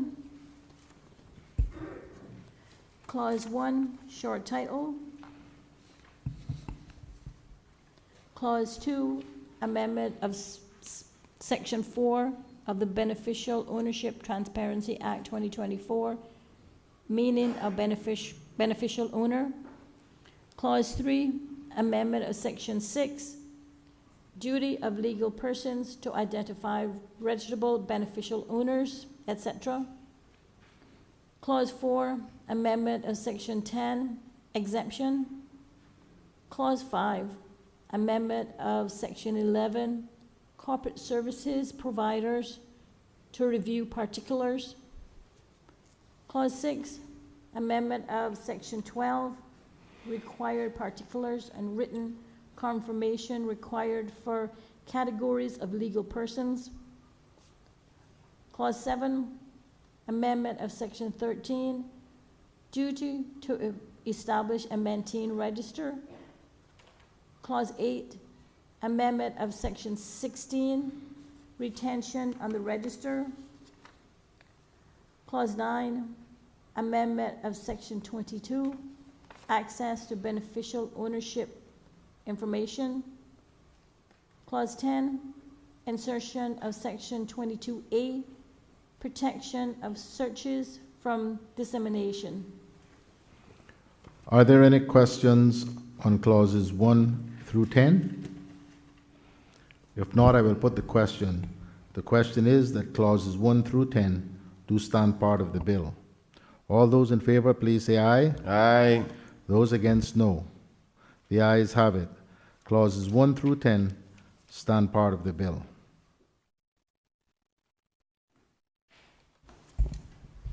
A bill for an act to amend the Beneficial Ownership Transparency Act 2023 to amend the meaning of beneficial owner, to empower the competent authority to provide access to the search platform to the Customs and Border Control Service, among other entities, to ensure the continued effectiveness of the beneficial ownership legislative framework and for incidental and connected purposes.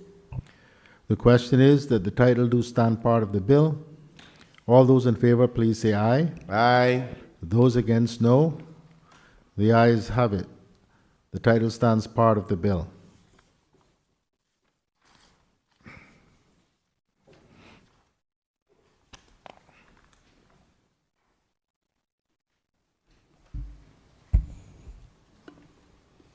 Anti-Sexual Harassment Bill 2025, Clause 1, short title and commencement. Where's that one? Clause 1.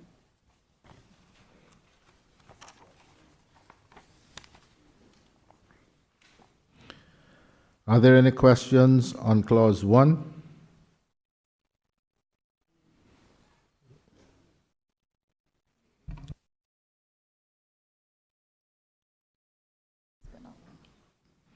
If not, I will put the question.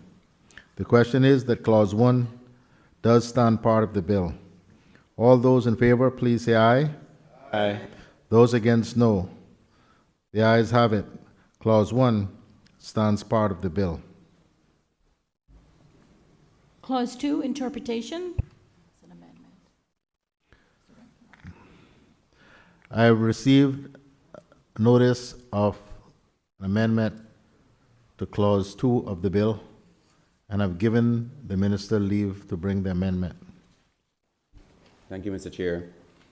In accordance with provisions of Standing Order 52.1 and 2, I, the Honorable Isaac D. Rankin, Minister of Youth, Sports, Heritage, give notice to move the following amendments to the Anti-Sexual Harassment Bill 2025. That the bill be amended in Clause 2 as follows. A, in the definition of the word facilities in paragraph B, by inserting after subparagraph 4 the following subparagraph. 6. 6A, services to a young person. And B, by inserting in the appropriate alphabetical sequence the following definitions. Child has the meaning assigned by Section 2.1 of the Children Act 2012 revision. Older person has the meaning assigned by Section 2 of the Older Persons Act 2017. Seasonal employee means an employee engaged in an activity which does not take place all year round, or one which is substantially reduced during certain times of the year to such an extent that it is necessary or expedient to lay off some or all employees temporarily. And young person means a person who has attained the age of 18 years but who has not yet attained the age of 25 years. The amendment has been duly moved. Does any member wish to speak thereto?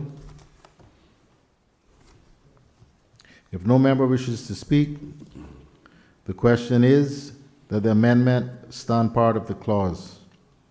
All those in favor, please say aye. Aye. Those against, no. The ayes have it. The amendment stands part of the clause. Does anyone wish to speak on the clause as amended? If not, I will put the question. The question is that clause 2, as amended, stands part of the bill. All those in favor, please say aye. Aye. Those against, no. The ayes have it. Clause 2, as amended, stands part of the bill. Clause 3, commission of an act of sexual harassment. I have received notice of an amendment to clause 3 to the bill and have given the minister leave to bring the amendment. In accordance with the provisions of Standing Order 52.1 and 2, I, the Honorable Isaac D. Rankin, Minister of Youth, Sports and Heritage, give notice to move the following amendment to the Anti-Sexual Harassment Bill 2025. That the bill be amended in clause 3 by deleting subclause, and Mr. Chair, there was a typo, it should have been subclause 2A. Substituting the following subclause. For the purpose of subsection 1A, the circumstances to be taken into account include A, sex, race, color, language, religion, political or other opinion, national or social origin, association with a national minority, age, mental or physical disability, property, birth, or other status. And 3, be amended in clause 3, 2A, by deleting the word preference and substituting the word orientation. The amendment has been duly moved. Does any member wish to speak thereto? If no member wishes to speak, the question is that the amendment stand part of the clause. All those in favor, please say aye. Aye. Those against, no. The ayes have it. The amendment stands part of the clause.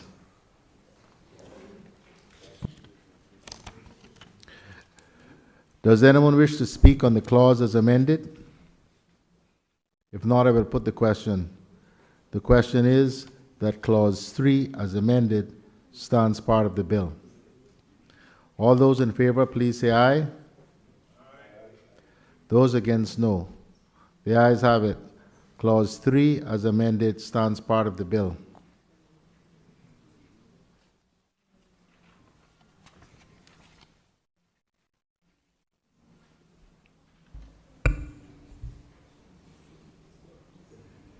Clause 4, anti-sexual harassment policy statement and contents. Clause 5, employer and employee obligations. Clause 6, employer's duty to employee. Clause 7, liability of employer. 4 to 7.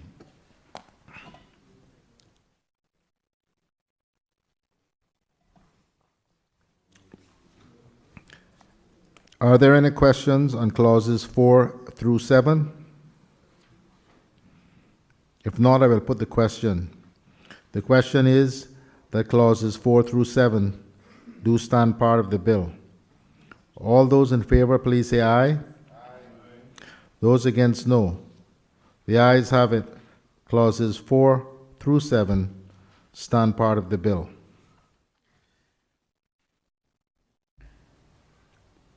Clause 8, institutions. I received notice of an amendment to the bill in clause 8 and have given the member leave to bring the amendment. In accordance with the provisions of Standing Order 52.1 and 2, I, the Honorable Isaac D. Rankin, Minister of Youth, Sports and Heritage, give notice to move the following amendments to the Anti-Sexual Harassment Bill 2025. That the bill be amended in clause 8 as follows. In subclause 1, as follows. 1, in paragraph A, by inserting the words a child, by inserting after the words a child, the words young person, comma, older person. 2, in paragraph B, by deleting the words children, wards, clients, patients, inmates, residents, and third party, and substituting the word children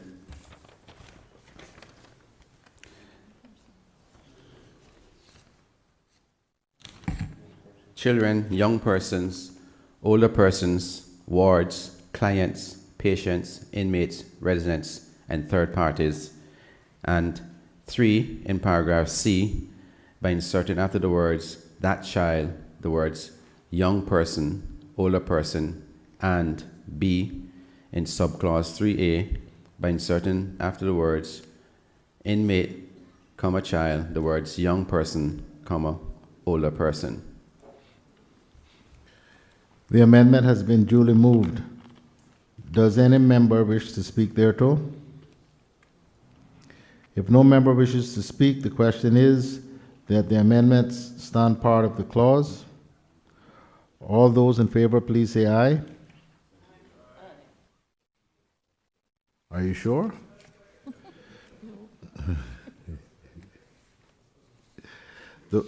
Those against, no. The ayes have it. The amendment stands part of the clause. Does anyone wish to speak on the clause as amended? If not, I will put the question. The question is that clause 8 as amended stands part of the bill. All those in favor, please say aye. Aye. Those against, no. The ayes have it. Clause 8 as amended stands part of the bill.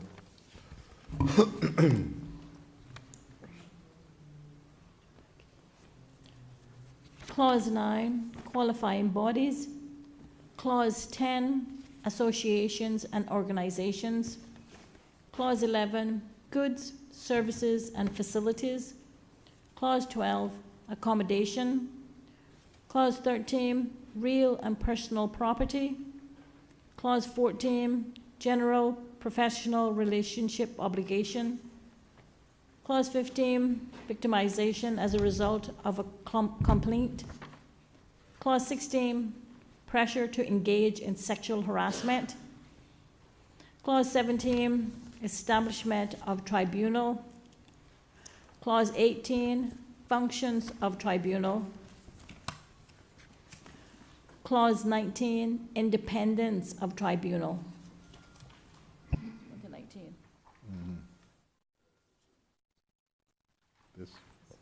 This one.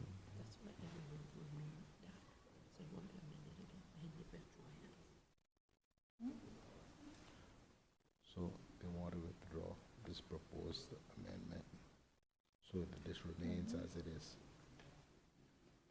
Okay. So we go on from 9 No, to 20 is an amendment to 20.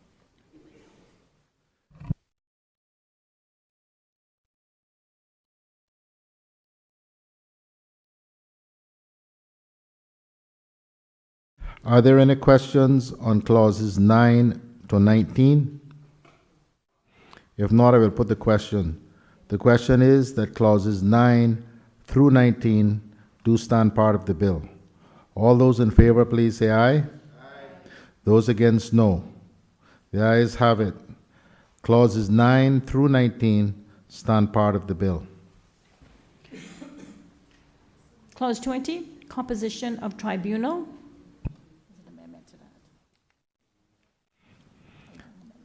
I have received notice of an amendment to Clause 20 of the bill and have given the member leave to bring the amendment.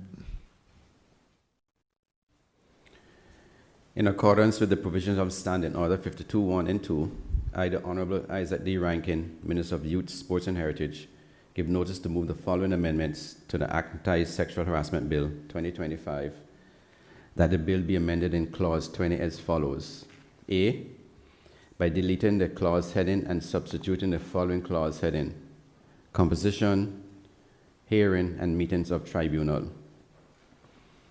B, in subclause 3, by deleting the paragraph C and substituting the following paragraphs. C, has been convicted either in the Cayman Islands or elsewhere of an offense other than a summary offense for which the person was not sentenced to a period of imprisonment. C.A. has been accused of an act of sexual harassment which was substantiated by a tribunal,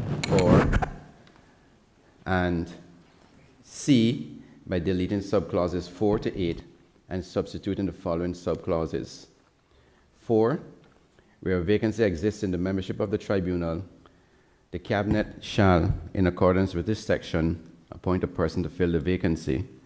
5, the Cabinet shall, by notice published in the Gazette, give notice of the names of the members of the tribunal as first constituted, and thereafter of every change in the constitution of the tribunal.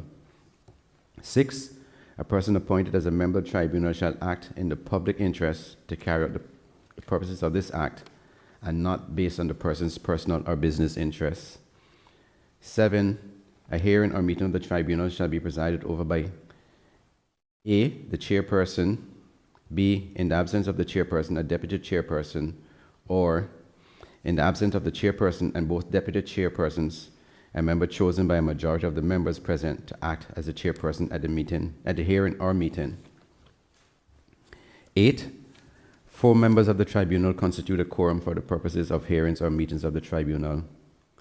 And 9, all decisions at hearings or meetings of the tribunal shall be taken by a majority of the members present and voting, and in the event of an equality of votes, the chairperson shall have a casting vote.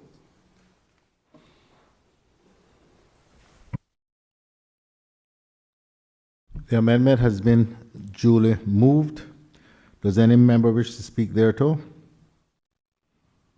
If no member wishes to speak, the question is that the amendment stands part of the clause. All those in favor, please say aye. Aye. Those against, no. The ayes have it. The amendment stands part of the clause. Does anyone wish to speak on the clause as amended? If not, I will put the question. The question is that Clause 20 as amended stands part of the bill. All those in favor, please say aye. Aye. Those against, no. The ayes have it. Clause 20 as amended stands part of the bill. Clause 21, tenure of members.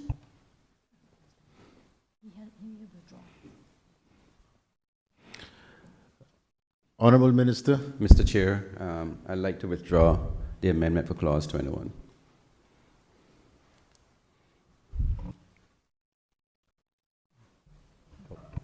Sorry, the proposed amendment for Clause 21. Honorable Minister, would you please move a motion that the amendment to Clause 21 be withdrawn? Thank you, Mr. Chair. Mr. Chair, I, the Honorable Isaac D. Rankin, Minister of Youth, Sports and Heritage, do put forward a motion that Clause 21, as proposed, be withdrawn. The proposed amendment for Clause 21 be withdrawn. The question is that the proposed amendment to Clause 21 be withdrawn. Those in favor, please say aye. Aye. Those against, no. The ayes have it. The proposed amendment to Clause 21 is withdrawn.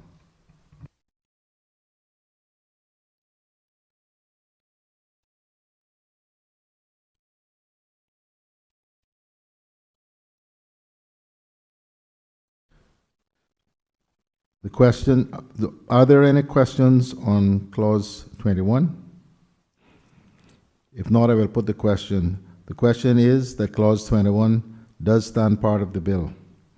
All those in favor, please say aye. Aye. Those against, no.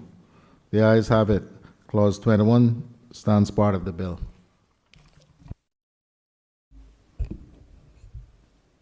Clause 22, declaration of interest.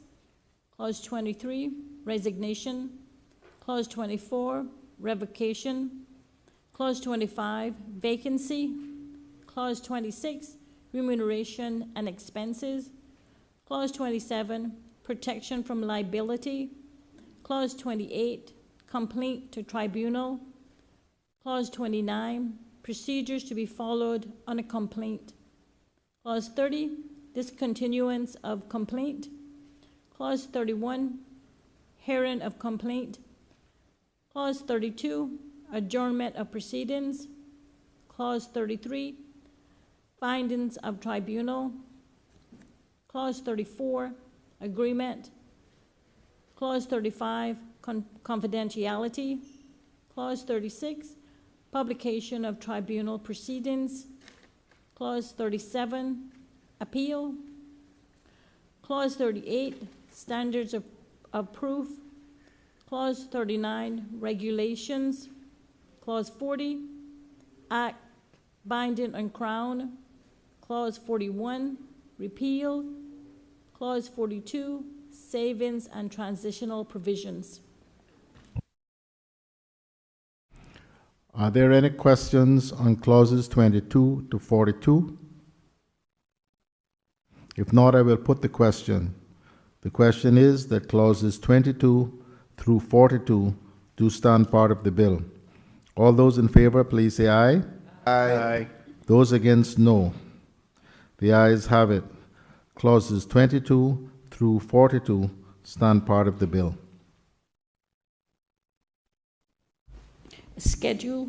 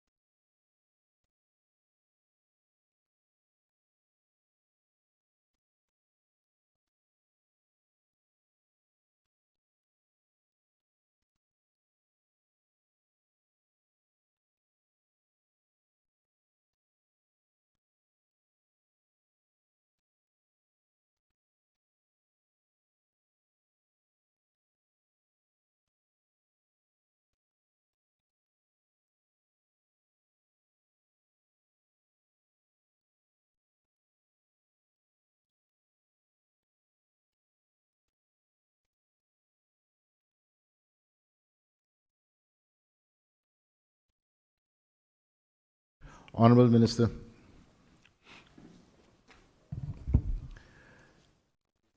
there have been two proposed amendments to the schedule,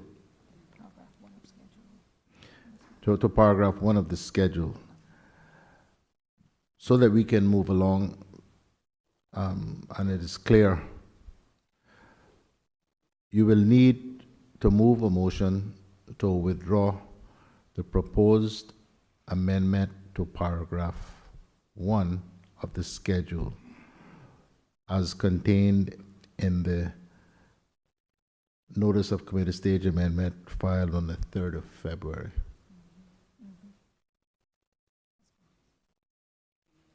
I can't move it for you. You're going to have to move it. Mr. Chair, I, Isaac D. Rankin, Minister of Youth, Sports and Heritage, do...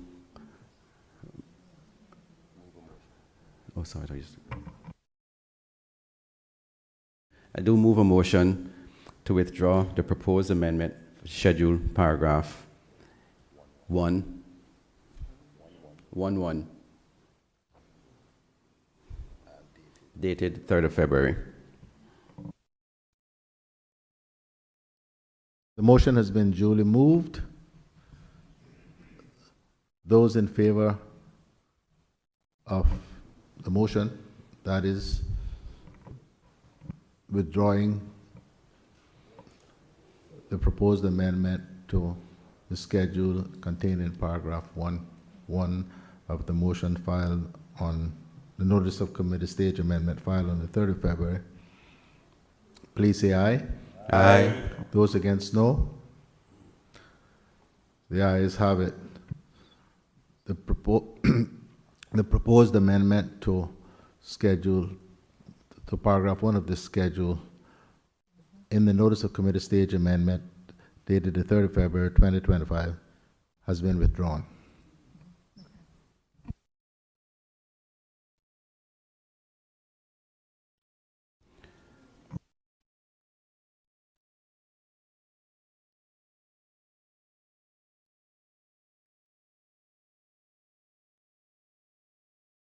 Honorable Minister, I have received notice of a proposed amendment to substitute a new paragraph 1 to the schedule. Would you proceed to move that motion now? Yeah. Mr. Chair,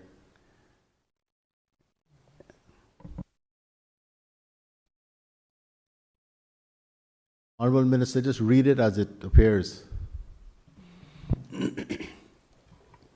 Chair, in accordance with the provisions of Standing Order 52.1 and 2, I, the Honorable Isaac D. Rankin, Minister of Youth, Sports and Heritage, give notice to move the following amendments to the Anti-Sexual Harassment Bill 2025, that the bill be amended in the schedule in paragraph 1 by deleting subparagraph 1 and substituting the following subparagraph. It is the policy of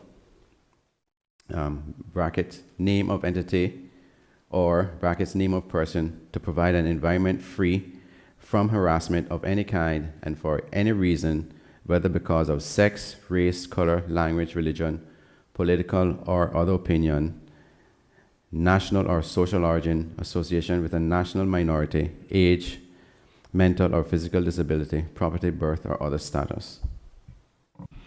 The amendment has been duly moved.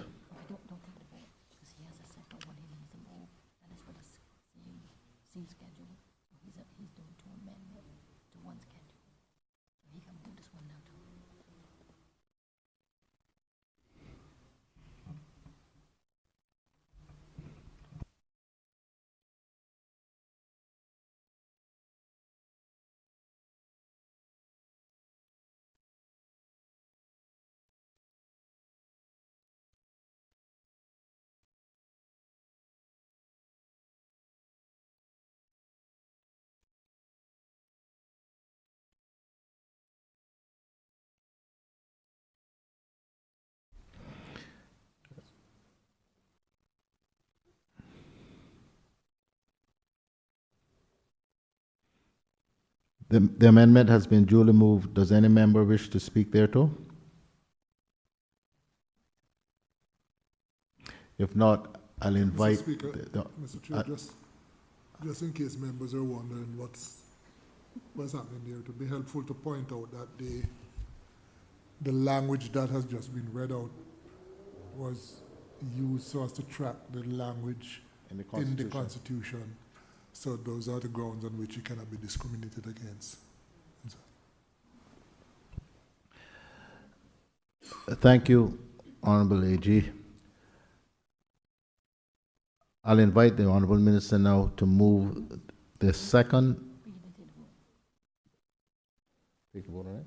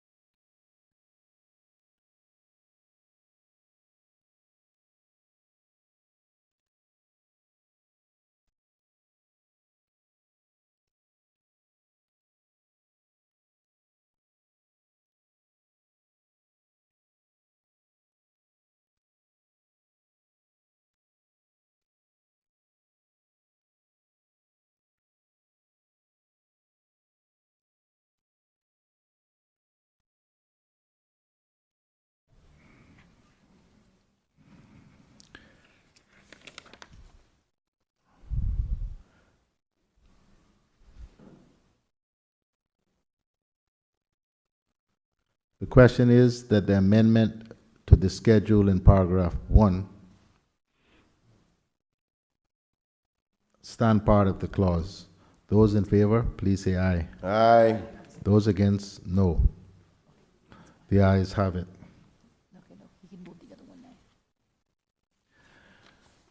I'll now invite the Honorable Minister to move the second amendment, the amendment to paragraph 6 of the schedule, which is contained in the first notice of committee stage amendment. Thank you, Mr. Chair. In accordance with the provisions of Standing Order 52.1 and 2, I, the Honorable Isaac D. Rankin, Minister of Youth, Sports and Heritage, give notice to move the following further amendment of the Anti-Sexual Harassment Bill 2025, that the bill be amended in the schedule as follows. In paragraph 6, by deleting subparagraph 1 and substituting the following subparagraph 1. All inquiries, complaints, and investigations are treated with confidentiality, while the identity of the complainant is usually revealed to the accused and witnesses.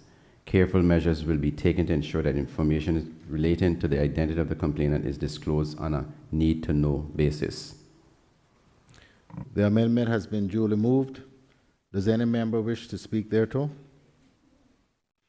If no member wishes to speak, the question is that the amendment stand part of the clause, stand part of the schedule. All those in favor, please say aye. Aye. Those against, no. The ayes have it. The amendment stands part of the schedule. Does anyone wish to speak on the schedule as amended? Please, no. If not, I will put the question. The question is that the schedule as amended stands part of the bill. All those in favor, please say aye. Aye. Those against, no. The ayes have it. The schedule as amended stands part of the bill.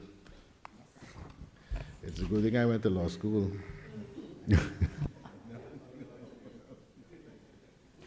A bill for an act to provide for the prevention of sexual harassment and for incidental and connected purposes.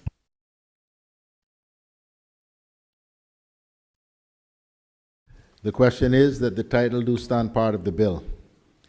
All those in favor, please say aye. Aye. Those against, no. The ayes have it. The title stands part of the bill.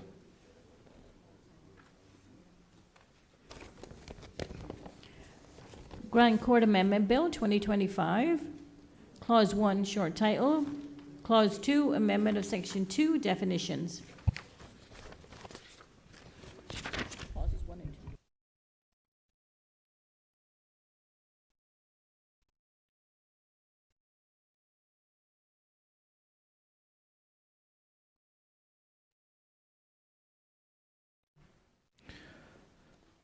Are there any questions on clauses 1 and 2? If not, I will put the question. The question is that clauses 1 and 2 do stand part of the bill. All those in favor, please say aye. Aye. Those against, no. The ayes have it. Clause 1 and 2 stand part of the bill. Clause 3, amendment of Section 19, Rules Committee and Rules of Court. I have received notice of the amendment to the bill and have given the Honorable Attorney General leave to bring the amendment. Thank you, Mr. Chair. Mr. Chair, in accordance with the provision of Standing Order 52.1 and 2, I, Honorable Samuel Bulgin, Attorney General, ex officio member, give notice to move the following amendments to the Grand Court Amendment Bill 2025. That the bill be amended by repealing Clause 3 and substituting the following clause. 3. The Principal Act is amended in Section 19 as follows. A, by repealing subsection 1 and substituting the following subsection 1, there shall be a Rules Committee which shall consist of A, the Chief Justice, who shall be the chairperson, B, the Attorney General, and C, not less than 2 nor more than 5 persons who are 1, entitled to practice as legal practitioners before the court, and 2, appointed by the Chief Justice after consultation with the Cayman Islands Legal Practitioners Association. And B, by repealing subsection 2 and substituting the following subsection. At a meeting of the Rules Committee, a quorum shall comprise a majority of the members present, which majority shall include the Chief Justice. The amendment has been duly moved. Does any member wish to speak thereto? If no member wishes to speak, the question is that the amendment stands part of the clause. All those in favor, please say aye. Aye. Those against, no. The ayes have it. The amendment stands part of the clause. Does anyone wish to speak on the clause as amended? If not, I will put the question. The question is that clause 3 as amended stands part of the bill. All those in favor, please say aye. Aye. Those against, no. The ayes have it. Clause 3 as amended stands part of the bill. Clause 4, repeal and substitution of Section 21, sessions of the court. Are there any questions on Clause 4? If not, I will put the question. The question is that Clause 4 does stand part of the bill. All those in favor, please say aye. Aye. Those against, no. The ayes have it. Clause 4 stands part of the bill. A bill for an act to amend the Grand Court Act 2015 revision to increase the number of members of the Rules Committee of the court, to change the frequency of sessions of the court, and for incidental and connected purposes. The question is that the title do stand part of the bill. All those in favor, please say aye. Aye. Those against, no. The ayes have it. The title stands part of the bill.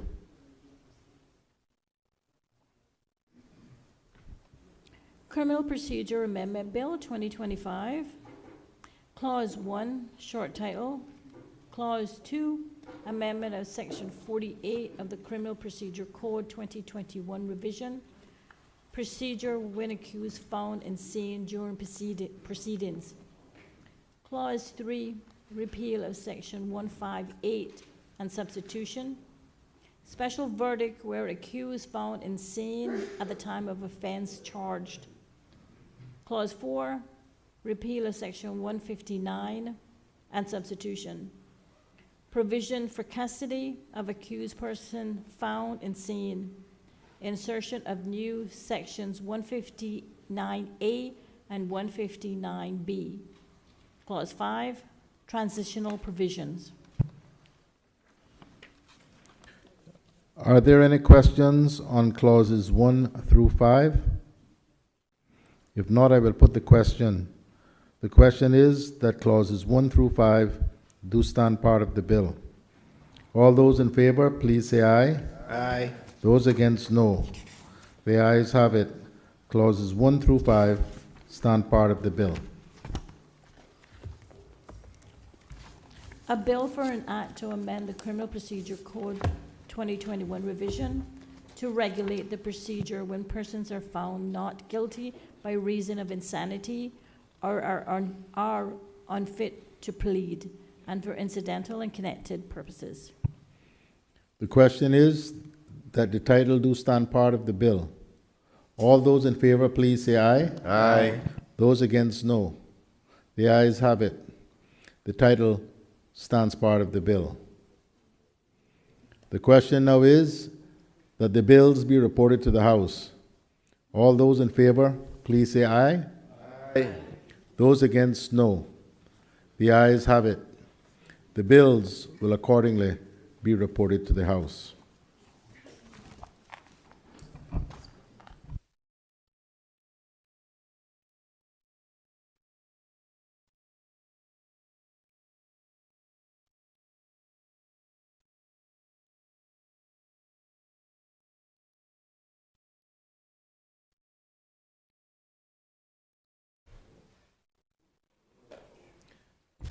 The House will now resume.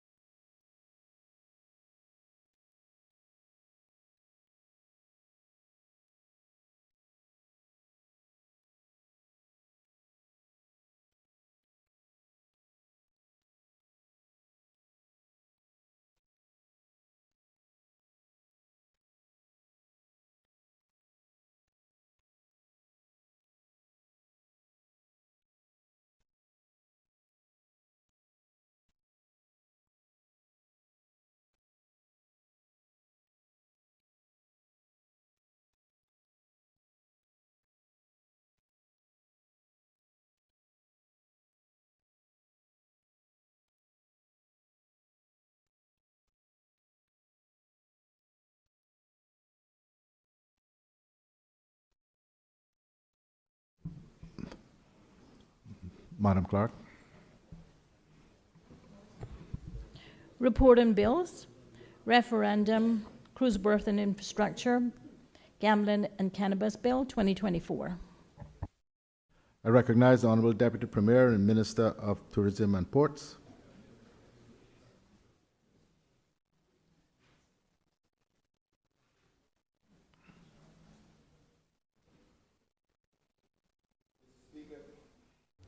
Mr. Speaker, I beg to move that the bill shortly entitled the Referendum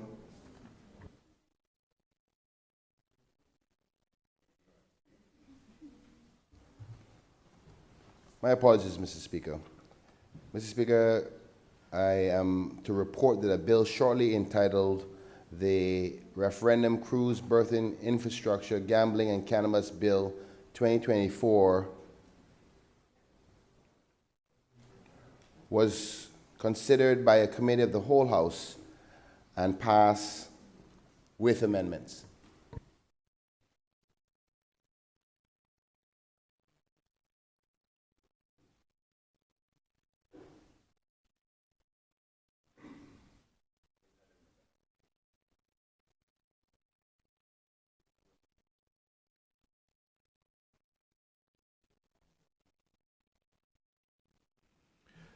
The bill has been reported to the House and is set down for a third reading. Customs and Border Control Amendment Bill 2024. I recognize the Honorable Minister of Border Control. Thank you, Mr. Speaker. I report that a bill shortly entitled Customs and Border Control Amendment Bill 2024 was passed without amendments. The bill has been reported to the House and is set down for a third reading. Beneficial Ownership Transparency Amendment Bill 2024. I recognize the Honorable Premier. Thank you, Mr. Speaker. Mr. Speaker, I'm to report that a bill shortly entitled the Beneficial Ownership Transparency Amendment Bill 2024 was considered by the Committee of the Whole House and passed without amendments. The bill has been reported to the House and is set down for a third reading. Anti-Sexual Harassment Bill 2025. I recognize the Honorable Minister of Heritage and Sports. I can't remember. Mr. Speaker, I am to report that a bill shortly entitled Anti-Sexual Harassment Bill 2025 was considered by Committee of the Whole House and passed with amendments. The bill has been reported to the House and is set down for third reading. Grand Court Amendment Bill 2025. I recognize the Honorable Attorney General. I thank you, Mr. Speaker. Mr. Speaker, I beg to report that the bill, the short title of which was the Grand Court Amendment Bill 2025, was considered by a committee of the whole House and passed with amendments. The bill has been duly reported to the House and is set down for a third reading. Criminal Procedure Amendment Bill 2025. I recognize the Honorable Attorney General. Thank you, Mr. Speaker. Mr. Speaker, I beg to report that a bill, the short title of which is the Criminal Procedure Code Amendment Bill 2025, was considered by a committee of the whole House and passed without amendment. Honorable Attorney General, it is so unusual for me to correct you, but it's not Criminal Procedure Code. It's just Criminal Procedure. It's, I think, important we get the title right. Thank you, Mr. Speaker. I appreciate it. So, beg to report that a bill entitled, the short title of which is the Criminal Procedure Amendment Bill 2025, was considered by a committee of the whole House and passed without amendment. Appreciate it, sir. Thank you. The bill has been duly reported to the House and is set down for a third reading.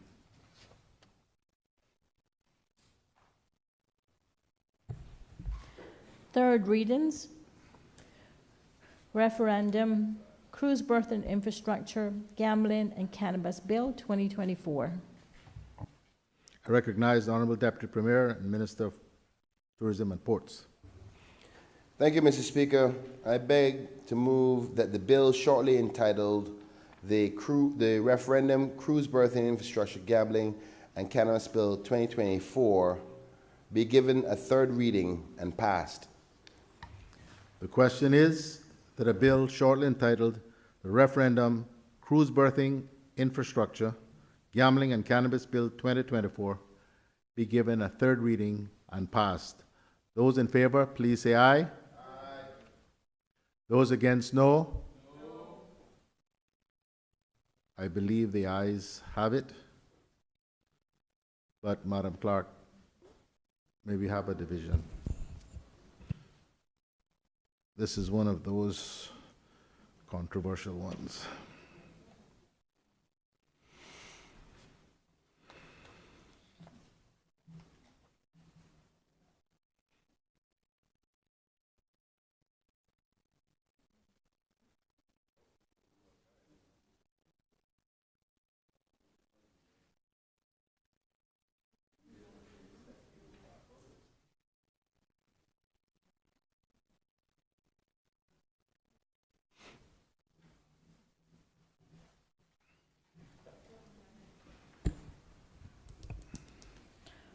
Honorable Juliana O'Connor-Connolly. It's a voice vote, so we need to hear it over the mic. I'm checking, I don't think you can have that. Aye. Honorable Kenneth Bryan. Aye. 3 times. Honorable Johanny Ebanks. Aye. Honorable Isaac Rankin. Aye. Honorable Dwayne Seymour. Aye. Mr. Barney Bush. Honorable Aye. Honorable McKeever Bush. Absent. Honorable Joseph Hugh. Aye. Ms. Barbara Connolly. Aye. Mr. Andre Ebanks. No. Honorable Catherine Ebanks Wilkes. No. Mrs. Sabrina Turner. No. Honorable Heather Bodden. No. Honorable Wayne Panton. Absent. Mr. Moses Colonel. Aye. Mr. Roy McTaggart. Aye. Mr. David White. Absent. Mr. Christopher Saunders. Yes.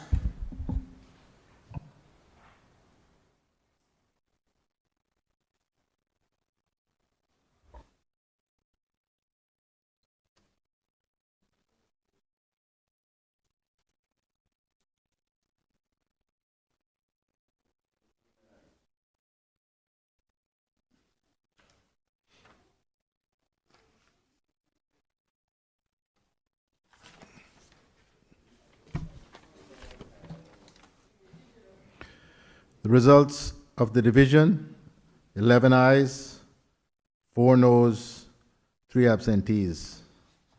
The referendum, Cruise Berthing Infrastructure, Gambling and Cannabis Bill 2024 is passed.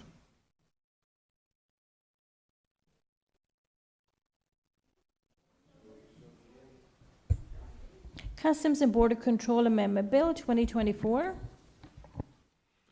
I recognize the Honourable Minister of Border Control, Labour, Culture, Sustainability and Climate Resiliency and Wellness. Mr. Speaker, I beg to move that the Customs and Border Control Amendment Bill 2024 be given a 3rd reading and passed. The question is that a bill shortly entitled Customs and Border Control Amendment Bill 2024 be given a 3rd reading and passed. Those in favor, please say aye. Aye. Those against, no. I believe the ayes have it. The Customs and Border Control Amendment Bill 2024 is passed.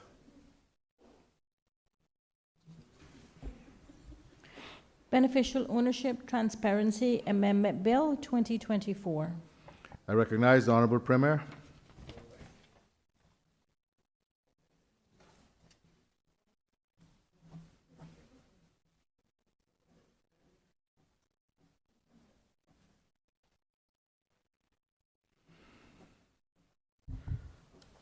Thank you, Mr. Speaker. The hour gets late. Mr. Speaker, I beg to ask for the move for the 3rd reading of the Beneficial Ownership Transparency Amendment Bill 2024. Sorry, I'm not seeing it.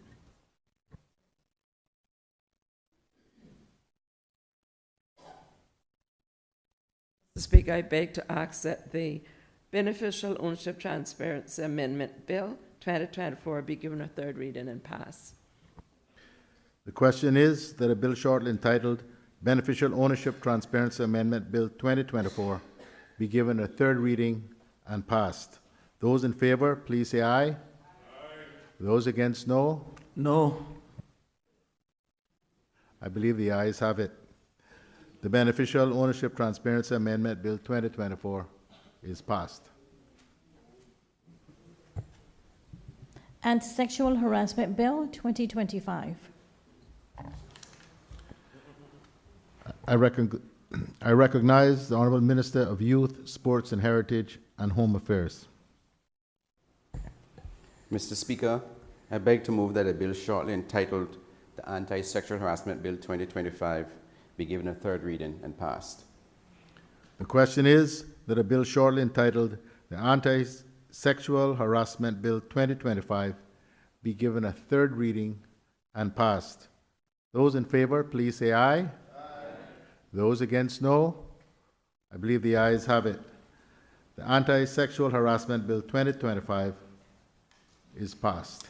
Division, Mr. Speaker. I didn't hear any demurrer, but Madam Clerk, may we have a division?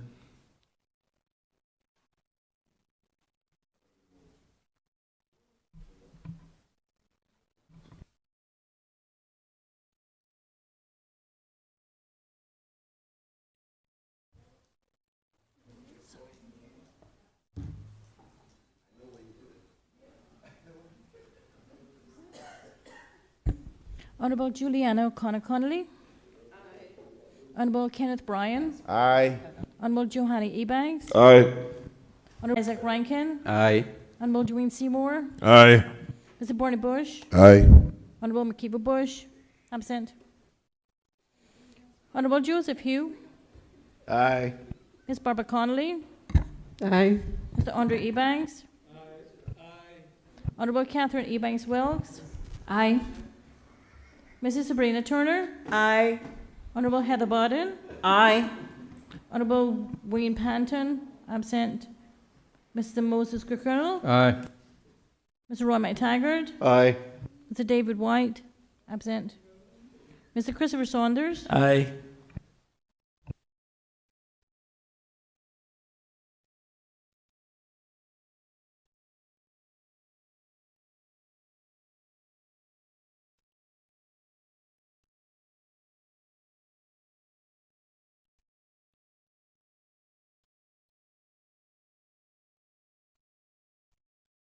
The results of the division, 15 ayes, no noes, 3 absentees.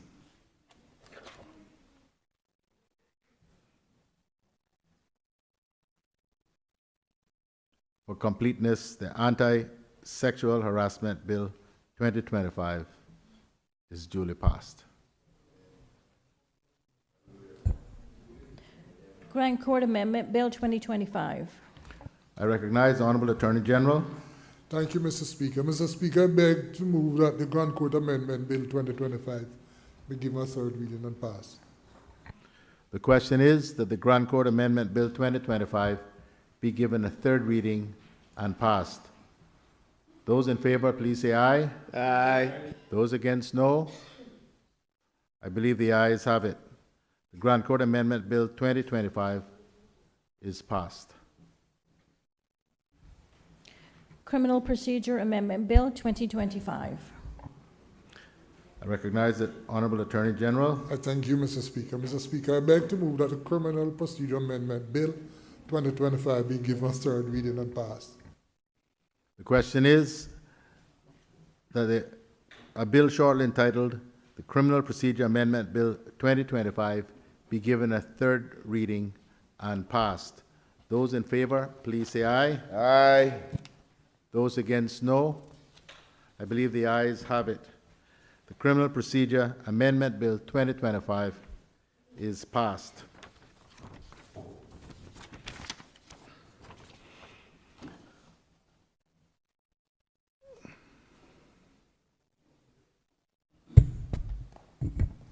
Motions. Government Motion Number 6 of 2024-2025. Public consultation on the proposed amendments to the Immigration Transition Act 2022 revision set out in the Immigration Transition Discussion White Paper to be moved by the Honourable Minister of Border Control, Labour and Culture. I have received notice from the Honourable Minister that he wishes to withdraw this motion. I invite him to now do so. Thank you, Mr. Speaker, and we see the hour of the night. Mr. Speaker, upon further consideration, I withdraw the motion for the discussion of the White Paper of Immigration. I've spoken on this sufficiently and provided all the information necessary for the public and members to consider what is being proposed. I believe it's a bit redundant to do so again today.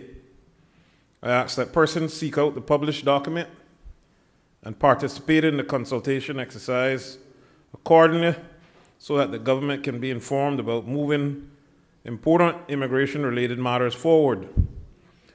Mr. Speaker, I believe there is useful information in the document on work permit reform, specialist caregivers, job adverts, status and permanent residency, and slowing down of them, marriage, efforts to clarify native Caymanian, increasing penalties for job hopping. Mr. Speaker, I thank you. The question is that government motion number 6 of 2024-2025 be withdrawn. Those in favor, please say aye. Aye. Those against, no. I believe the ayes have it. Government motion number 6 of 2024-2025 is withdrawn. Mr. Speaker, if I can just, albeit it was withdrawn, I want to thank the members of staff, ministry, policy officer, senior policy officer, Mr. Roland DeCosta, and acting chief officer, Ms. Danielle Roberts, and director, Mr. Jeremy Scott, for all their hard work. Thank you.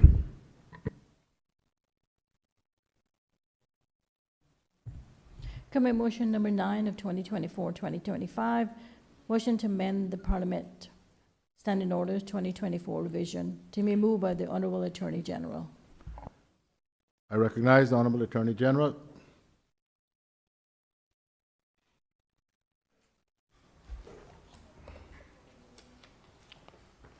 I thank you, Mr. Speaker. Mr. Speaker, I beg to move government motion number 9 of 2024-25, motion to amend Parliament Standing Orders 2024 revision.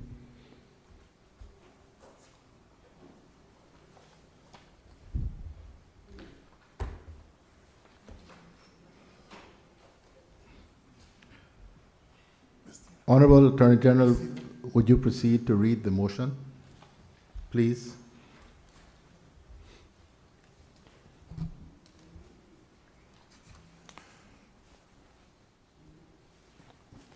I have it written here. Mr. Speaker, thank you, Mr. Speaker. Mr. Speaker, the motion is, whereas Section 71(1) of the Cayman Islands Constitution, Order 2009, as amended, provides that, subject to this Constitution, the Parliament may from time to time make, amend, and revoke standing orders for the regulation and orderly conduct of its own proceedings and the dispatch of business, and for the passing, intitulating, and numbering of bills, and for their presentation to the Governor for assent. And whereas the parliamentary standing orders have never been reviewed and amended in their entirety since they came into effect in September of 1976. And whereas a standing orders working group was convened by the Honorable Speaker on the 26th of January 2022 to consider and propose amendments to the Parliament Standing Orders 2024 revision. And whereas the Standing Order Working Group was comprised of the Honorable Sir Alden McLaughlin, Honorable Speaker / Chairman, Honorable McKeever Bush, Member of Parliament, past Chairman, Honorable Catherine Evans Wilkes, Member of Parliament, past Chairman, Honorable Samuel Bulgin, Attorney General, Ms. Zena Merrin Chin, Clerk of Parliament, Ms. Cheryl Neblett, First Legislative Counsel, Mr. Garfield Ellison, Chief Parliamentary Advisor, Ms. Twyla Escalante, Deputy Clerk, Ms. Nordra Walcott, Assistant Clerk. And whereas this Standing Order Working Group met a total of 27 times and has produced draft revised Parliament Standing Orders, and whereas the Standing Orders Committee, being a committee of the whole House, met on Monday, 3rd February 2025 to consider the Standing Order Working Group Draft Parliament Standing Orders 2025. And whereas, following deliberations and amendments to the Standing Order Working Group Draft Standing Orders, the Standing Orders Committee agreed that the attached draft Parliamentary Standing Orders 2025 be reported to the House in accordance with the provision of Standing Order 87. Be it now resolved that this Honourable House adopts the draft Parliament Standing Orders 2025 as the Standing Orders of the Parliament to come into force on the 28th of February 2025. The motion has been duly moved. Does the Honourable Attorney General wish to speak thereto? Yes, Mr. Speaker, I wish to do so, and I plan to do so briefly.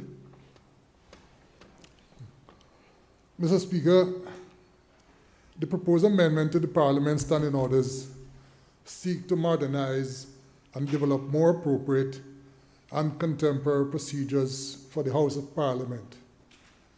The timing, Mr. Speaker, of these amendments is most fitting in light of the fact that this Parliament is now autonomous since 2020.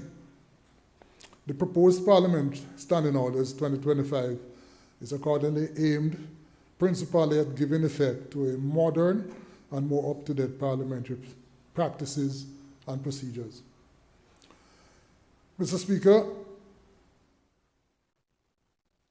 consideration has been given, among other things, to Section 71 of the Constitution and the Cayman Islands relating to Standing Orders Committee in embarking on this initiative. The original Standing Orders, Mr. Speaker, came into being on or about 1976 and has only had mostly minor amendments along the way since then. Mr. Speaker, in order to put this in some sort of historical perspective, we have initiated this process to amend the Standing Orders dating back some 15 years or so. Past and some present members of this House have visited various jurisdictions, Mr. Speaker, in an attempt to observe, adopt, and model what would be fit for purpose for our Parliament with appropriate modifications where necessary. We believe, sir, that these proposed changes, whilst of course not perfect, represent a significant step in the right direction. Mr. Speaker, the Standing Orders Working Group was established to research standing orders and tasked with drafting appropriate amendments for the Parliament. And as you heard earlier on, it was comprised of yourself, the Attorney General, and myself, the Honourable Makiva Bush, Honourable Catherine Wilkes, Catherine Ebanks Wilkes, the Clerk of Parliament, Ms. Zena Marion Chin, the Deputy Clerk, Ms. Twyla Escalante, Assistant Clerk, Ms. Norda Walcott, Ms. Tasha Porter, First Legislative Counsel, Ms. Cheryl Neblett, Chief Parliamentary Advisor, Mr. Garfield Ellison. Mr. Speaker, to arrive at this juncture, the steering group had a total of some 27 meetings starting in January 2023.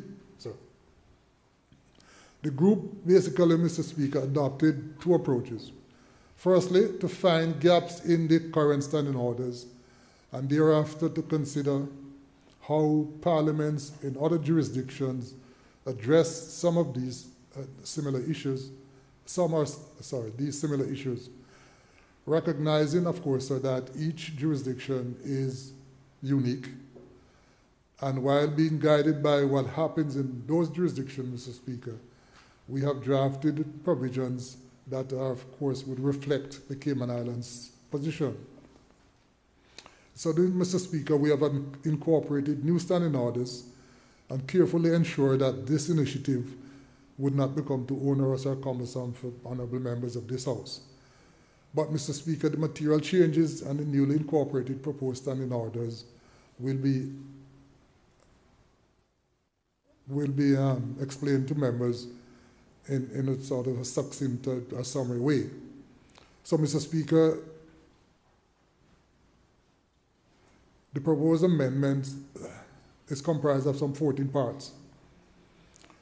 Part 1, Mr. Speaker, contains orders 1 to 3 and deals with things such as citation, application of standing orders, as well as definitions.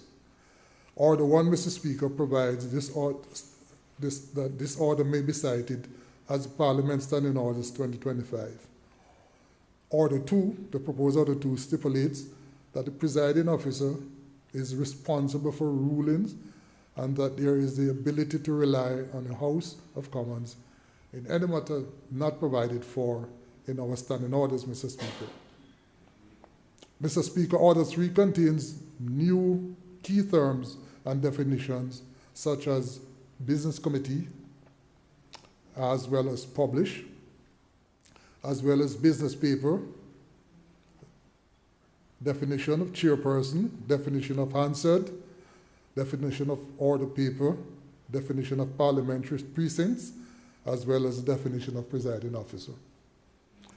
Mr. Speaker, Part 2 of the proposed standing orders contains orders 4 to 10 and deals with matters such as members of the House, oath and affirmation, permission to be absent, as well as the use of English language during proceedings and debate.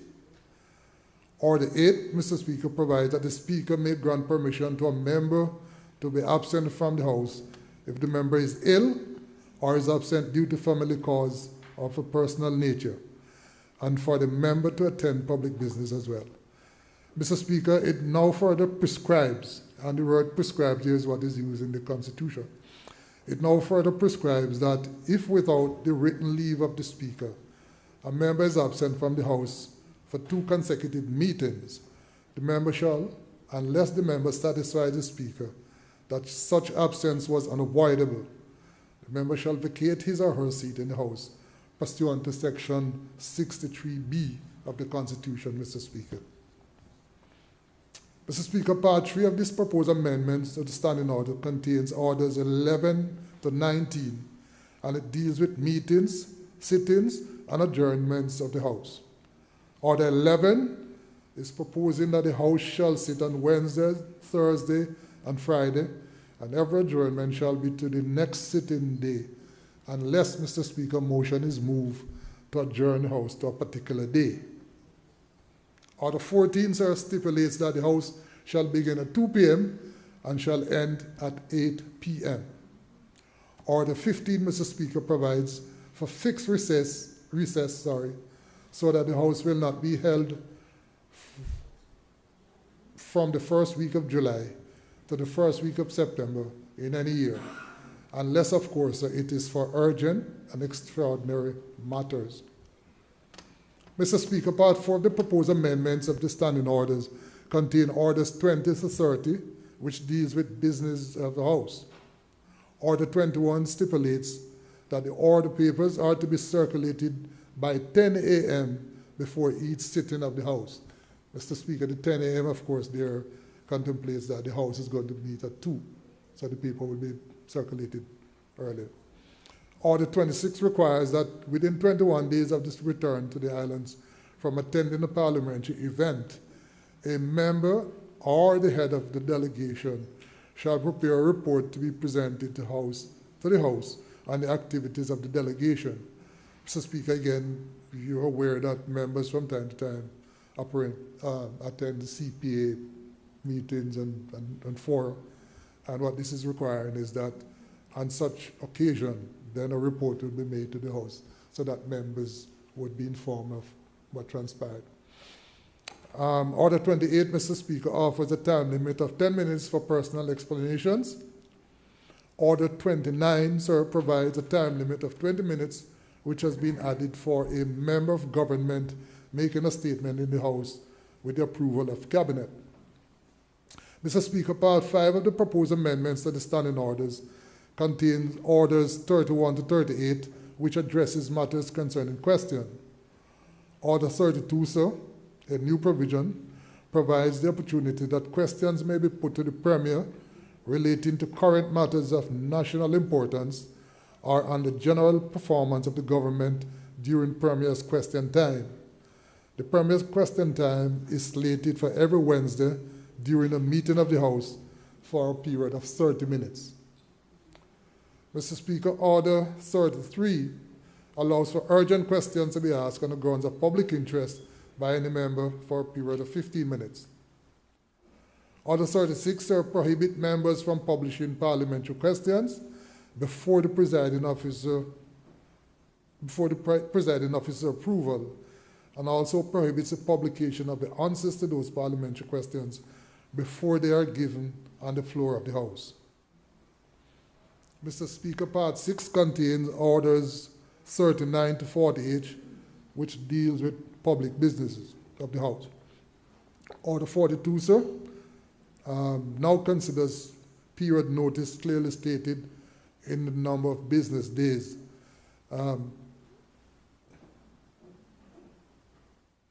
Mr. Speaker, this really sort of clarifies some of the confusion surrounding computation of time and what is business days, working days, weekends, and so on.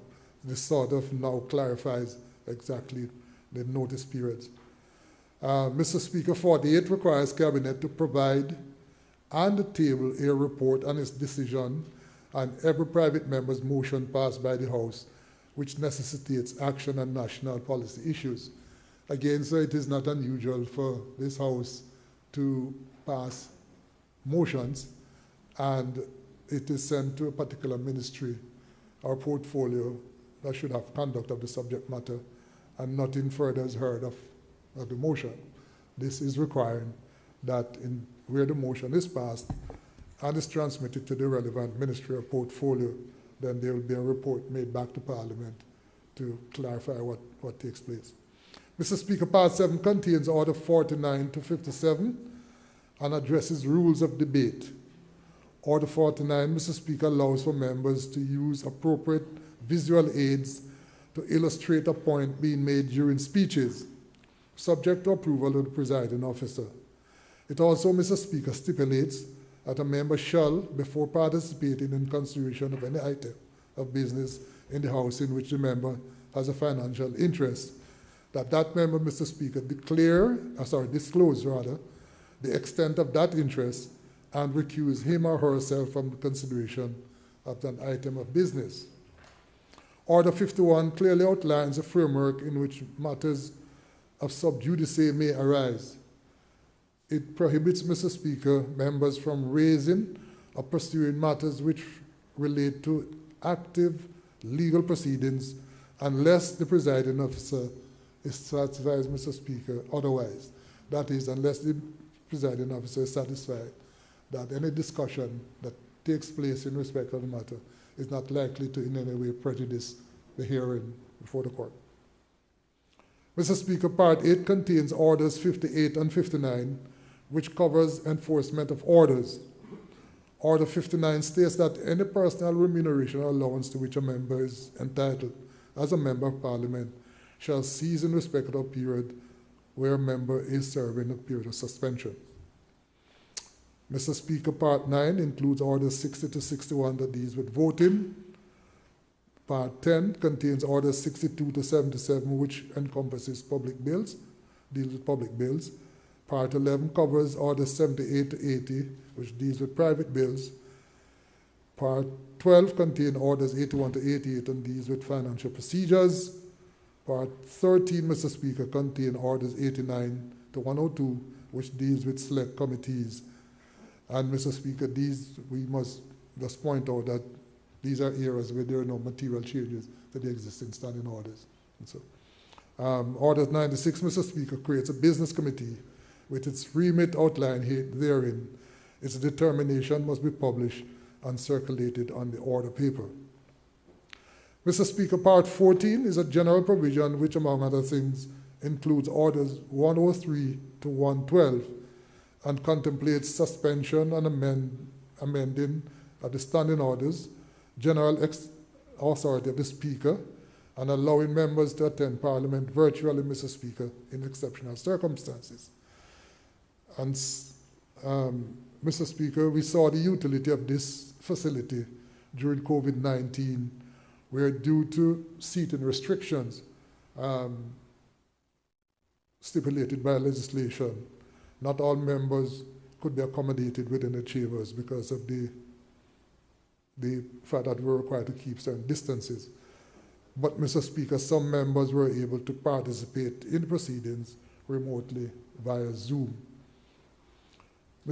Finally, Mr. Speaker, there are justified reasons and procedural imperatives for the Cayman Islands Parliament to enact these comprehensive and fit-for-purpose standing orders. Mr. Speaker, transition into these modernized standing orders will not be such a sea change for our members of Parliament, as some of them are already aware and involved in most of these parliamentary procedures and practices. Accordingly, Mr. Speaker, in some instances, this is a mere codification of the existing arrangement. Mr. Speaker, it is hoped that these proposed amendments to the standing orders will offer desired and intended ease with effective and efficient operation of our Parliament proceedings. I clearly wish, Mr. Speaker, to commend the proposed amendments to the standing orders to this Honourable House and to thank the Standing Orders Working Group for their steadfastness, their commitment, and their professionalism. Mr. Speaker, it is now proposed that it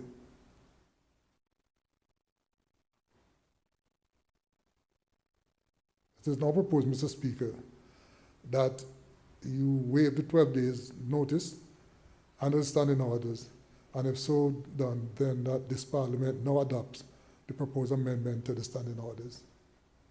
I thank you, Mr. Speaker. Thank you, Honorable Attorney General. I waived the notice requirement some days back and was noted on the motion. Does any other member wish to speak?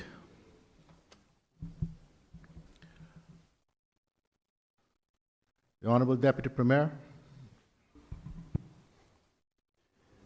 Thank you, Mr. Speaker. Mr. Speaker, beg your indulgence.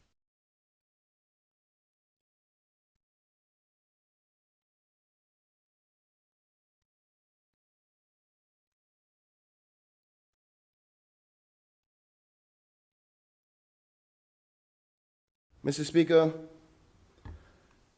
I rise to just give some contributions because I think it's important that it's noted for history because, like we say, the wish for perfection is the death of good.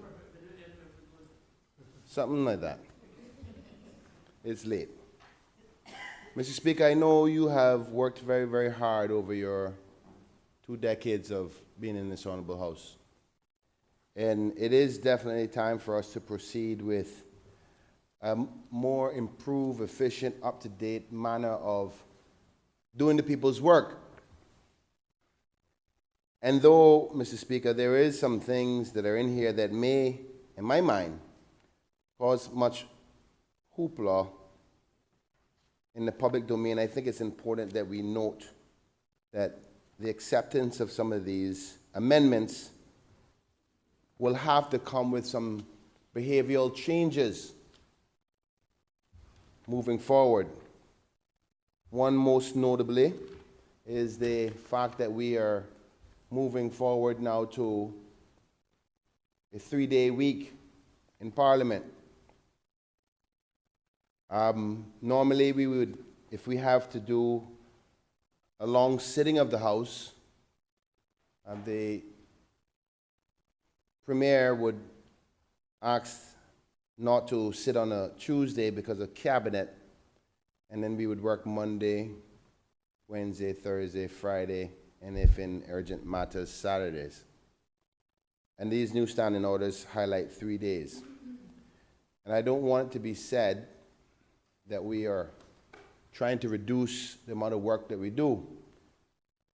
I think it's important that these standing orders has to go along with extra behavior of more time in this House doing the necessary things for the people that we work for. Mr. Speaker, it also is important to recognize that the hours will be amended rather than starting normally at 10 a.m. We'll be starting at 2 and going into the very wee hours. Now, there's some benefits to that, Mr. Speaker, particularly from the perspective of the government and the opposition in preparation for the day's work can get their documents, their administrative matters prepared, have lunch and be ready fresh at 2 o'clock to deal with matters and go into the hours of 8 and beyond. And then our listening public, our most valid customers and people that we work for may have an opportunity to watch the proceedings in the evening. But I must say that it may have a hamper on our gallery. Many people come to the gallery to watch live in action, though other jurisdictions do not normally have that because their parliaments are so large. If we start doing work in the evening most times, it could be a good, could be a bad in respect to our attendance in the gallery. Mr. Speaker, some of the other changes in these standing orders, which is the House of Parliament's Bible. So those newcomers who are trying to get inside here, I know, and I got an uphill battle to do it. This is the Bible. I remember the Honorable Arden McLean saying to me, make sure you read it. And this will be the new Bible. Mr. Speaker, I think it's also important, though the civil service arm is not here to hear this, the acting deputy governor, but it's important that it goes in the hands of this honorable House because we are introducing some new elements that will need the necessary support staff, particularly to the Honorable Premier and ministers, when we talk about stuff like we're trying to duplicate that happens in the UK. I know some members are going to be excited, those who love the political arena and being able to monitor what's happening in its parliament. Forgive me, Mr. Speaker, I just want to find the section that says Minister and Premier question time. So in the Section 32, thank you, Madam Premier. Section 32, yes, thank you, Mr. Chair, Mr. Speaker. The proposed standing orders that we are about to approve proposes that question time for the Premier will be on Wednesdays during a meeting of the House. There shall be a Premier's question time at a time designated on the order paper. During the Premier's question time, questions may be put with or without notice to the Premier relating current matters of national importance. Honorable Deputy Premier, I think you are reading from the presentation we did on Monday, but the standing orders have been, in light of what was issues that were raised about the need for notice, the standing orders, which draft which we circulated, I think it was yesterday or the day before. Yes, it went to all members electronically. It contained a provision for notice because of the concerns that we took on board, the concerns that were raised in there, and I hope we've managed to address all of them. So it was sent to all members, I checked, along with the motion by email. Thank you, Mr. Speaker, and I trust that you're a man of great detail, so I will not question you. I was not even trying to get into the details of the question time, but more so the fact that there is going to be a question time. And with the without notice thing, I'm glad that that has been amended because it would be truly unfair in this profession of politics that you would put a leader of the country in a situation such as without notice about what you're going to be talking about. because that would just be a recipe for disaster. So I'm happy to hear that that would be amended. But Mr. Speaker, while having discussions about the new Bible of Parliament, we do recognize that there will be more support staff necessary to assist from particularly through the Parliament and the executive within the government building. And some of those staff may have to be contracted staff because they do get very political in nature. And the other part that I would also highlight, Mr. Speaker, that I think it would be prudent if the AG hasn't said so already, that these standing orders don't come into effect. Well, they can't come into effect until after the election anyway, because... Honorable DP, the 28th of February. So for them to be made by this House, they have to come in before the House is dissolved. So it wouldn't have any impact on us here, who are currently here, but they will take effect before the next group of parliamentarians come in. Thank you, Mr. Speaker, for that clarity. I was just recognizing that as I recognize that this would be the last sitting of the House, at least for this group. But as I assess, there's going to be about 80% of us back.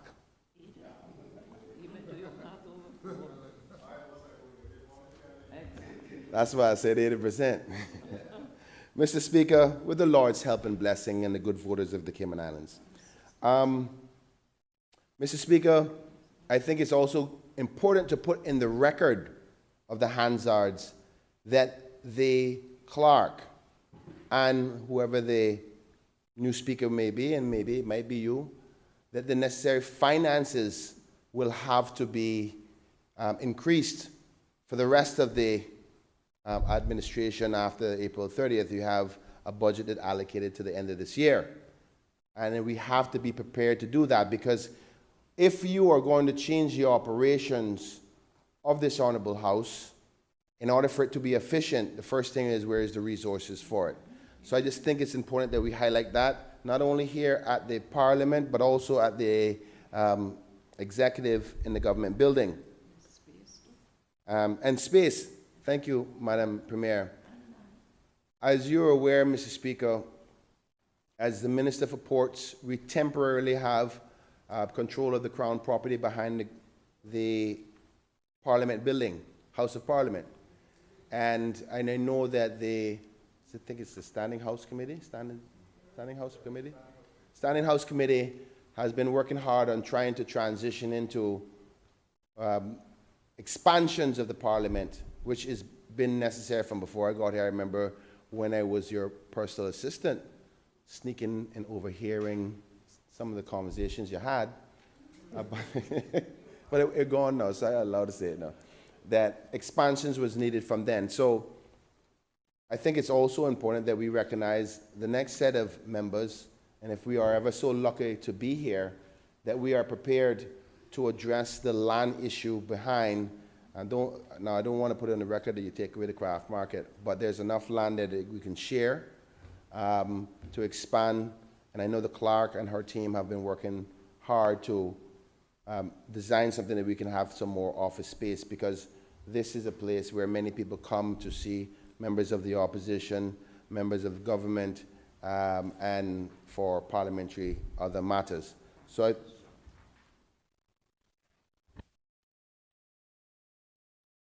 yes, thank you, Madam Premier. The other part that was important is any good parliament will have an appropriately staffed as in the things that go into it, library, with the appropriate legal and conventional books for parliamentary proceedings, and the resources to have it available, particularly because I remember when I was first here, it was not the easiest thing in the world to get access to much of the knowledge of conventions within Parliament. I was so happy that I was able to be trained on parliamentary trips, but having availability to training courses and so forth here on campus would be great for newcomers, because we're not always going to be here. There's going to be somebody else and come and try to, somebody else who's going to come and rightfully take the next space. And research staff as well. Thank you, Mr. Speaker. Mr. Speaker, I'll move on from the expansion of the Parliament itself to another area that I was very pleased that you were successful in getting into the standing orders, which is a mandatory process for persons who go away on the public's purse, I dare say, to get knowledge on conferences and so forth, and they'd be forced. Let me just say, because I think it's important the listening audience understands. We have something called the Commonwealth Parliamentary Association. Thank you. It is a long day. The Commonwealth Parliamentary Association, where every member, the CPA, where every member is allowed to expand their knowledge on democracy. We work together with other jurisdictions, you training, you updates, and even stuff like updating our Bible of Parliament. Now, those trainings help us. And in this standing orders now, it mandates that it's not just a trip for jolly old England or wherever it goes. You don't keep that knowledge for yourself. You have to do a physical report and bring that report to Parliament, because we can't send everybody. And in the CPA practice, we will select a member from opposition, a member from government, and depending on the conference that we are studying with and expanding our knowledge, or whether it should be a woman or a man or a minister or a member of opposition or somebody who's in the Public Accounts Committee. But when they go off, they get all the knowledge, and we don't always commit to coming back and sharing it with everybody else. This new standing orders will mandate that, so we can get more money, more value for money for those trips. So I'm happy that you have accomplished that, Mr. Speaker. There's another provision that the AG was going to highlight me on. If I gave you indulgence, Mr. Speaker, just for 2 seconds.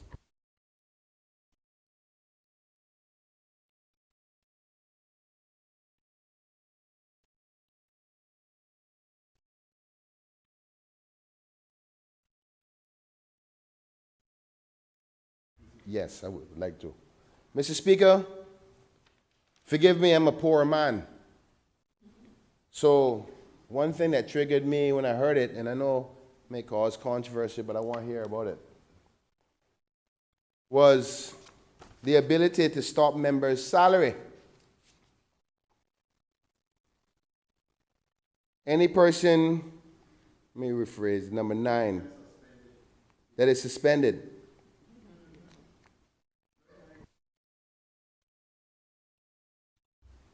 Well, you know that Jay gonna misbehave, so. Mr. Speaker, I don't think it's good that we go over why you were suspended. I remember, and that one was an interesting one. Yeah. Any personal remuneration or allowance to which a member is entitled as a member ceases in respect of the period of his or her suspension. I don't know if that's convention, but I think it would be pleasing to those in the public to know that this should be the first provision that we can hold members of this honorable House accountable. Now, I have no intentions of misbehaving. Those days are behind me, sir. So you won't be able to take my money.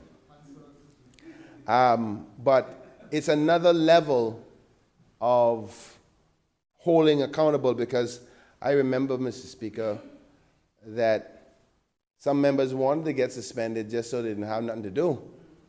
Now, I don't think so many people would want to get suspended. So those are just some points, Mr. Speaker, that I think I found interesting, because I think you see that I'm very interested in the Bible and standing orders of this honorable House, because I plan to come back, Mr. Speaker.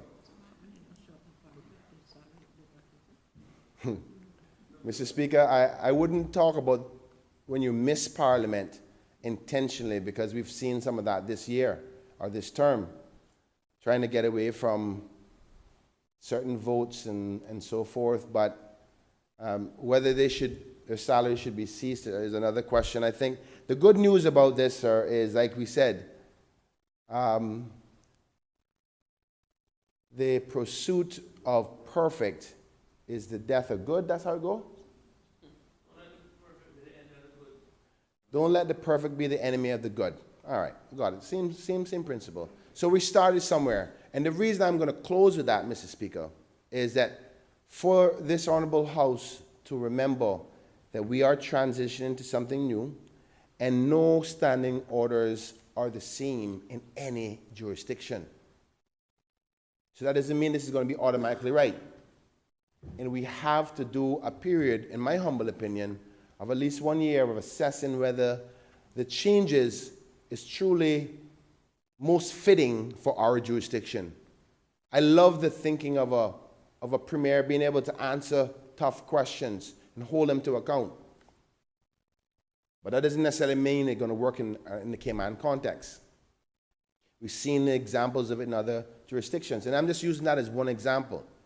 So we got to be minded to be ready to make any amendments if it don't go out the best way that we see it. And I can give you a primary example of a law like that that didn't work too well, and boy, now we're fighting so hard to get it changed back. I think we all know which bill that is, that we all thought was going to be amazing. Now allowed to say it in here. So, anyway, with that being said, I just want to say, Mr. Speaker, congratulations. Because on your long list of accomplishments, I think this is another one that you can add to it, that if indeed you just may go off and do some farming and never come back to this crazy house, that you can say, at least I left it with an updated guiding document to make the House of Democracy be ruled appropriately. So another notch on your belt, and congratulations. I'm happy to say that I'm here to be able to assist in that process of modernizing it for whoever the next 19 honorable members of this House may be. Thank you, Mr. Speaker. Thank you, DP.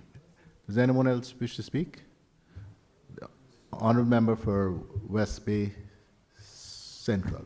Thank you, Mr. Speaker. I will be very brief.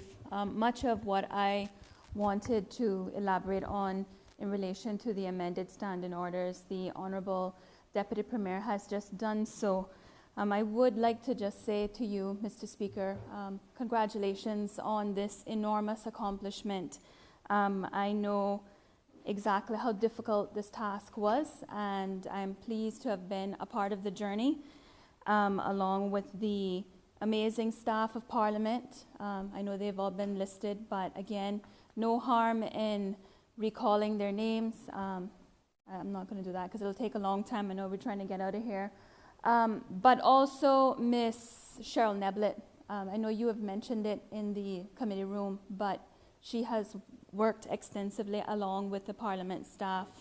And Mr. Speaker, just wanted to say two things quickly. I know the Deputy Premier touched on it about the set recess, as we've seen from visiting other parliaments, how important it is for the upgrade of the precincts, but also what it does for the Parliament staff, members of Parliament, and also civil servants who can now properly plan their lives knowing that there is a set recess. And lastly, you touched on budget, and I just wanted to say, and also put it down here on record, that in order for us to continue to modernize our Parliament as Parliament evolves, any government needs to not only budget for a continued operation, but be very generous in what they allocate for Parliament.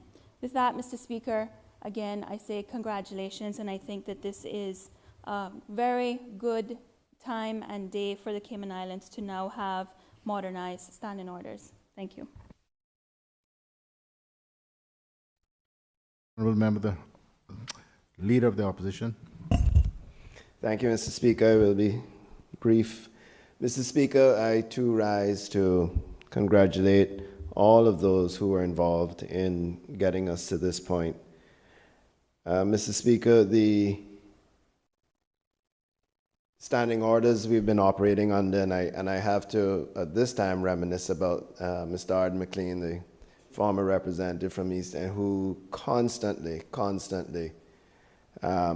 begged that these standing orders and advocated for the updating of the standing orders, which are some 49 years old, Mr. Speaker. And Mr. Speaker, to say thank you to your good self for picking up the mantle. I know there were other chairpersons, and we thank them also for the efforts before then and ensuring that these standing orders were able to get here this evening before the end of the term, if you call it that. Mr. Speaker, you know, I want to just take a moment to say personally, and I don't know how I even ended up here, but in 2013, Mr. Speaker, I became elected with the last group of multi-member constituents under your leadership, sir.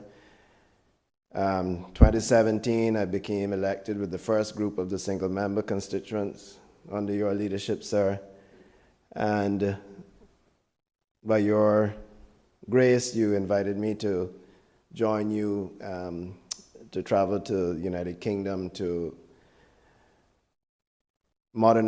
seek to modernize our Constitution.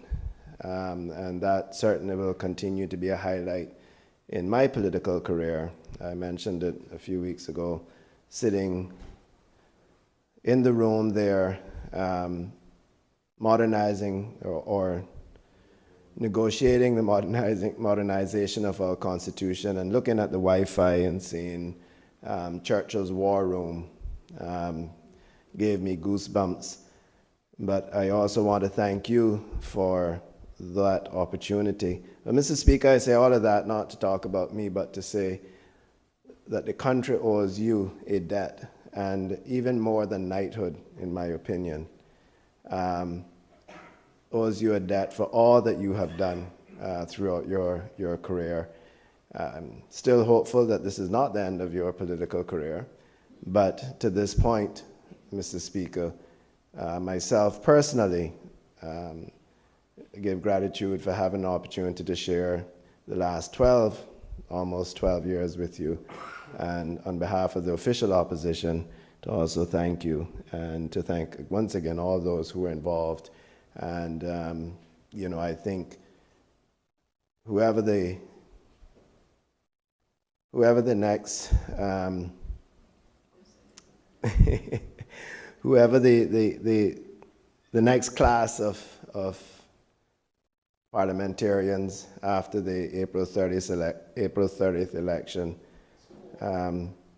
I hope that they will understand and appreciate that the hard work and the determination and dedication that was put into giving them a modern parliament with a modern set of standing orders. Thank you, Mr. Speaker.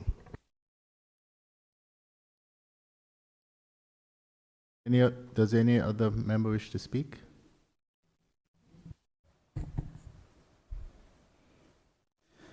Evening, Mr. Speaker. Just to rise very briefly to say that it is exquisite work to modernize the standing orders. The way in which it's been compiled over many months. I know it started off with my colleague, the member for West Bay Central, as the past chair, and to see its sustained effort, I can certainly understand why you would not have wanted it to pass through. Just for completeness, because I believe in giving everybody credit who deserves it. It was actually started by Honorable MP McKeever Bush, who, although we only had one meeting, but he no, what I mean, I don't mean that in any derogatory way, but he passed the burden or the baton to the Honorable Attorney General and Ms. Cheryl Neblett, and they started work. And then MP Wilkes was able to pick it up, and then I picked it up. So This is truly a collaborative effort. It's good to have that chronology. And to see it evolve. And like for all those reasons, even more, that supports the reason why it's good to have pressed to get it over the line now and not let it wait, because then you don't know what would have happened. I like the 2 to 8. I have not seen us start right bang on 10. So I think hopefully it will bode well that we will start right at 2 and not at 5. But so that should be the hope. So that should remove the reason for the lateness. So it'll be interesting to see how that pans out. That will be good. While we're having lighter moments, our historic business committee meeting, last one. Business committee, I triple checked before making my press statements, and the leader of the opposition made similar statements, because business committee, and I just double checked before I rose again with a word search is spared once in the existing Bible, and it's under, I think, 14. That's it. There's no other mention of business committee in the standing orders whatsoever. No definition whatsoever. So I checked. Well, we've all of us, I'll give credit to all of this parliament. I think everybody's read the standing orders backwards and forwards. I could see it in all of our practices. But certain before I made that statement, there's no reference to business committee except for once. So it's good to see a very clear definitions. It's good to not be right, but to get it right. And now that it's right, and I think it's bolted on clearly in the standing orders how it should have transpired going forward. So with that, Mr. Speaker, for us to have a modernized Parliament Bible, to use your words, I think the next group, we should actually try to modernize the facility itself of Parliament. I'm not sure Westminster is the best example. They've been trying to fix their Parliament for a very long time. But it would be good to have research, offices, modernize the Parliament. And some parliaments, the legislative drafter is on the spot in Parliament. Now seeing things from this side for the opposition, when you're doing your committee stage amendments and you don't have access, it would be really good to have legislative counsel on staff. So I think that's the next iteration, but certainly this is a good note to end this final meeting of this term, to leave and have it come in on the 28th of February and be ready for the next cohort. So congratulations to the entire chronology, and congratulations to you, Mr. Speaker. It's very, very well done. Does any other member wish to speak? Does any other member wish to speak? The honourable member from Bordentown West. Mr. Speaker, thank you very much. As I mentioned to you in an earlier debate, I think you have clearly left your fingerprints on the development of democracy. I want you to cry. I want to see you cry. Yeah.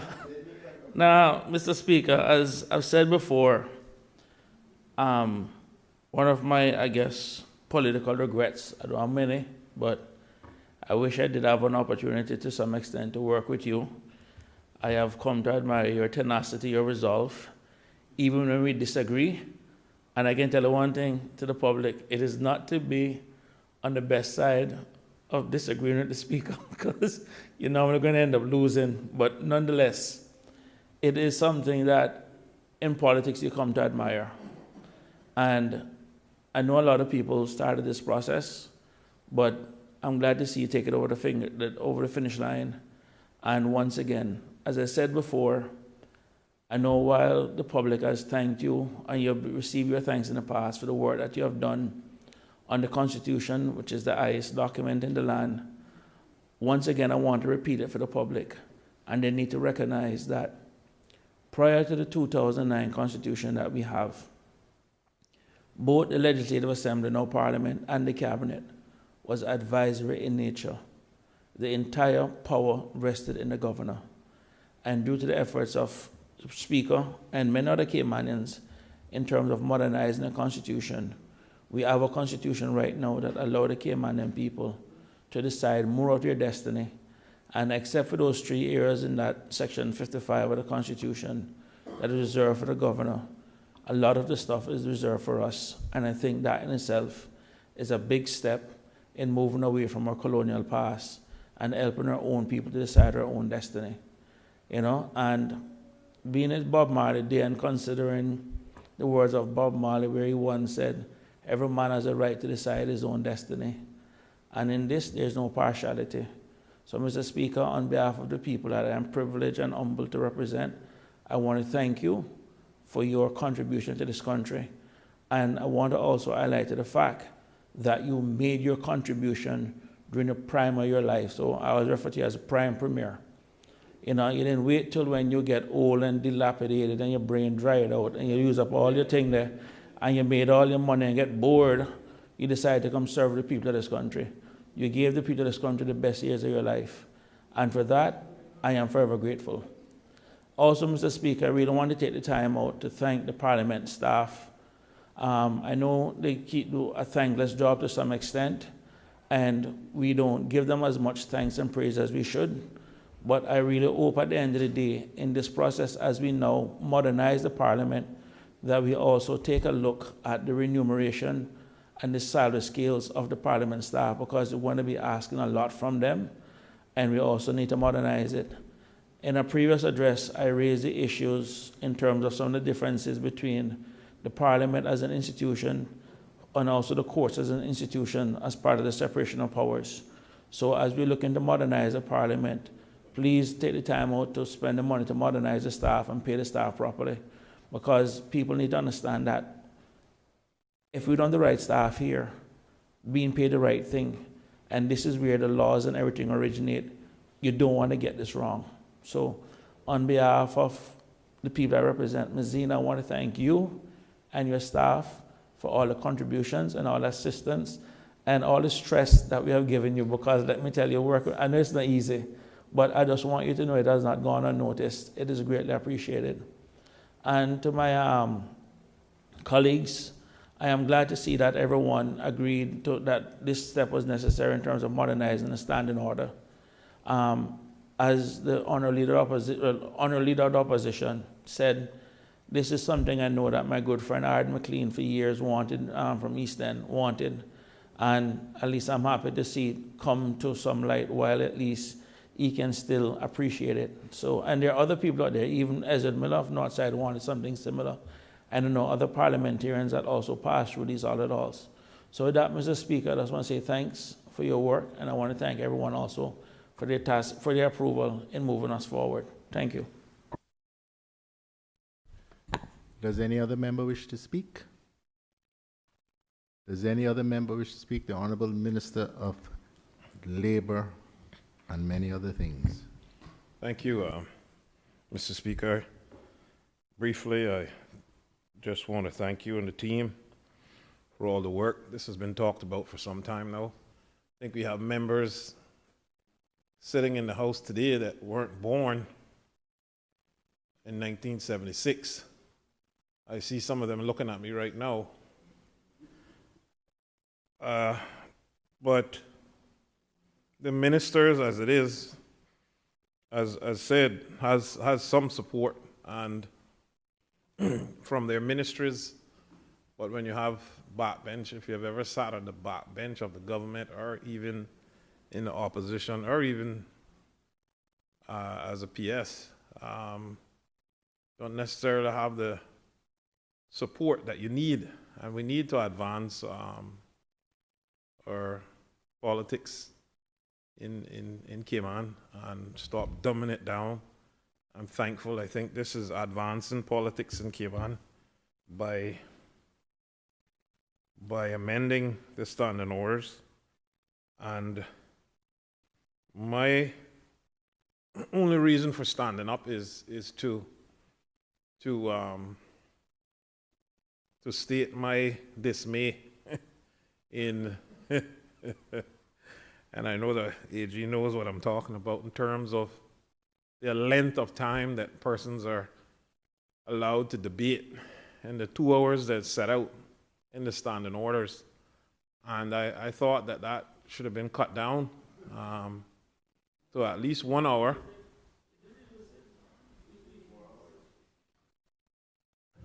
I thought it should have been cut down to 1 hour because I stand in this house for some time now, being elected first in 2009, and when we represented everyone in our districts rather than just single member constituencies. And the reason I say that is because I see people struggling to, or stretching it, or even sometimes repeating just to make the 2 hours. It's like sometimes some persons want to prove that they can actually do 2 hours and that the speaker has to get up and say, your time is almost up, or you only have 5 minutes left. It's like that is a victory for them, and they can pump their chests. But I think that we waste each other time in here by speaking so long. We need to be concise and, you know, try to get out of here as quick as possible and try to do the people's business as efficiently and as possible, and get to the work of the people. I mean, we don't get elected in Parliament. We don't get elected in administration. We get elected in our districts. And as the Bodentown West elected member always says, is that the MP is more important. So, Mr. Speaker, with those short words and stating my dismay in terms of the amount of allotted time that we speak in here, I think sometimes we don't realize that the public is listening and they want to hear someone else too. And they don't just want to hear one person for 2 hours. If you ever listen to the Radio Command broadcast, where they rebroadcast it, you're just hearing one person on. They says, oh, he's still on. And, you know, some people say, oh boy, that one is so boring. I can't wait till X, Y, and Z come on.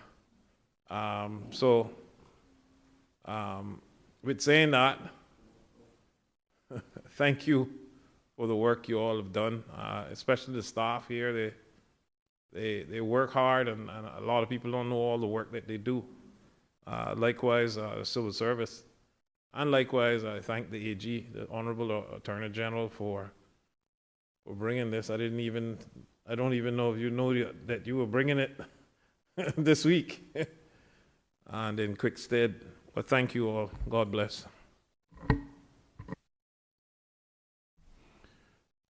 Does anyone else wish to speak? Does anyone else wish to speak? Does anyone else wish to speak? If not, I'll ask the Honourable Attorney General to wind up the debate on the motion. Thank you, Mr. Speaker. Mr. Speaker, this is not the most difficult task to do, even though it is late. It is very pleasing to the ears to hear the appreciation, if you will, of honourable members, Mr. Speaker, in the effort to get us to this stage where we will have a modern set of standing orders to aid and assist the delivery in this Parliament. It can only argues well for efficiency, Mr. Speaker. Mr. Speaker, before I go any further, let me just recognize the effort of the Honourable Premier. There was a time when she was Speaker and was also chair of one of the sub-working groups and made significant input into where we are, Mr. Speaker, including getting some of the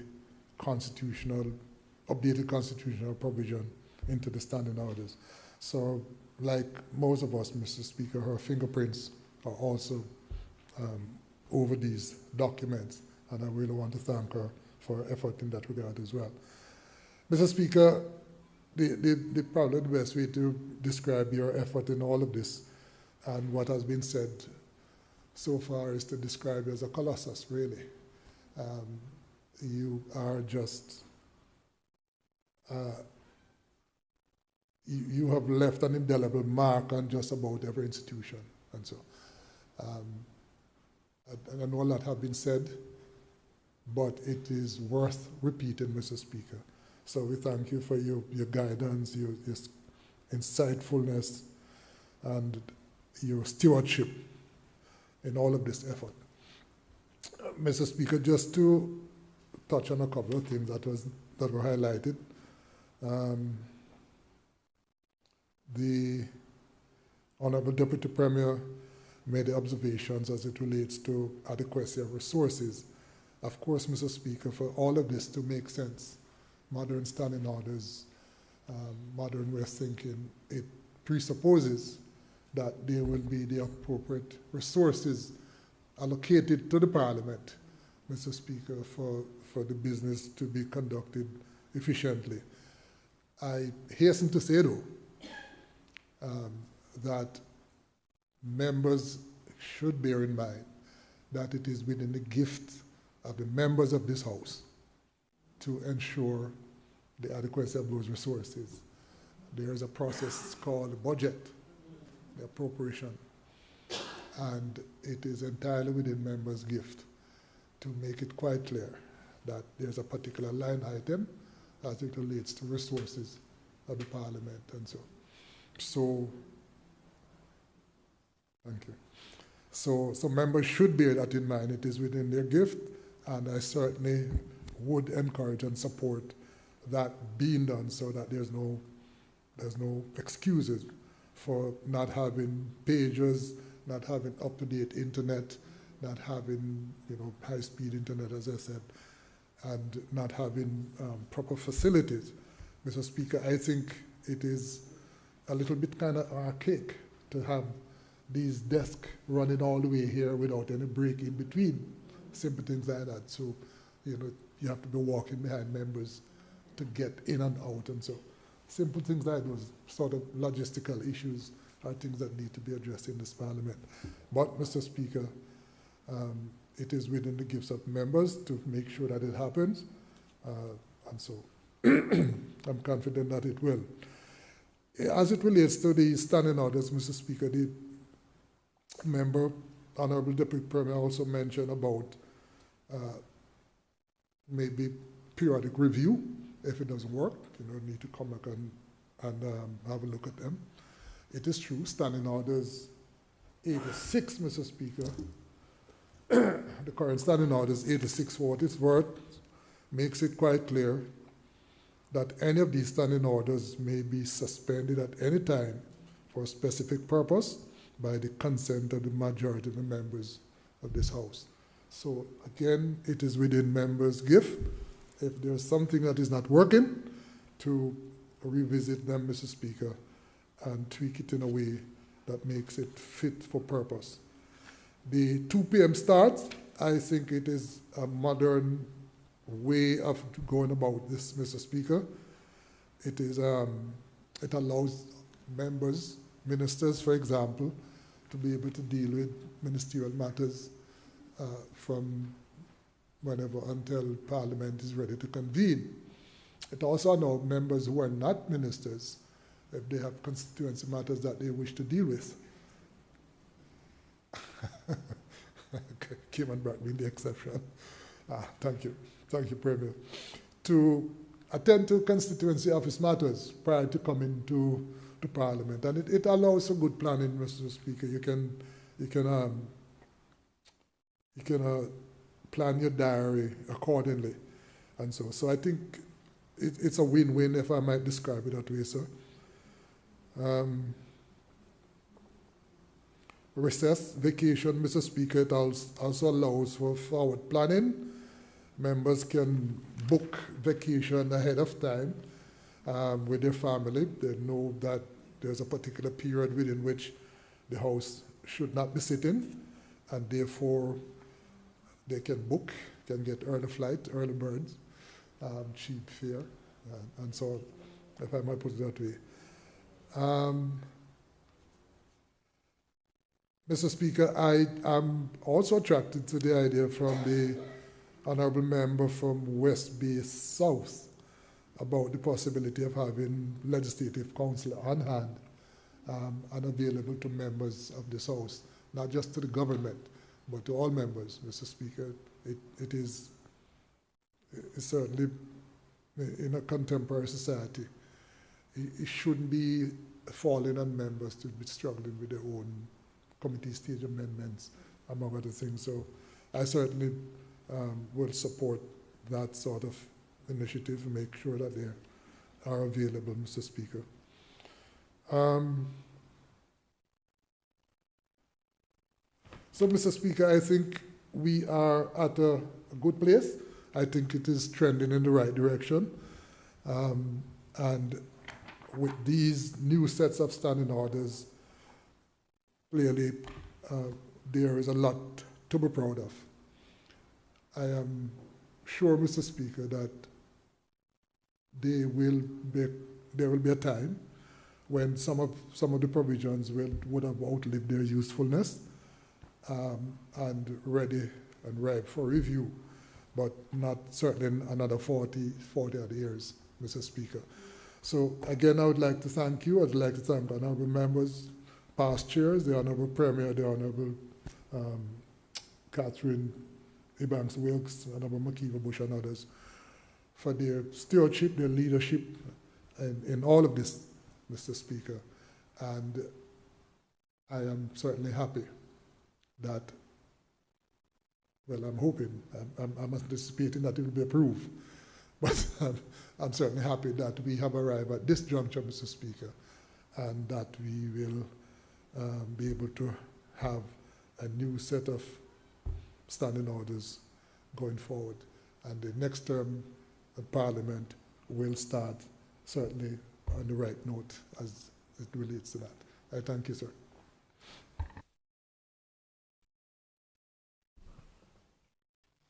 The question is Government Motion number 9 of 2024-2025, entitled Motion to Amend the Parliament Standing Orders 2024 Revision.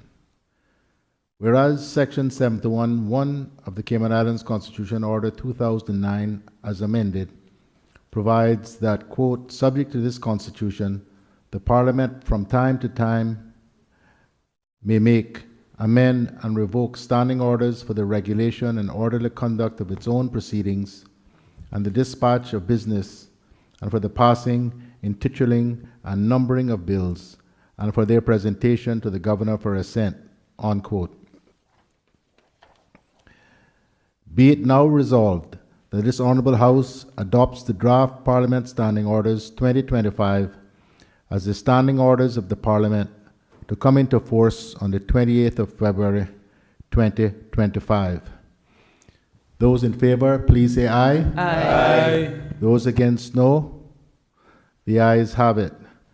Accordingly, this Honourable House has adopted the draft Parliament Standing Orders 2025 as the standing orders of the Parliament to come into force on the 28th of February 2025.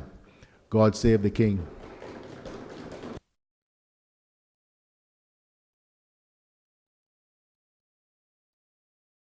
Honourable members, colleagues, I can't thank you all enough for your cooperation and your insight and your valuable contributions to helping us get to this point.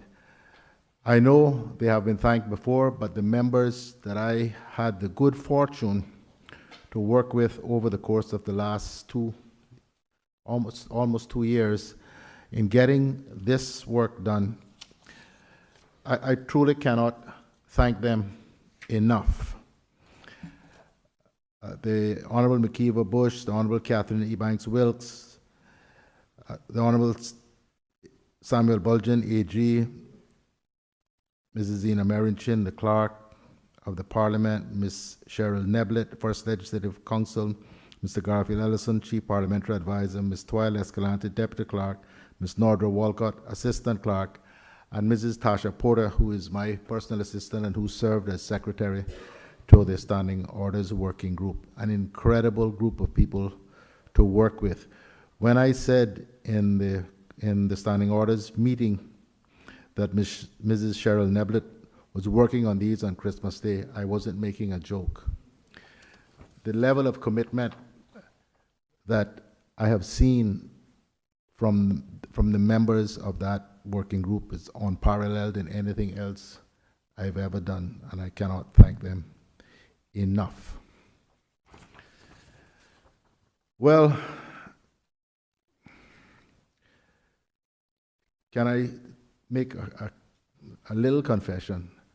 I always felt badly that after 8 years as Premier, I still hadn't gotten the last piece of the constitutional and parliamentary framework updated. But whether you believe in God or you believe in the great architect of the universe or karma, given all that no one could have possibly predicted would have happened, that I wound up in the chair just at the right time. So forgive me if I say how incredibly satisfied I am about having done that. I thank you all for your commendations and all of that, but I am beyond thankful and grateful for having had the opportunity to serve as a representative of my people for almost 25 years now, and to have had the opportunities I had to serve and to be able to do the things, be part of getting the things done that I have always been so passionate about. I do not intend, this may well be the last time that I sit in this parliament, at least in one of these chairs, but I do not want to spend any time tonight talking about what I have managed to help get done. I will leave that for those who eulogize me, which I hope not to be anytime soon. I just want to say to members that we are a fraternity. The nature of this thing called politics in our system is that it is, by definition, confrontational. You have a government, you have an opposition. That's how the system is set up. It's to be the check, part of the checks and balances on the other.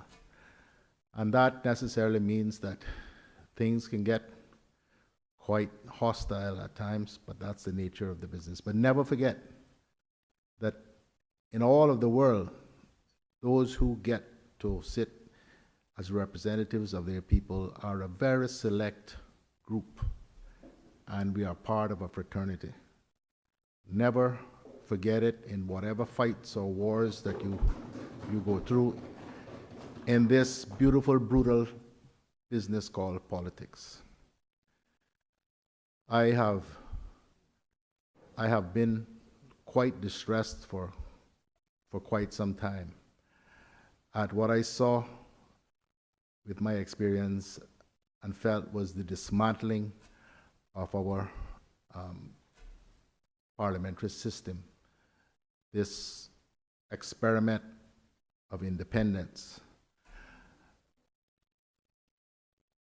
I am now becoming distressed again at what I see as the experiment of the inexperienced. But forget my political affiliation to the PPM and all of those things. Above all of that, which is why I'm in this chair now, even though some of my folk, not just those there, but more broadly, felt that I shouldn't have taken the speakership because my voice was going to be shut down on the opposition benches. But I have always put my country above all of the other political considerations. And I believe I can say with some credibility now that to elect a majority to this House on the 30th of April who consist principally of inexperienced, I don't care how smart and successful they've been elsewhere, inexperienced people is to invite disaster upon Cayman.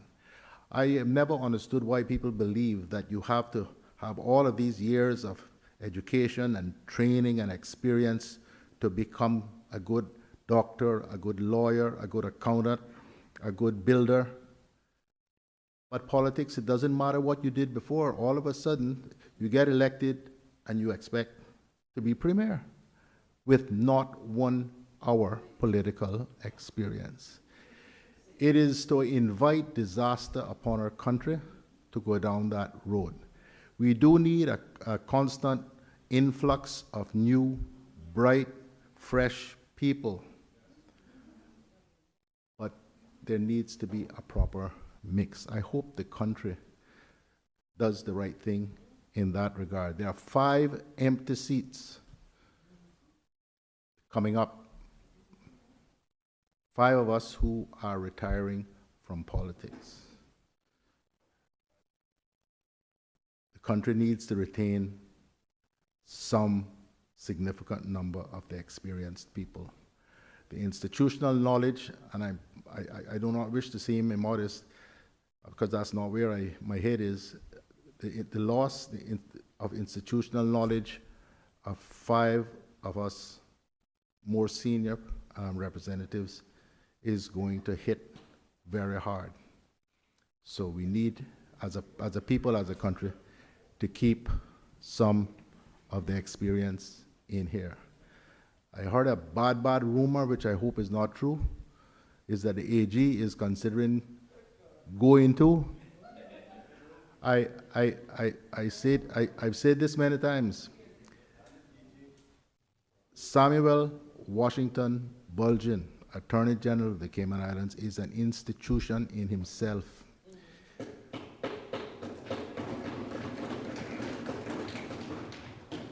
And I don't think anyone in here has worked with him more than I have done on very, very difficult issues, from the Constitution to tours across Europe into hostile nations, trying to defend the financial services sector. Every manner of work you can think of. And he and I haven't always agreed. But I have to tell you this, I have never known him to be wrong on any significant issue. Even when the governor, not the current one, I don't know anything about that, even when the governor disagree and say so and so, he said, no, governor, I don't believe you're right. Not too many will be able to stand up and do that. He is long overdue for some huge honor. I don't know what they're waiting on. The premier too, I've been thinking about that. But I will see what I can do about such things. I know a few people in a few high places. I just want to finish now. As I say, I'm not going to talk about anything, but many of you who have an interest in politics will have read or heard that most famous quote from President Theodore Roosevelt called "the man in the arena." And anyone who has been in politics will understand and feel that deeply, because we are all subject to so much criticism, and everybody knows better than us. As someone said here today, once you come in here, I think it was the Minister for Labor, once you come in here, no matter how great and good they thought you were before, within 2 weeks of you being in here, you're the biggest, you know what, that ever was. But that is why this is, I think, so important and touches us as politicians in such a way. It's called "the man in the arena." It is not the critic who counts, not the man who points out how the strong man stumbles, or where the doer of deeds could have done them better. The credit belongs to the man who is actually in the arena, whose face is marred by dust and sweat and blood, who strives valiantly, who errs, who comes short again and again, who spends himself in a worthy cause, who at the best knows in the end the triumph of high achievement, and who at the worst, if he fails, at least fails while daring greatly, so that his place shall never be with those cold and timid souls who neither know victory nor defeat.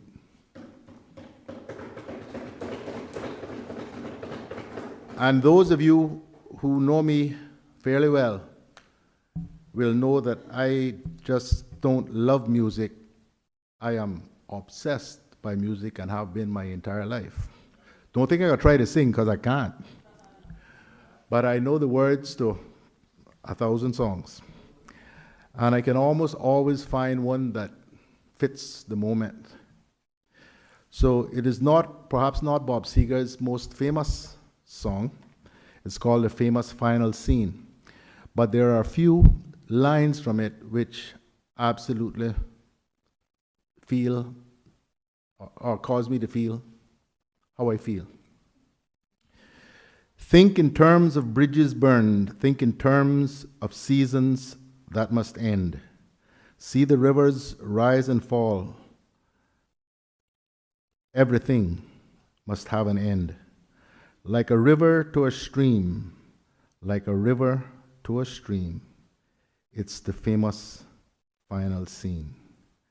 Like a guest that stayed too long, now it's finally time to leave. Yes, it's finally time to leave.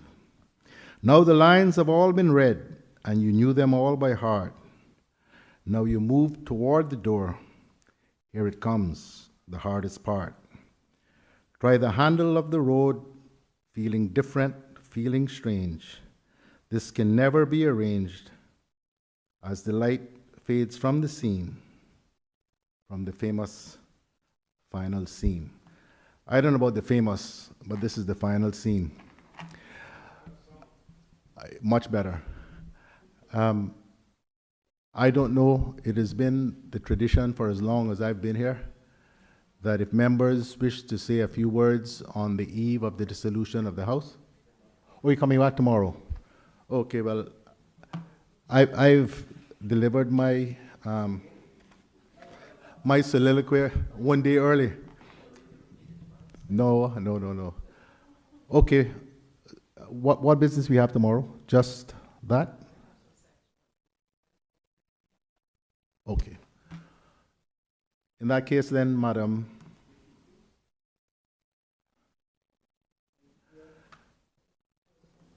there was only one PQ.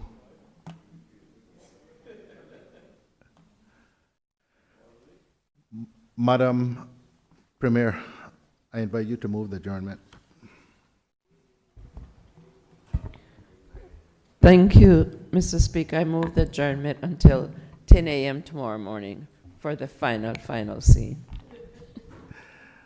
The question is that the House do now adjourn until 10 a.m. tomorrow, 7th of February. Those in favor, please say aye. Aye. Those against, no.